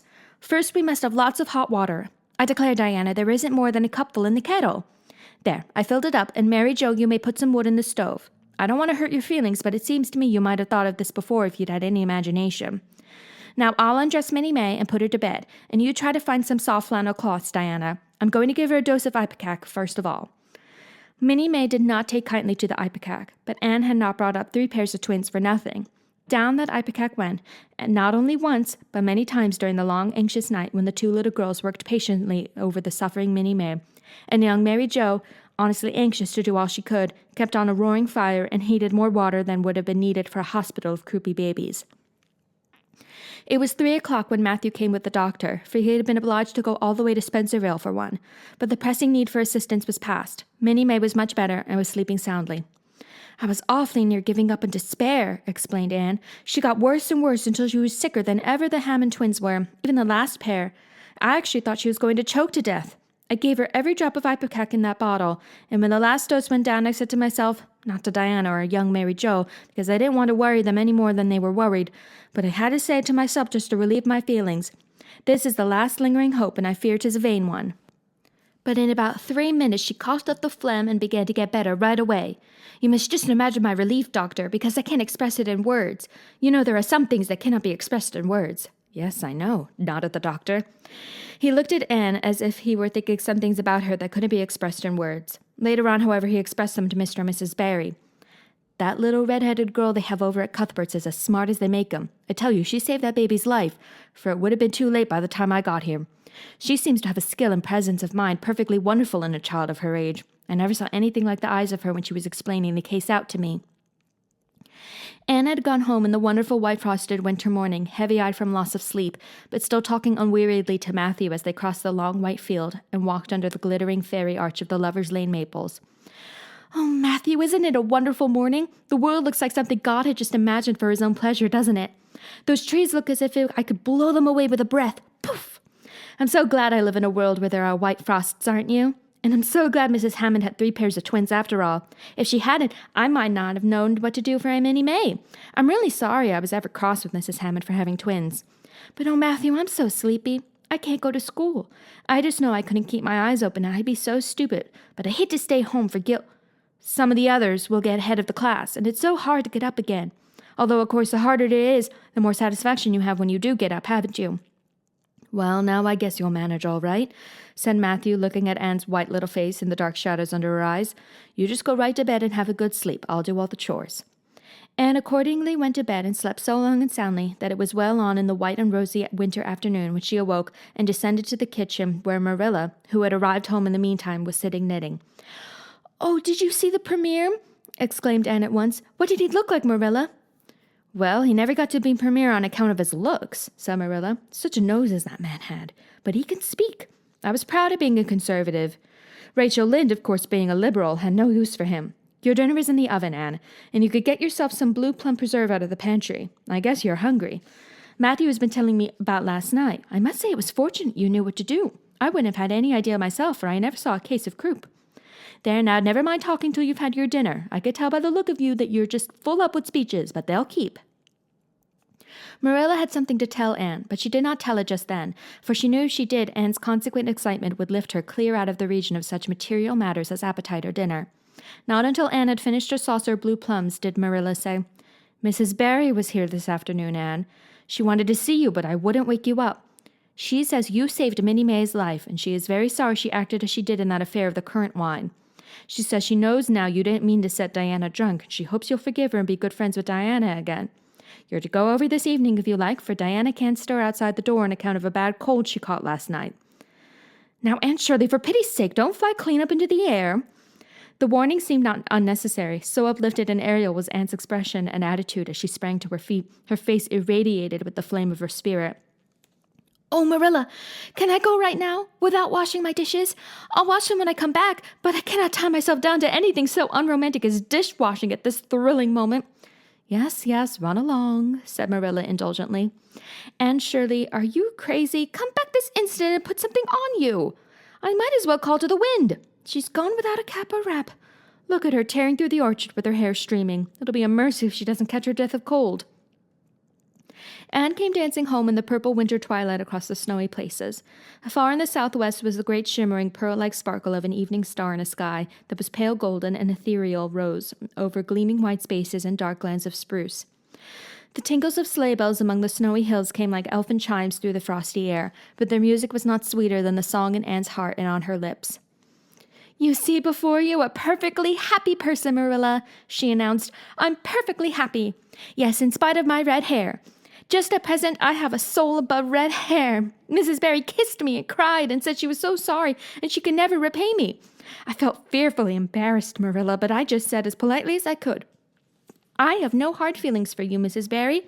I assure you once for all that I did not mean to intoxicate Diana, and henceforth I shall cover the past with the mantle of oblivion.' That was a pretty dignified way of speaking, wasn't it, Marilla? I thought that I was heaping coals of fire on Mrs. Barry's head, and Diana and I had a lovely afternoon. Diana showed me a new fancy crochet stitch her aunt over at Carmody taught her. Not a soul in Avonlea knows it but us. We pledged a solemn vow never to reveal it to anyone else. Diana gave me a beautiful card with a wreath of roses on it and a verse of poetry. 'If you love me as I love you, nothing but death can part us two.' And that is true, Marilla. We're going to ask Mr. Phillips to let us sit together in school again, and Gertie Pye can go with Minnie Andrews. We had an elegant tea. Mrs. Barry had the very best china set out, Marilla, just as if I was real company. I can't tell you what a thrill it gave me. Nobody ever used the very best china on my account before. And we had fruit cake and pound cake and donuts and 2 kinds of preserves, Marilla. And Mrs. Barry asked me if I took tea and said, 'Pa, why don't you pass the biscuits to Anne?' It must be lovely to be grown up, Marilla, when just being treated as if you were is so nice." "I don't know about that," said Marilla with a brief sigh. "Well, anyway, when I'm grown up," said Anne decidedly, "I'm always going to talk to little girls as if they were too, and I'll never laugh when they use big words. I know from sorrowful experience how that hurts one's feelings. After tea, Diana and I made taffy. The taffy wasn't very good, I suppose because neither Diana nor I had ever made any before.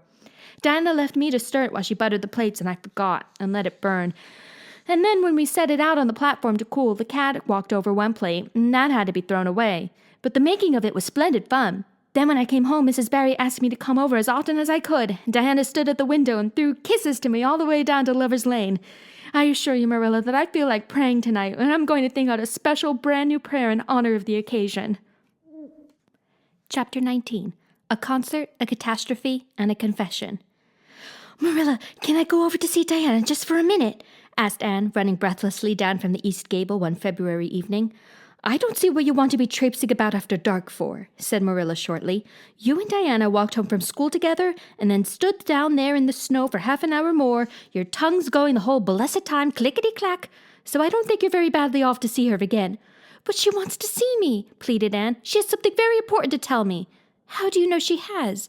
"Because she just signaled to me from her window. We have arranged a way to signal with our candles and cardboard. We set the candle on the windowsill and make flashes by passing the cardboard back and forth. So many flashes means a certain thing. It was my idea, Marilla." "I'll warrant you it was," said Marilla emphatically. "And the next thing you'll be setting fire to the curtains with your signaling nonsense." "Oh, we're very careful, Marilla, and it's so interesting. 2 flashes mean, 'Are you there?' 3 mean yes, and 4, no. 5 mean come over as soon as possible because I have something important to reveal. Diana has just signaled 5 flashes, and I'm really suffering to know what it is." "Well, you needn't suffer any longer," said Marilla sarcastically. "You could go, but you're to be back here in just 10 minutes. Remember that." Anne did remember it, and was back in the stipulated time, although probably no mortal will ever know just what it cost her to confine the discussion of Diana's important communication within the limits of 10 minutes. But at least she had made good use of them. "Oh, Marilla, what do you think? You know tomorrow's Diana's birthday. Well, her mother told her she could ask me to go home with her from school and stay all night with her. And her cousins are coming over from Newbridge in a big punk sleigh to go to the debating club concert at the hall tomorrow night.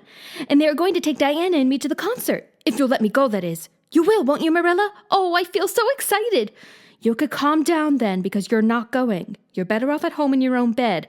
And as for that club concert, it's all nonsense, and little girls should not be allowed to go out to such places at all."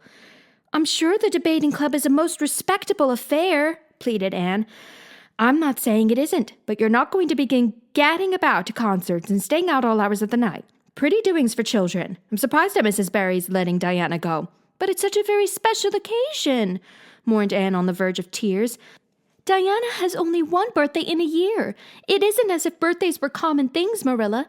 Percy Andrews is going to recite Curfew Must Not Ring tonight. That is such a good moral piece, Marilla. I'm sure it would do me lots of good to hear it. And the choir are going to sing 4 lovely pathetic songs that are pretty near as good as hymns. And oh, Marilla, the minister is going to take part. Yes, indeed, he is. He's going to give an address. That will be just about the same thing as a sermon. Please, mayn't I go, Marilla? You heard what I said, Anne, didn't you? Take off your boots now and go to bed. It's past 8. There's just one more thing, Marilla, said Anne with the air of producing the last shot in her locker. Mrs. Barry told Diana that we might sleep in the spare room bed. Think of the honor of your little Anne being put in the spare room bed. It's an honor you'll have to get along without. Go to bed, Anne, and don't let me hear another word out of you. When Anne, with tears rolling over her cheeks, had gone sorrowfully upstairs, Matthew, who had been apparently sound asleep on the lounge during the whole dialogue, opened his eyes and said decidedly, "Well, now, Marilla, I think you ought to let Anne go." "I don't, then," retorted Marilla. "Who's bringing this child up, Matthew, you or me?" "Well, now, you," admitted Matthew. "Don't interfere, then." "Well, now, I ain't interfering. It ain't interfering to have your own opinion, and my opinion is that you ought to let Anne go."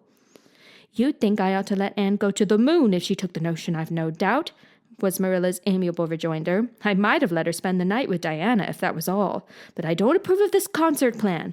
She'd go there and catch cold like as not, and have her head filled up with nonsense and excitement. It would unsettle her for a week. I understand that child's disposition of what's good for it better than you, Matthew." "I think you ought to let Anne go," repeated Matthew firmly. Argument was not his strong point, but holding fast to his opinion certainly was. Marilla gave a gasp of helplessness and took refuge in silence.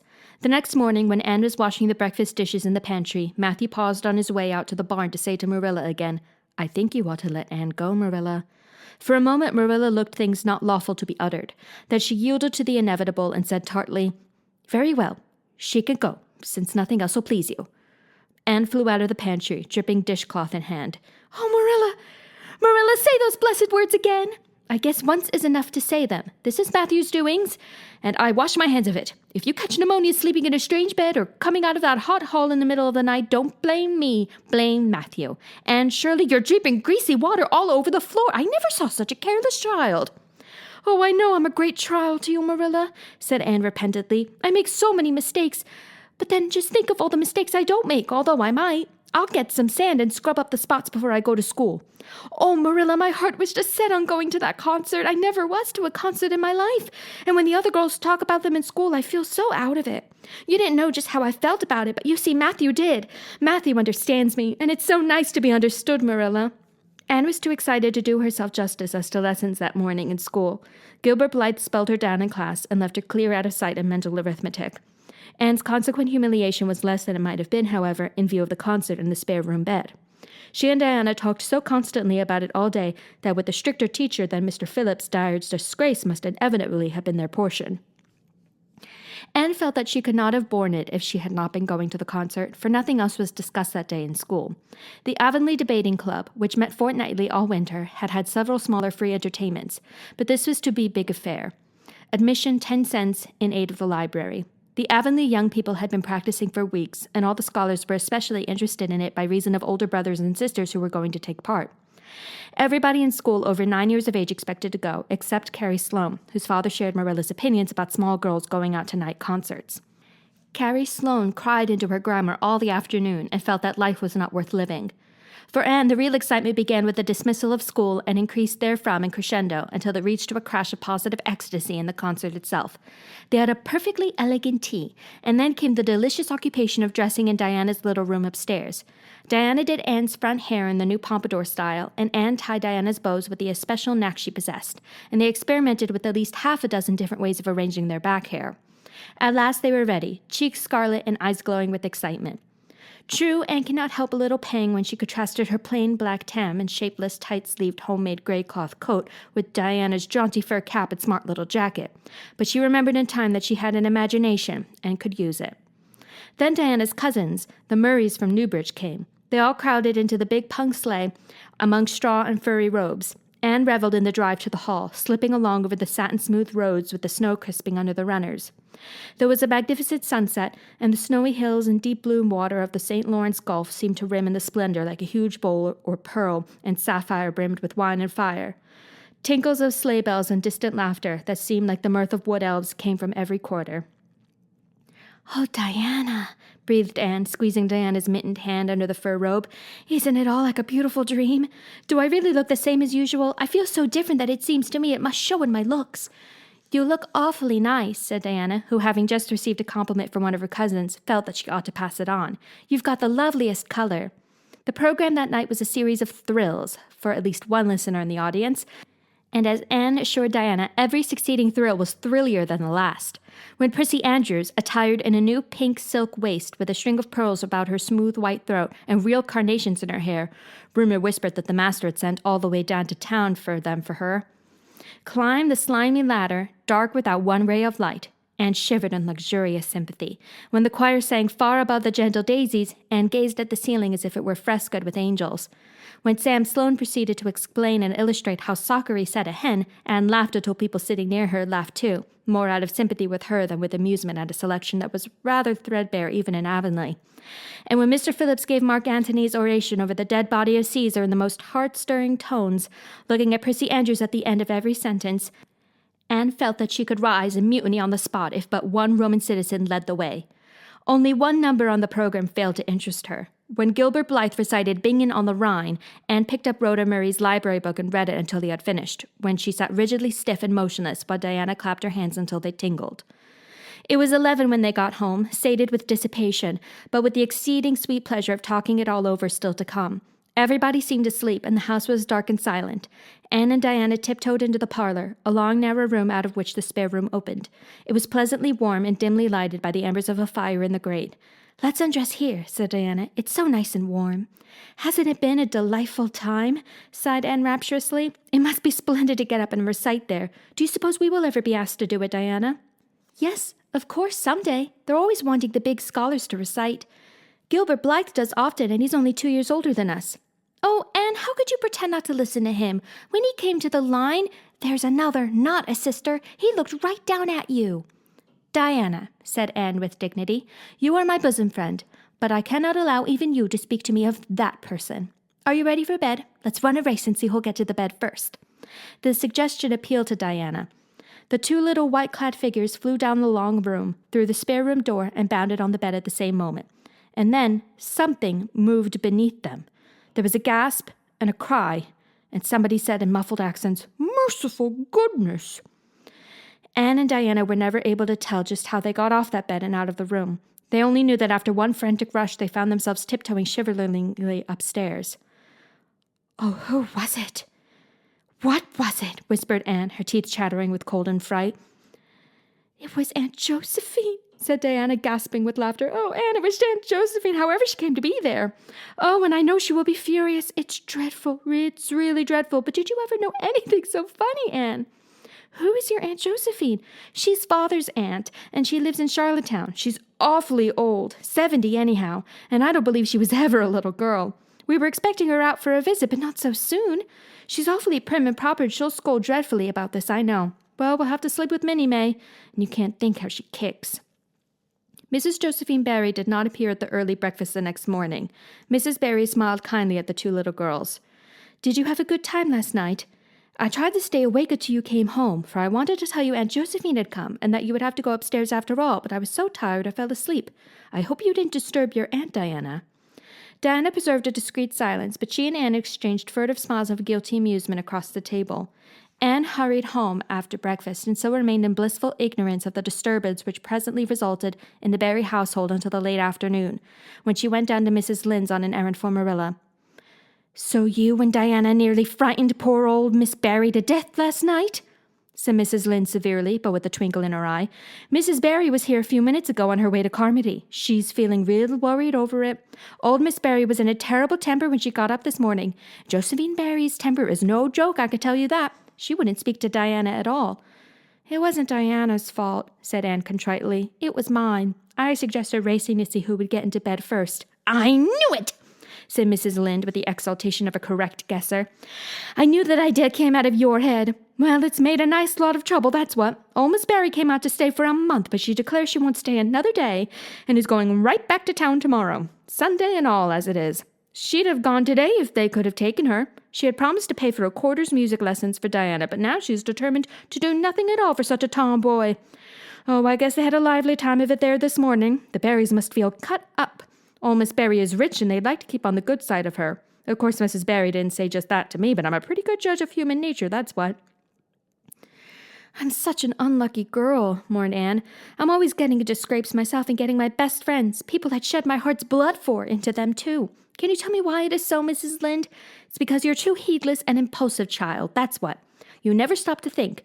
Whatever comes into your head to say or do, you say or do it without a moment's reflection. Oh, but that's the best of it, protested Anne. Something just flashes into your mind, so exciting, and you must out with it. If you stop to think it over, you spoil it all. Haven't you never felt that yourself, Mrs. Lynde? No, Mrs. Lynde had not. She shook her head sagely.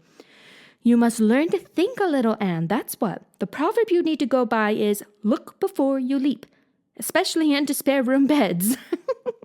Mrs. Lynde laughed comfortably over her mild joke, but Anne remained pensive.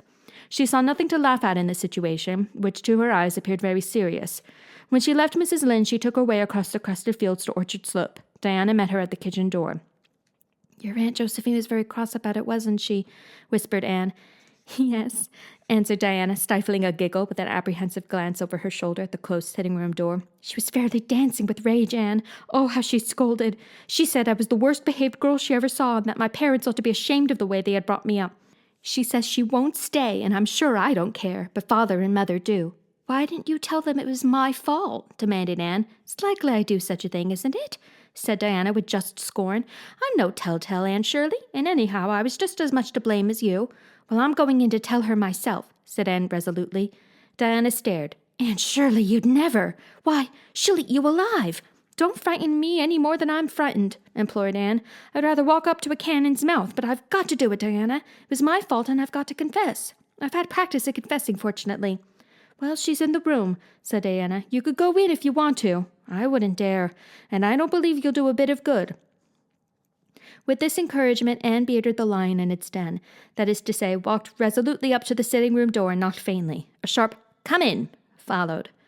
Miss Josephine Barry, thin, prim, and rigid, was knitting fiercely by the fire, her wrath quite unappeased and her eyes snapping through her gold-rimmed glasses. She wheeled around in her chair, expecting to see Diana, and beheld a white-faced girl whose great eyes were brimmed up with a mixture of desperate courage and shrinking terror. "Who are you?" demanded Miss Josephine Barry without ceremony.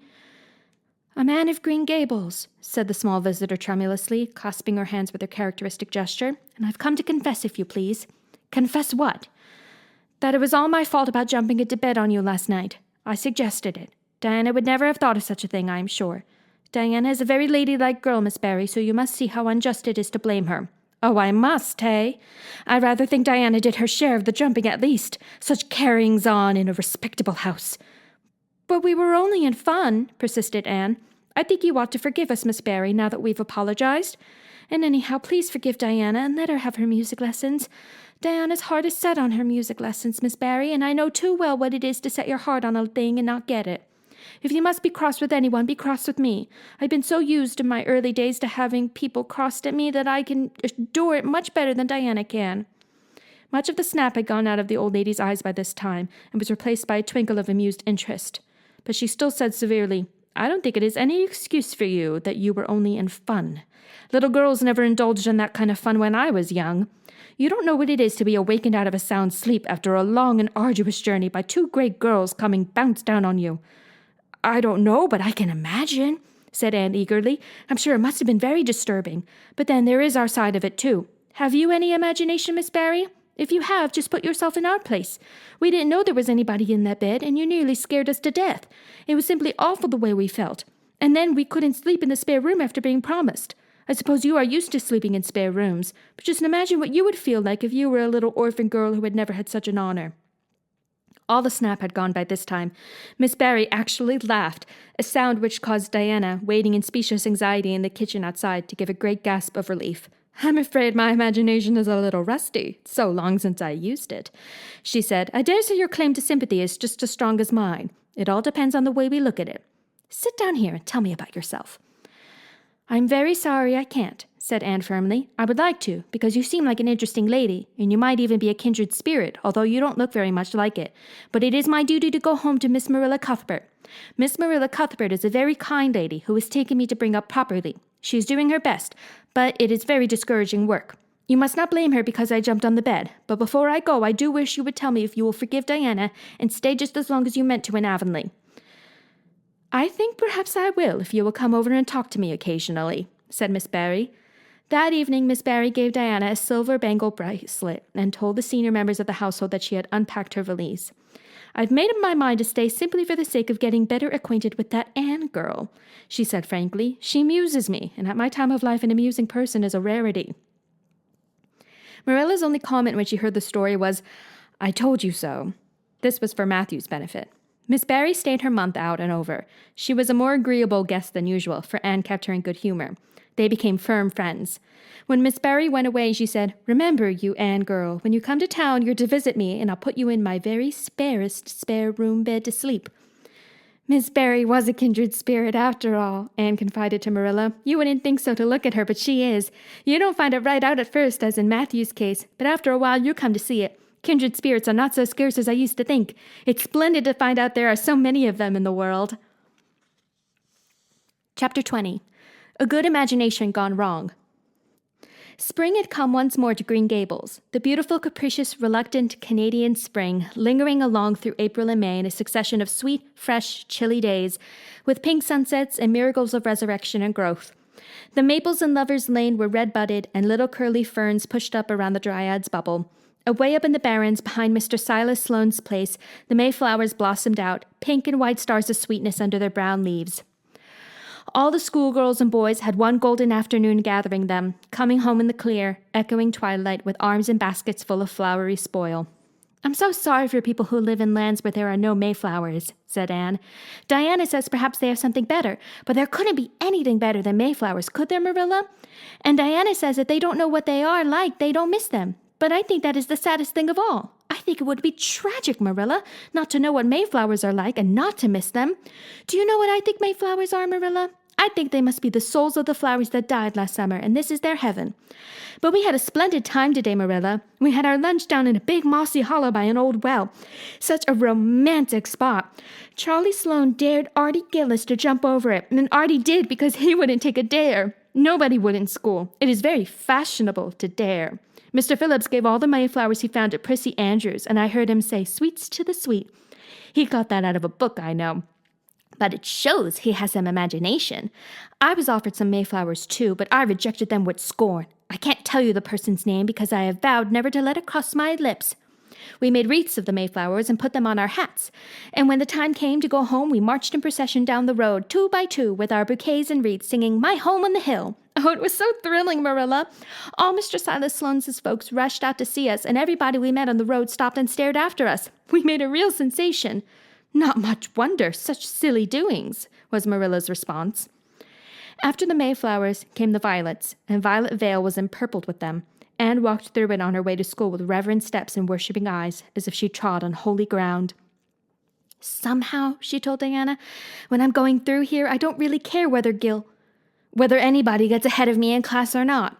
But when I'm up in school, it's all different, and I care as much as ever. There's such a lot of different Annes in me. I sometimes think that is why I'm such a troublesome person. If I was just the one Anne, it would be ever so much more comfortable, but then it wouldn't be half so interesting. One June evening, when the orchards were pink-blossomed again, when the frogs were singing silvery sweet in the marshes about the head of the Lake of Shining Waters, and the air was full of the savor of clover fields and balsamic fir woods, Anne was sitting by her gable window. She had been studying her lessons, but it had grown too dark to see the book, so she had fallen into wide-eyed reverie, looking out past the boughs of the Snow Queen, once more bestarred its tufts of blossom. In all essential respects, the little gable chamber was unchanged. The walls were as white, the pincushion as hard, the chairs as stiffly and yellowly upright as ever. Yet the whole character of the room was altered. It was full of a new, vital, pulsing personality that seemed to pervade it and to be quite independent of schoolgirl books and dresses and ribbons, and even of the cracked blue jug full of apple blossoms on the table. It was as if all the dreams, sleeping and waking, of its vivid occupant had taken a visible, although immaterial form, and had tapestried the bare room with splendid filmy tissues of rainbow and moonshine. Presently, Marilla came briskly in with some of Anne's freshly ironed school aprons. She hung them over a chair and sat down with a short sigh. She had had one of her headaches that afternoon, and although the pain had gone, she felt weak and tuckered out, as she expressed it.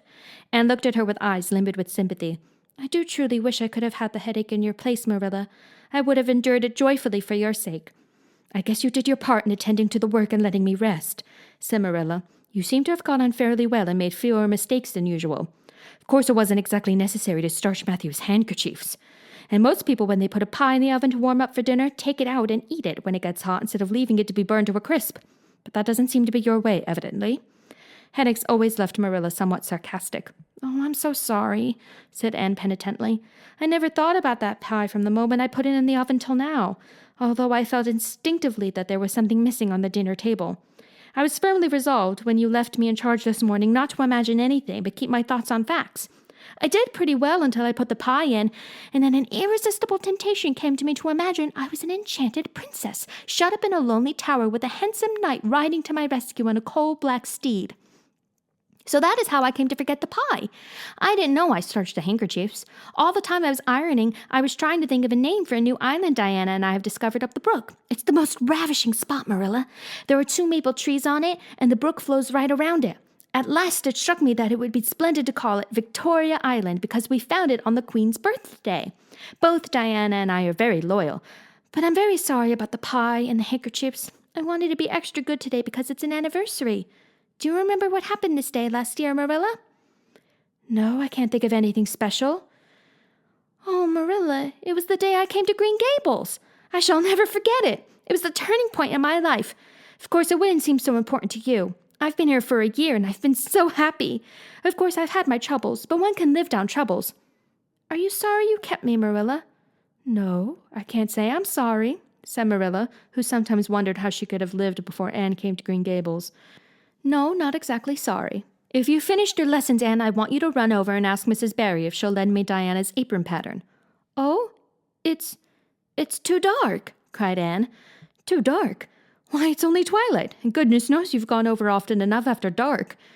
"I'll go over early in the morning," said Anne eagerly. "I'll get up at sunrise and go over, Marilla." "What has got into your head now, Aunt Shirley? I want that pattern to cut out your new apron this evening. Go at once and be smart, too." "I'll have to go around by the road then," said Anne, taking up her hat reluctantly.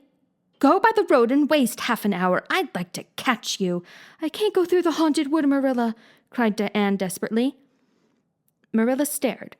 "The haunted wood? Are you crazy? What under the canopy is the haunted wood?" "The spruce wood over the brook," said Anne in a whisper.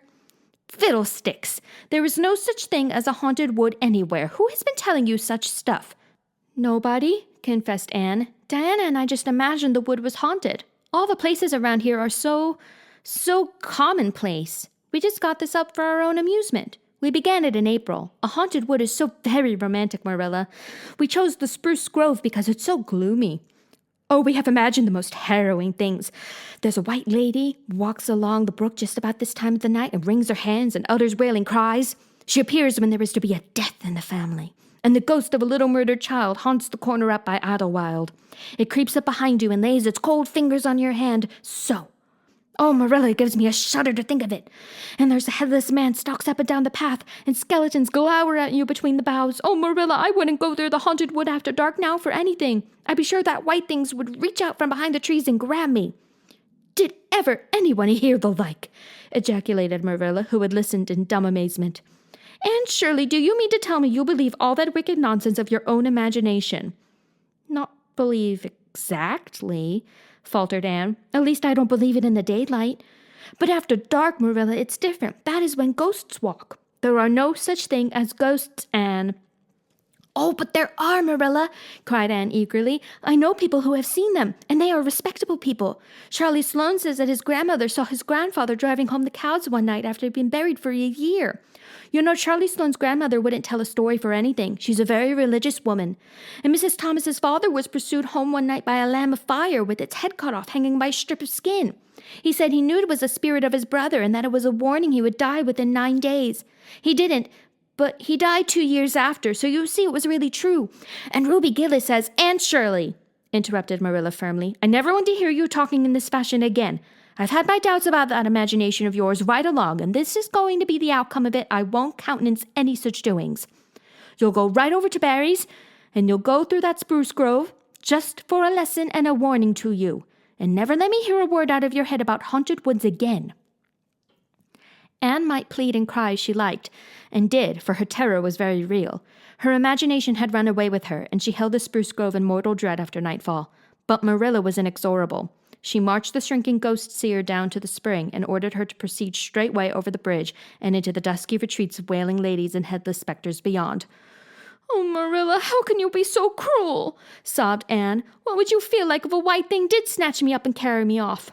"I'll risk it," said Marilla unfeelingly. "You know I always mean what I say. I'll cure you of imagining ghosts into places. March, now." Anne marched. That is, she stumbled over the bridge and went shuddering up the horrible dim path beyond. Anne never forgot that walk. Bitterly did she repent the license she had given to her imagination. The goblins of her fancy lurked in every shadow about her, reaching out their cold, fleshless hands to grasp the terrified small girl who had called them into being. A white strip of birch bark blowing up from the hollow over the brown floor of the grove made her heart stand still. The long-drawn wail of two old boughs rubbing against each other brought out the perspiration and beads on her forehead. The swoop of bats in the darkness over her was as the wings of unearthly creatures. When she reached Mr. William Bell's field, she fled across it as pursued by an army of white things, and arrived at the Barry kitchen door so out of breath that she could hardly gasp out her request for the apron pattern. Diana was away, so that she had no excuse to linger. The dreadful return journey had to be faced. Anne went back over it with shut eyes, preferring to take the risk of dashing her brains out among the boughs to that of seeing a white thing. When she finally stumbled over the log bridge, she drew one long shivering breath of relief.